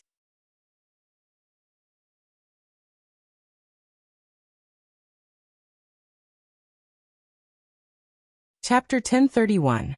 At the same time, a large amount of black lights were flying around the inner area of the behemoth forest like they were on a rampage. The dense foliage did not hinder them in the slightest. They streaked across the sky in arcs of light, leaving a trail of black light behind them. They seemed to have a purpose as they flew in a certain direction. It was as if they had eyes. Even if there were trees in their path, they would dodge them and continue flying forward. For a moment, the entire behemoth forest was enveloped by a strange phenomenon. A large amount of black lights flew through the forest like bees returning to their hive. Coupled with the continuous sound of breaking air, if the behemoth forest was the sky and the black lights were silver, it would look like a meteor shower at night. It's a beautiful sight. If you ignore their nature, there shouldn't be this many black lights. Although these black lights had no consciousness, they had some kind of instinct just as Z had deduced. Not only could they sense danger, but they could also attach themselves to living creatures and bring about changes to them. This was also a hidden instinct of the black lights. The black lights reside in living creatures. That's why most of the black lights here are attached to the bodies of demonic beasts in the behemoth forest. A small number of them are attached to humans. After mutating, the black lights returned to normal. But now the targets of the black lights were reduced to ashes by Icaros Artemis, permanent rear-homing missile. So, the black lights had no choice but to leave their hosts and follow their instincts. They have to continue searching for the next host. But now, for some reason, these black lights had given up on their instinct to search for a host, and were all rushing in the same direction. Clearly, there was something fishy. Icaros and Astrea noticed this and didn't choose to destroy the black lights. Instead, they let them move on their own and lead the way. As for why there are so many black lights, that's simple. Because along the way, as long as Icaros came across any living being possessed by the black light, it would fire Artemis, permanent tail-homing missile, to free those poor bastards from their suffering. Over time, that's why there are so many black lights. It's a good thing Wu Yan and the others didn't see this, or they would be shocked. They didn't expect there to be so many black lights in the behemoth forest. However, wasn't it precisely because it was unexpected that they chose to investigate? They chased after the black lights. Icaros and Astrea tried their best to maintain a safe distance to avoid being possessed by the black light. Their radar was fully activated, so they didn't have to worry about losing their target. They focused on flying. Icaros was the only one who kept releasing cherry-colored missiles. She wanted to destroy the possessed creatures. After an unknown amount of time, the two angelic girls left a trail of feathers in their wake. They slowly approached the edge of the behemoth forest. As they got closer to the behemoth forest, Icaros and Astrea's eyes started fluctuating more and more. Both of them are getting serious. That was because, in their wide area radar, there were already grade 9 magical beasts that had fallen into their scanning range. If the black light chose to possess their bodies, then these demonic beasts would immediately become the most terrifying enemies. Think about it, they are already tier 9 demonic beasts. If the black lights enhance them, how much stronger would they become? One thing is for sure, Icaros and Astrea won't benefit from this. While the two girls were analyzing the situation, the black lights flashed past the tier 9 demonic beasts and flew in a certain direction. The two girls sighed in relief, but they were also confused. Where did the black lights want to go? Whoosh whoosh whoosh whoosh. The sound of the giant beast's forest breaking through the air continued. The speed of the black lights seemed to have increased. Many magical beasts in the giant beast's forest saw the black lights dancing in the sky. They were so scared that they started to roar. Some of them even ran away. That kind of scene can be imagined. But that still wasn't enough reason for Icaros and Astrea to stop. Until a certain moment. Icaros-senpai. Astrea flapped her wings in boredom, and turned on her radar out of reflex. She raised her head and looked in front of her. Astrea yelped in surprise and stopped in midair, dragging Icaros along with her. What's wrong? Icaros maintained her Queen of the Sky mode. She looked at Astrea with a cold expression. Icaros was even more emotionless than her normal self. Astrea didn't mind at all. She pointed in front of her. Look over there. There. Icaros followed Astrea's instructions, and looked at the direction Astrea was pointing at. The next moment, her crimson eyes shrunk. There's a tall cliff in the behemoth forest. It's a cliff shrouded in thick black fog. The black fog tumbled like a storm, like the dark clouds before a storm. One could faintly hear the whistling of the wind. Streaks of black light danced back and forth in the black fog. Looking at the number, it was like water droplets in the sea. It was impossible to count them with just a few words. The black lights that led the way for Icaros and Astrea started circling around each other. They flew into the black mist, and became one of the many black lights. They were instantly swallowed up by the other black lights. It was impossible to tell which ones were originally here, and which ones were added later. This situation is still going on. Even Icaros and Astrea didn't know how to react to the situation. It really made one's hair stand on end. The scene in front of him was like a beehive, and the black light was the bees. They were scrambling to get into the beehive, or rolling outside the high cliff with the black fog, as if something extremely terrifying was brewing. If there was a person with trypophobia here, he or she would definitely be scared to death by the scene in front of him. There are too many black lights. They're too dense. If there are more black lights in the behemoth forest, the entire behemoth forest will be turned into a land of monsters. Even the camp outside the behemoth forest might be affected. Ikaros didn't feel anything when she thought about monsters like Marcus taking over the behemoth forest and swarming out of the behemoth forest. Astria, on the other hand, was terrified. Hey Ikaros-senpai. Astria shifted her gaze away from Gaoya and looked at Ikaros. She asked anxiously. What is that? What? I don't know. Ikaros shook her head. There's a high possibility that this is the center of the light source. You mean? Astria tilted her head. She hesitated for a moment and said in an uncertain tone. Is this the source of the black light? Based on the current situation. Ikaros's eyes were moving up and down as she observed the cliff. To be more precise, she was analyzing the situation inside the cliff. There's a high possibility. Then, Astria glanced at the cliff. Should we inform Master? Ikaros also hesitated for a moment before looking at the high cliff. Before that, let's confirm it. After that, Ikaros flapped her wings and flew towards the cliff. Wait. Ikaros-senpai. Astria wanted to call out to Ikaros, but Ikaros is already close to the cliff. Astria suppressed the restlessness in her heart, and as if she was praying to Wu Yen, she mumbled Master twice before flying over to Wu Yen. With the passage of time, the black lights that are flying towards them are getting thinner and thinner. Looks like they're all about to enter the cliff. Ikaros also arrived at the edge of the cliff. Looking at the black fog and black lights, the square frame in her crimson eyes suddenly expanded. This proves that her master is trying her best to analyze everything in front of her, trying to see through the cliff's inner workings. It was also at this moment that a phenomenon occurred. The black fog suddenly erupted and spread out, wrapping around Ikaros' figure in an instant. Ikaros-senpai. Astria's sorrowful wail reverberated throughout the arena.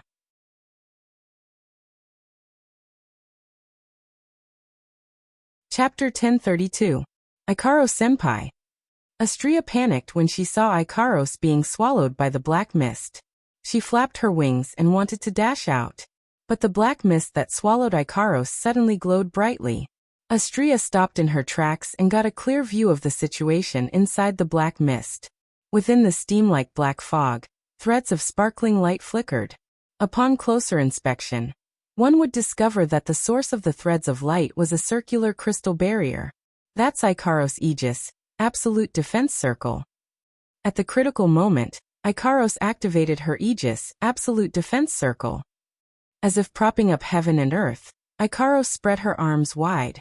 Aegis, absolute defense circle, formed a circular barrier around her beautiful figure, protecting her from the invasion of the black mist. But even though the surrounding black mist didn't pose any threat to Ikaros, the densely packed black lights seemed to have met with a formidable foe. Inside the black mist, the black lights seemed to have transformed into iron hammers. As they twisted and contorted, they collided with the Aegis, absolute defense circle. Like beams of light. Boom boom boom boom. Instantly, a series of muffled sounds rang out from the circular barrier of the Aegis like the beating of a drum. There was no pattern in the black mist. The sound reverberated through the clouds.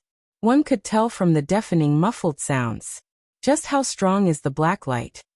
Ikaros, who had entered her Queen of the Sky mode, had her eyes flashing crazily. Her cold and pretty face showed signs of pain. She clenched her teeth and her hands that were holding up the Aegis, absolute defense circle, were trembling slightly. Obviously, the impact of the large amount of black light had exceeded the burden of her defense. Ikaros-senpai. She saw Ikaros' current situation clearly. Astria didn't hesitate. CHRYR Super Photon Blade, and Aegis equals L, area of defense, appeared in her hands at the same time. In less than a second, Astria flapped her wings and her body turned into a blur as she dashed forward. Heh. Along with a clear cry, the radiant blade of the CHRY Saw, super vibrating photon knife, suddenly expanded by several dozen times. Astria swung the gigantic lightsaber towards the black mist surrounding Ikaros, breaking through the heavy atmospheric pressure. She went all out from the start. Too bad the opponent is a traceable foe. Even if the opponent's level was higher than Astria's, Astria might not necessarily lose. However, her opponent this time was a formless black mist. Charwai saw, super photon blade, slashed at the black mist in front of her. He attempted to peel off the black fog that trapped Ikaros. However, he didn't succeed. That sword strike, which was powerful enough to slice through a huge mountain peak, seemed to have slashed through the air. It only caused a small ripple in the black fog. Just like before, Ikaros was trapped inside the black mist. What? Astria looked at her Charwai saw, super photon blade, and then at the black mist in front of her. Her cold red eyes were filled with shock. It didn't work at all. While Astria was still in shock, the black mist seemed to be stimulated by something. It started tumbling even more violently. The black light inside the mist started ramming into Ikaros' Aegis barrier at a much faster rate. Thump thump thump thump. Ikaros couldn't help but groan under the impact of the black light. The pain on her face deepened a bit, and her hands trembled even more. Even the crystal light on the Aegis barrier dimmed a bit. If this continued, the Aegis would shatter sooner or later. Once the Aegis is broken, even if Ikaros doesn't get possessed by the black lights, she'd still suffer unimaginable damage from the barrage of black lights. What do I do? What do I do? Astria panicked. She didn't know what to do in this situation due to her lack of computational skills. Oh right. Astria's eyes lit up as she shouted at Ikaros. Ikaros-senpai, activate Pandora's evolution. With Ikaros' strength, she shouldn't have fallen to such a state. The only thing to blame was the sudden attack of the black fog, which led to her current predicament. But as long as Ikaros activates Pandora's evolution, Aegis will evolve as well. At that time, Ikaros won't need to maintain Aegis herself anymore. She can just charge out directly. At least that's what Astria thought. However, Astria seemed to have forgotten that the reason Ikaros was trapped by the black mist was because of the Aegis. Without her support, the Aegis would shatter under the impact of the black mist. If she could free her hands, Ikaros would have escaped long ago. Why would she need to undergo Pandora's evolution? It takes time to activate Pandora's evolution. During this time, Ikaros will have to give up on Aegis. But if she does, Aegis will shatter as well. Under such circumstances, Ikaros won't have the time to activate Pandora's evolution. Ikaros could only shake her head when she heard Astria's reminder. Astria almost burst into tears when she heard that. She watched as the light on Aegis dimmed. It's only a matter of time before it shatters. Astria couldn't hold back her tears anymore. What should I do? Master. Master. Astria has never hated herself for being too weak. She didn't even hate herself when she almost died against the Beast King. Astria grit her teeth and grit her teeth. She grabbed her lightsaber and shield and charged into the black mist to save Ikaros. At this moment, within the Aegis, Ikaros lifted her head and spoke. Evolve. Astria. Astria froze. She was stunned. Evolve. Ikaros nodded with difficulty. She forced herself to maintain Aegis, while channeling the rest of her energy into her mouth. Your Pandora system has also shown signs of awakening. If it evolves, there will definitely be a way. Yes. Yes. Astria clutched at her chest as if she was grasping at straws. But what should I do? Astria's Pandora system was already showing signs of awakening when she reached Tier 9. Now all she needs to do is activate Pandora and Astria will be able to evolve. Master once said you can't evolve because of your own reasons. Ikaros' voice was so soft that it was almost drowned out by the clashing of the black mist. She raised her voice as much as she could and looked at Astria. The evolution condition of the Pandora system requires strong emotional fluctuations. Although your computing ability is not good, your emotional ability is very strong. You don't need too much emotional fluctuations to promote evolution. That's why you can do it. As long as you want to evolve, you can. As long as I want to. Astria's eyes lit up as if a light bulb went off in her head. She clutched her heart tightly as realization dawned on her. She finally understood. She finally understood why she couldn't undergo Pandora evolution. It was because she didn't want to evolve at all. What Ikaros said was absolutely correct.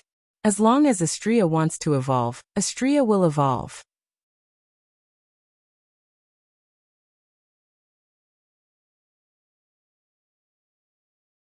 Chapter 1033. To be honest, Astrea doesn't like fighting at all. She was a very simple girl. What she liked the most was to be able to eat her fill every day, have fun, and have companions by her side so that she would not be lonely. She was satisfied as long as she could. Just like now. Not only did she have companions by her side, but she also got to eat until she was full. Wu Yan also doted on her and spoiled her. This kind of life is no different from heaven for Astrea. Compared to now, before she was summoned, Astrea's life in Synapse wasn't happy at all. That's why Astrea is very satisfied with her time with Wu Yan. Astrea doesn't like fighting, she doesn't like bringing harm to others, and she doesn't like the feeling of hurting others. Plus, Astrea was able to live the life she wanted. She didn't like fighting anymore. Of course, there are times when she really wants to fight. For example, when Wu Yan is in danger. Or when her companions need her help. That's the only time Astrea will fight. But knowing how to fight doesn't mean she wants to. If possible, Astrea hopes that the time when she has to fight will never come. If that's the case, she can continue to eat good food and play with Wu Yan and the others. Sometimes she can even play with Flandre-chan, Yoshino, and the others. She can live a fulfilling life. Unfortunately, this kind of thinking is naive. No matter what, Astrea is an all-purpose angel used for fighting. She was born to fight. It's too hard for Astrea not to fight. It's too hard. In the past, Astrea didn't have any hope that she would be able to live a life where she didn't need to fight. But Wu Yan's existence reignited her hope.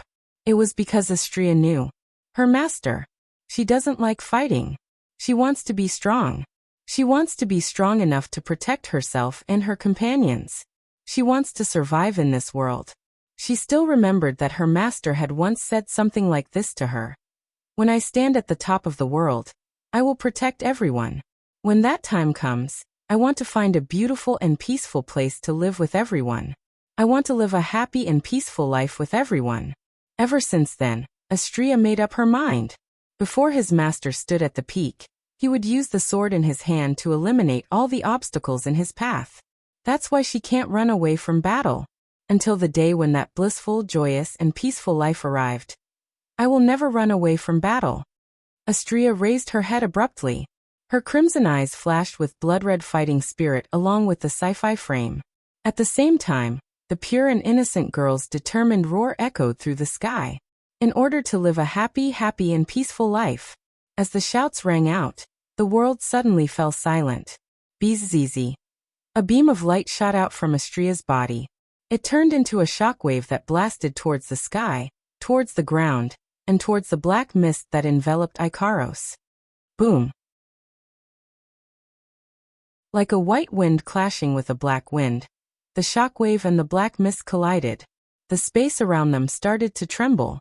At the same time, the churning black fog was also stirred up. The next moment, Astrea turned into a streak of light. Looking at the silhouette in the aurora, Ikaros' cold eyes couldn't help but flash with a gratified light. Wasn't that joy at the possibility of getting out of this predicament? Instead, he was happy that he could see his friend's progress. The wind and waves around the aurora began to swirl around the figure of light like a whirlwind. It was like a whirlpool, carrying a tornado-like whistling sound. It wandered wildly in the space, and the trend was getting more and more intense. Not long after, the storm-like whirlpool condensed around the figure in the aurora, as if it was being absorbed. Together with the aurora that wrapped around the figure, it gradually entered the figure's body until it was completely absorbed into the slender figure. The ray of light disappeared. The wind stopped blowing. The only thing left in the world was a ray of light floating in the air. Specks of golden light floated around the ray of light. They looked like powder scattered by butterflies. Astrea had her eyes closed. The light armor on her body was gone. It was replaced by a battle suit. Her upper body only covered her ample bosom while her abdomen was exposed. Her lower body looked like a pair of long pants, but the thighs were missing. Instead, it looked like a combination of shorts and socks. Her lower body was covered by armor. For pieces of light armor that looked like shoulder pads dangled from her abdomen. It looked like a battle skirt.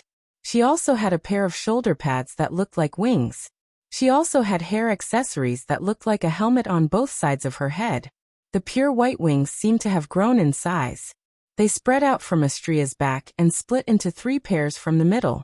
There was only 1 pair of wings, but they looked like 3 pairs of wings. The surface of the wings shimmered like sharp blades. Astria's 2 bundles of golden hair fluttered slightly as she caressed them. She looked like a goddess of war. Finally, Ikaros ignored the black light. The only thing in her eyes was the goddess of war, Astria. Astria version 2. Perhaps Ikaros' mumbling awakened the new Astria. Astria slowly opened her eyes. She looked at Ikaros, who was struggling in the black mist. Her expression turned serious and she raised her hands. Astria held a sword and shield in her hands as usual. However, the shape of the sword and shield changed completely. It looked like a sword of light with wings. It was a shield that could cover half of her body. It was wide at the top and sharp at the bottom. See Charwai Sori, Super Vibrating Photon Blade 2. And Aegis AoE Defensive Shield 2. After Astria entered Pandora mode, her equipment also evolved. Astria raised her lightsaber. The blade of the lightsaber radiated waves of sharpness. A barrier of light appeared in front of Astria.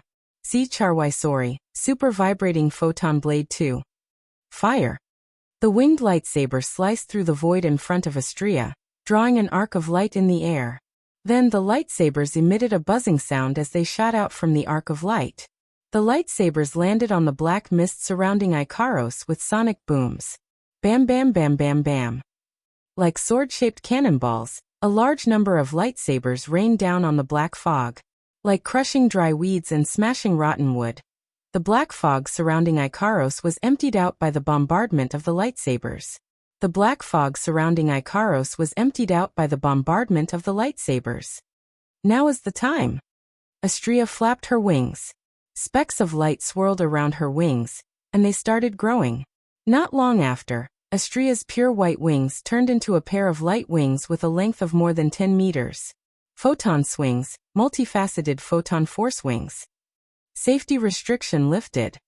As soon as he finished speaking, the huge wings of light flashed. Astria turned into a ray of light. Whoosh, accompanied by an ear-piercing explosion. A stream of light fell from the sky like a meteorite, rubbing against the atmosphere and stirring up a burst of sparks. The entire stream of light was dyed fiery red. With an extremely clear fiery tail. It cut through the sky and also cut through the ferocious rolling black fog. When the ray of light dissipated, Astria revealed herself.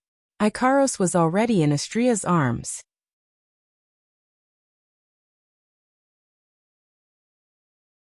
Chapter 1034. Photon Swings. This is Astria's new ability after entering Pandora mode. Astria originally had the best mobility and acceleration wings among angeloids. After the evolution of Pandora, her wings were enhanced to the limit. The ability she gained was called Photon Swings, Multifaceted Photon Force Wings. Photon Swings, Multifaceted Photon Force Wings. Once activated, Astria's wings will transform into a pair of light wings with a length of more than 10 meters. It will provide an unimaginable boost to its owner. It can increase Astria's movement speed to the speed of light. The true speed of light. That's why Astria turned into a ray of light. That's why she was able to break through the black fog with extreme speed and rescue Ikaros from within. Even after Astria rescued Ikaros, the black mist was still rumbling. The black light continued to attack Ikaros' original position. Some of them even cancelled each other out. Speed. How terrifying. Ikaros-senpai. Astria supported Ikaros in midair. She asked with concern. Are you alright? Ikaros was panting slightly. Looks like she did expend a lot of energy, but she has a self-healing system. Not only can it heal her wounds, it can also restore her stamina. Otherwise, she wouldn't have been able to hold on for so long under the onslaught of those black lights.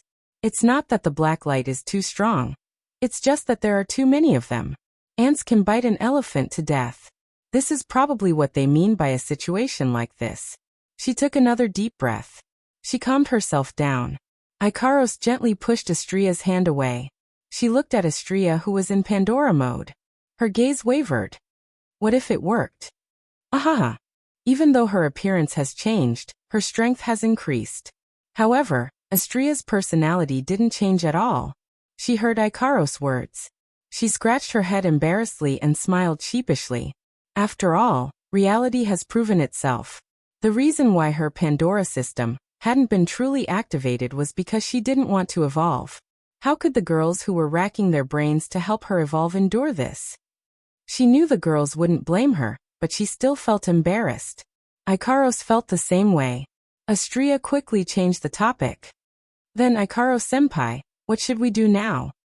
Ikaros returned to her Queen of the Sky mode, her cold eyes sweeping across the black fog and black gas below. The analysis of the unknown substance is still incomplete. The most important thing to do now is to continue. Ikaros lowered her head. However, Master's order must be our priority. Astria nodded in agreement. Before Ikaros and Astria came out, Wu Yan reminded them that they should only investigate the black light, and that they shouldn't go too deep into danger. If they find anything strange, they are to report back to him. Wu Yan knows that with Ikaros and Astria's strength, he doesn't need to worry too much. However, it's better to be safe than sorry. There are no absolutes in this world. Accidents happen every year. Who can guarantee that nothing bad will happen? Wu Yan, more or less, is still worried. That's why he reminded them. Reality proved that Wu Yan's worries weren't unfounded.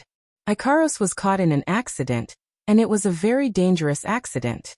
If Astria didn't activate Pandora in time, Ikaros would have been gravely injured even if she didn't die from the barrage of black lights. Astria was furious to the point where she wanted to destroy the black mist and black light. However, she didn't object to Ikaros's decision. She decided to report this to Wu Yan when she got back. It's a must to report this to Wu Yan. Of course, there's no need for that now. There's no need to go back. I saw everything. Ikaros and Astria seemed to have sensed something as well. Their eyes lit up with joy as they turned around to look behind them. Wu Yan was floating in the air. He looked at them with a gentle yet helpless smile. His eyes were filled with annoyance. If you only think of me as your priority now, why didn't you tell me earlier? That way, we wouldn't have encountered any danger, right? Master. Ikaros lowered her head apologetically like a child who did something wrong. Astria looked at Wu Yan in shock. Master, why are you here? Why am I here? Wu Yan knocked on Ikaros and Astria's heads with his knuckles. What other reason could there be other than for you two? The two girls clutched their heads in pain. Astria puffed up her cheeks in anger. However, she quickly regained her composure. For us? Nodding, Wu Yan looked at the direction of the high cliff. He narrowed his eyes as he looked at the black mist and the black light that came from the high cliff. I've already set up a telepathic spell on your bodies. If you're in danger, I'll be able to sense it immediately. So when I sensed that something happened to Ikaros, I immediately used teleportation to rush over. Wu Yan turned to look at Astria, who looked like a Valkyrie with a grin on his face. However, I didn't expect that you would give me such a pleasant surprise when I rushed over. Pleasant surprise? A question mark appeared on Astria's head. What pleasant surprise? Aha. Wu Yan's mouth twitched. Even if it's the Pandora system that can make angels evolve, it seems like it can't also evolve your brain. Master. Ikaros flapped her wings and flew to Wu Yan's side. As usual, she stayed less than 1 meter behind him as she whispered. What should we do now? Hearing Ikaros's words, Wu Yan glanced at Gaoya, who is enveloped in black energy and black light. I don't know what's going on, but based on the situation, the source of the black light might be here. A cold light flashed in his eyes, and his expression gradually turned cold. If that's the case, let's destroy this place. Destroy it. Astria was stunned. Ikaros also hesitated. Shouldn't we investigate this? if we want to investigate the black light, Yukari is already in the process. She has samples as well. It is important to investigate the origin of the black light. But don't forget, the purpose of this investigation is to prevent the sisters in the behemoth forest from being harmed by the black light. Compared to this, there's no need to investigate the origin of the black light. This place might be the source of the black light. If we destroy it, we will have achieved our goal. Wu Yan shrugged after looking at Ikaros and Astria. Besides, even if we want to investigate, we don't know where to start. Are we supposed to just go in? The black light can possess people. Wu Yan took a step forward and looked down at the billowing black mist and dancing black light. He sighed. We have no choice but to investigate this. There's no way we can start from there. We might as well destroy this place first. Even if this place isn't the source of the black light, if we can eliminate a large amount of the black light, the threat to the sisters will be greatly reduced. Ikaros and Astria looked at each other and nodded. Master. Ikaros flew in front of Wu Yan. She left Wu Yan with her back facing him. You want to help? Ikaros. Wu Yan hesitated, but he didn't refuse. Fine, I'll let you do it. But the black light is evil. Don't hold back. Yes, Master. I'll help too. Astria flew over and lined up beside Ikaros with a serious look on her face. I feel like I can activate the Pandora system again. Let me help.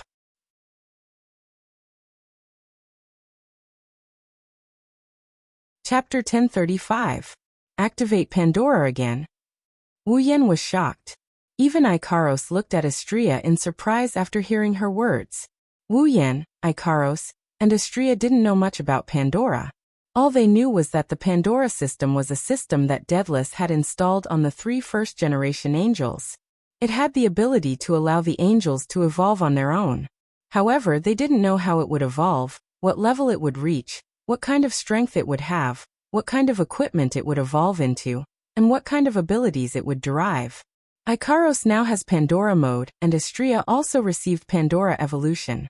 However, they never expected Pandora to allow an angel to evolve twice in a row, including Astria. But now, Astria said she felt like she could activate Pandora again. Even though Astria said it was just a feeling, Wu Yan and Ikaros could hear the seriousness in her voice. Does Pandora really have the ability to allow an angeloid to evolve multiple times? Wu Yan was silent for a moment before he smiled. Interesting. Wu Yan looked at Astria and waved his hand. It was as if he was cheering for Astria. Give it a try, Astria. At this moment, Astria smiled. Her smile was filled with joy and confidence. Yes, Master. As soon as she said that, buzz. A dazzling aurora illuminated the world. Energy waves surged in all directions. It turned into the brightest and most dazzling light in the world. It was like an exploding nuclear bomb, causing shockwaves to spread everywhere. It was just a flash of light. The atmosphere was unbelievably stirred. Even the space seemed to be emitting strange sounds, as if it was announcing something. It was like a dream, causing people to be unconsciously intoxicated by the bright light, unable to extricate themselves. It was as if there was only light left between heaven and earth. The source of the light. They were 2 angelic girls with pink and pure white wings respectively. As for Wu Yan, who was closest to the angelic girls, he squinted his eyes due to the blinding light. He even put his hands in front of his face to block the light. However, he didn't pull away from the 2 angelic girls. They were the most dazzling light in the world right now. That's why. He had to see it with his own eyes. He had to be the closest to them. If possible, he wanted to hug and caress them. It seemed like they sensed Wu Yan's thoughts. Ikaros and Astria turned around to look at Wu Yan. At this moment, whether it was Ikaros who didn't know how to express her feelings or Astria who was simple-minded and naive, both of them smiled from the bottom of their hearts. Those 2 smiles were very gentle. It was so gentle that Wu Yan, who was immersed in it, almost melted. Master. Ikaros clasped her hands in front of her chest, as if she was trying to suppress the overflowing love in her heart. She followed the guidance of her heart and murmured her true feelings. I love you. In response to Ikaros' overwhelming love, A pillar of light shot out from her body and into the sky. Astrea also had a hand in front of her chest. However, she wasn't suppressing her love for him. She was making up her mind to break up with him. She stared at Wu Yan and lowered her head to look at the shield in her hand. Astrea doesn't like fighting. She really doesn't like fighting. Although she wouldn't run away from battle and didn't hate it, she didn't like it. Otherwise, she wouldn't have suppressed the Pandora system that should have been activated and stopped herself from evolving. She was a very emotional person after all. The activation condition of Pandora system is strong emotional fluctuations. Astrea has strong emotional fluctuations, so she should have evolved a long time ago. However, her emotional fluctuations are so strong that even Pandora system is being suppressed. Maybe it's because Astrea doesn't like fighting, or maybe it's because the Pandora system is following the host's emotions and didn't activate automatically. Either way, it's enough to prove Astrea's desire for a peaceful life. That's why Astrea is so determined. I don't like fighting. I don't like to bring harm to others. I don't like the feeling of hurting each other. Astrea looked at the shield in her hand and spoke in a mosquito voice. I like to eat good food. I like to play with my friends. I also like Master who treats me the best. That's why I don't like to fight. I don't want to fight. However, I am an all-purpose angel for local battles. I exist for the sake of battle. Yet I don't like to fight. Isn't it strange? Fortunately, Master didn't force me to fight. He made me delicious food and brought me the best companions. He gave me the life I love the most. However, even if this is the case, the time to fight will still come. But for Master and my friends, I don't like to fight, but I don't hate it either. I am satisfied with my current life. I am very satisfied. But Master has a better dream. He wants to find a beautiful and peaceful place to live with everyone. He wants to live a happy and peaceful life. If there is such a life, it must be beautiful, right? I really want to live that kind of life. Astrea tightened her grip on the shield as she spoke. Her knuckles were cracking.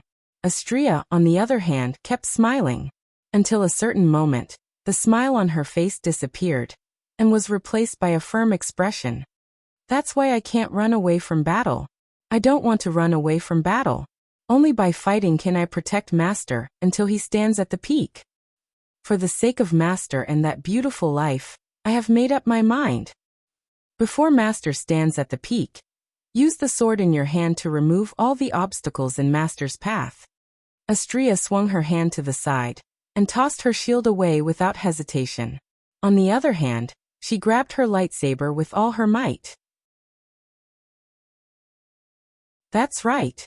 I will use my sword to remove all obstacles in Master's way. I just need a sword. I don't need a shield. I made up my mind a long time ago, didn't I? In response to Astrea's firm conviction, a pillar of light shot out from her body and into the sky. The two pillars of light were like indomitable pillars that supported the heavens. They carried an extremely dense and resplendent light that illuminated every corner of the space, including the rolling black fog and black light. After an unknown amount of time, the pillars of light disappeared.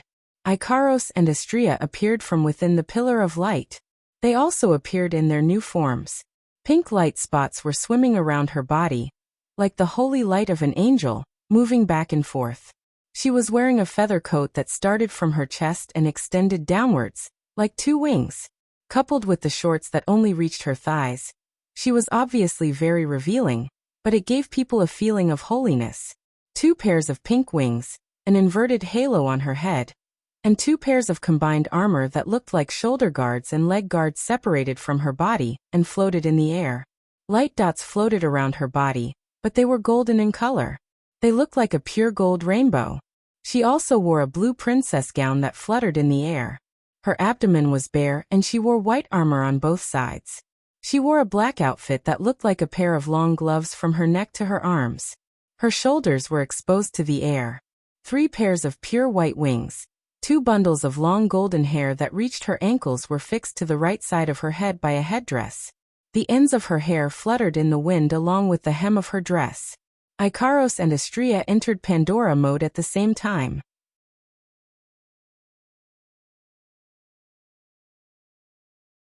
Chapter 1036.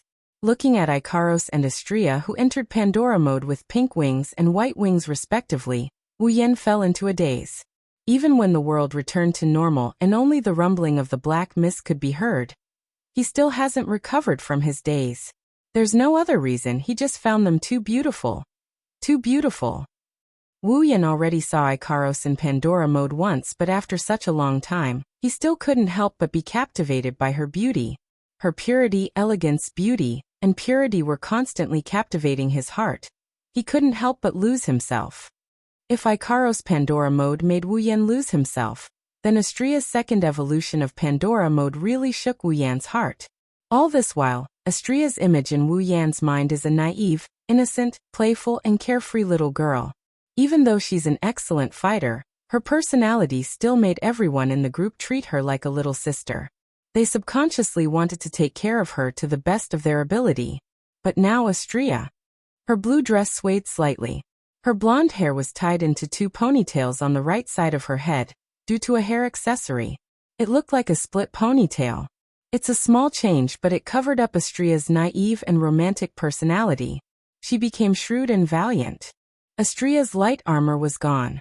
The only thing left on her body were the two pieces of armor on her waist. Other than that, she was wearing a light gown that looked like the gown a queen would wear during a ball. The color was as dark as the sea, but it felt like it was the color of the sea. It's no doubt the most suitable color for Astrea. Astrea is as noble, beautiful, and pure as Ikaros. She's different from Ikaros' holiness. Astrea is an intelligent and capable goddess. Different vibes but equally beautiful.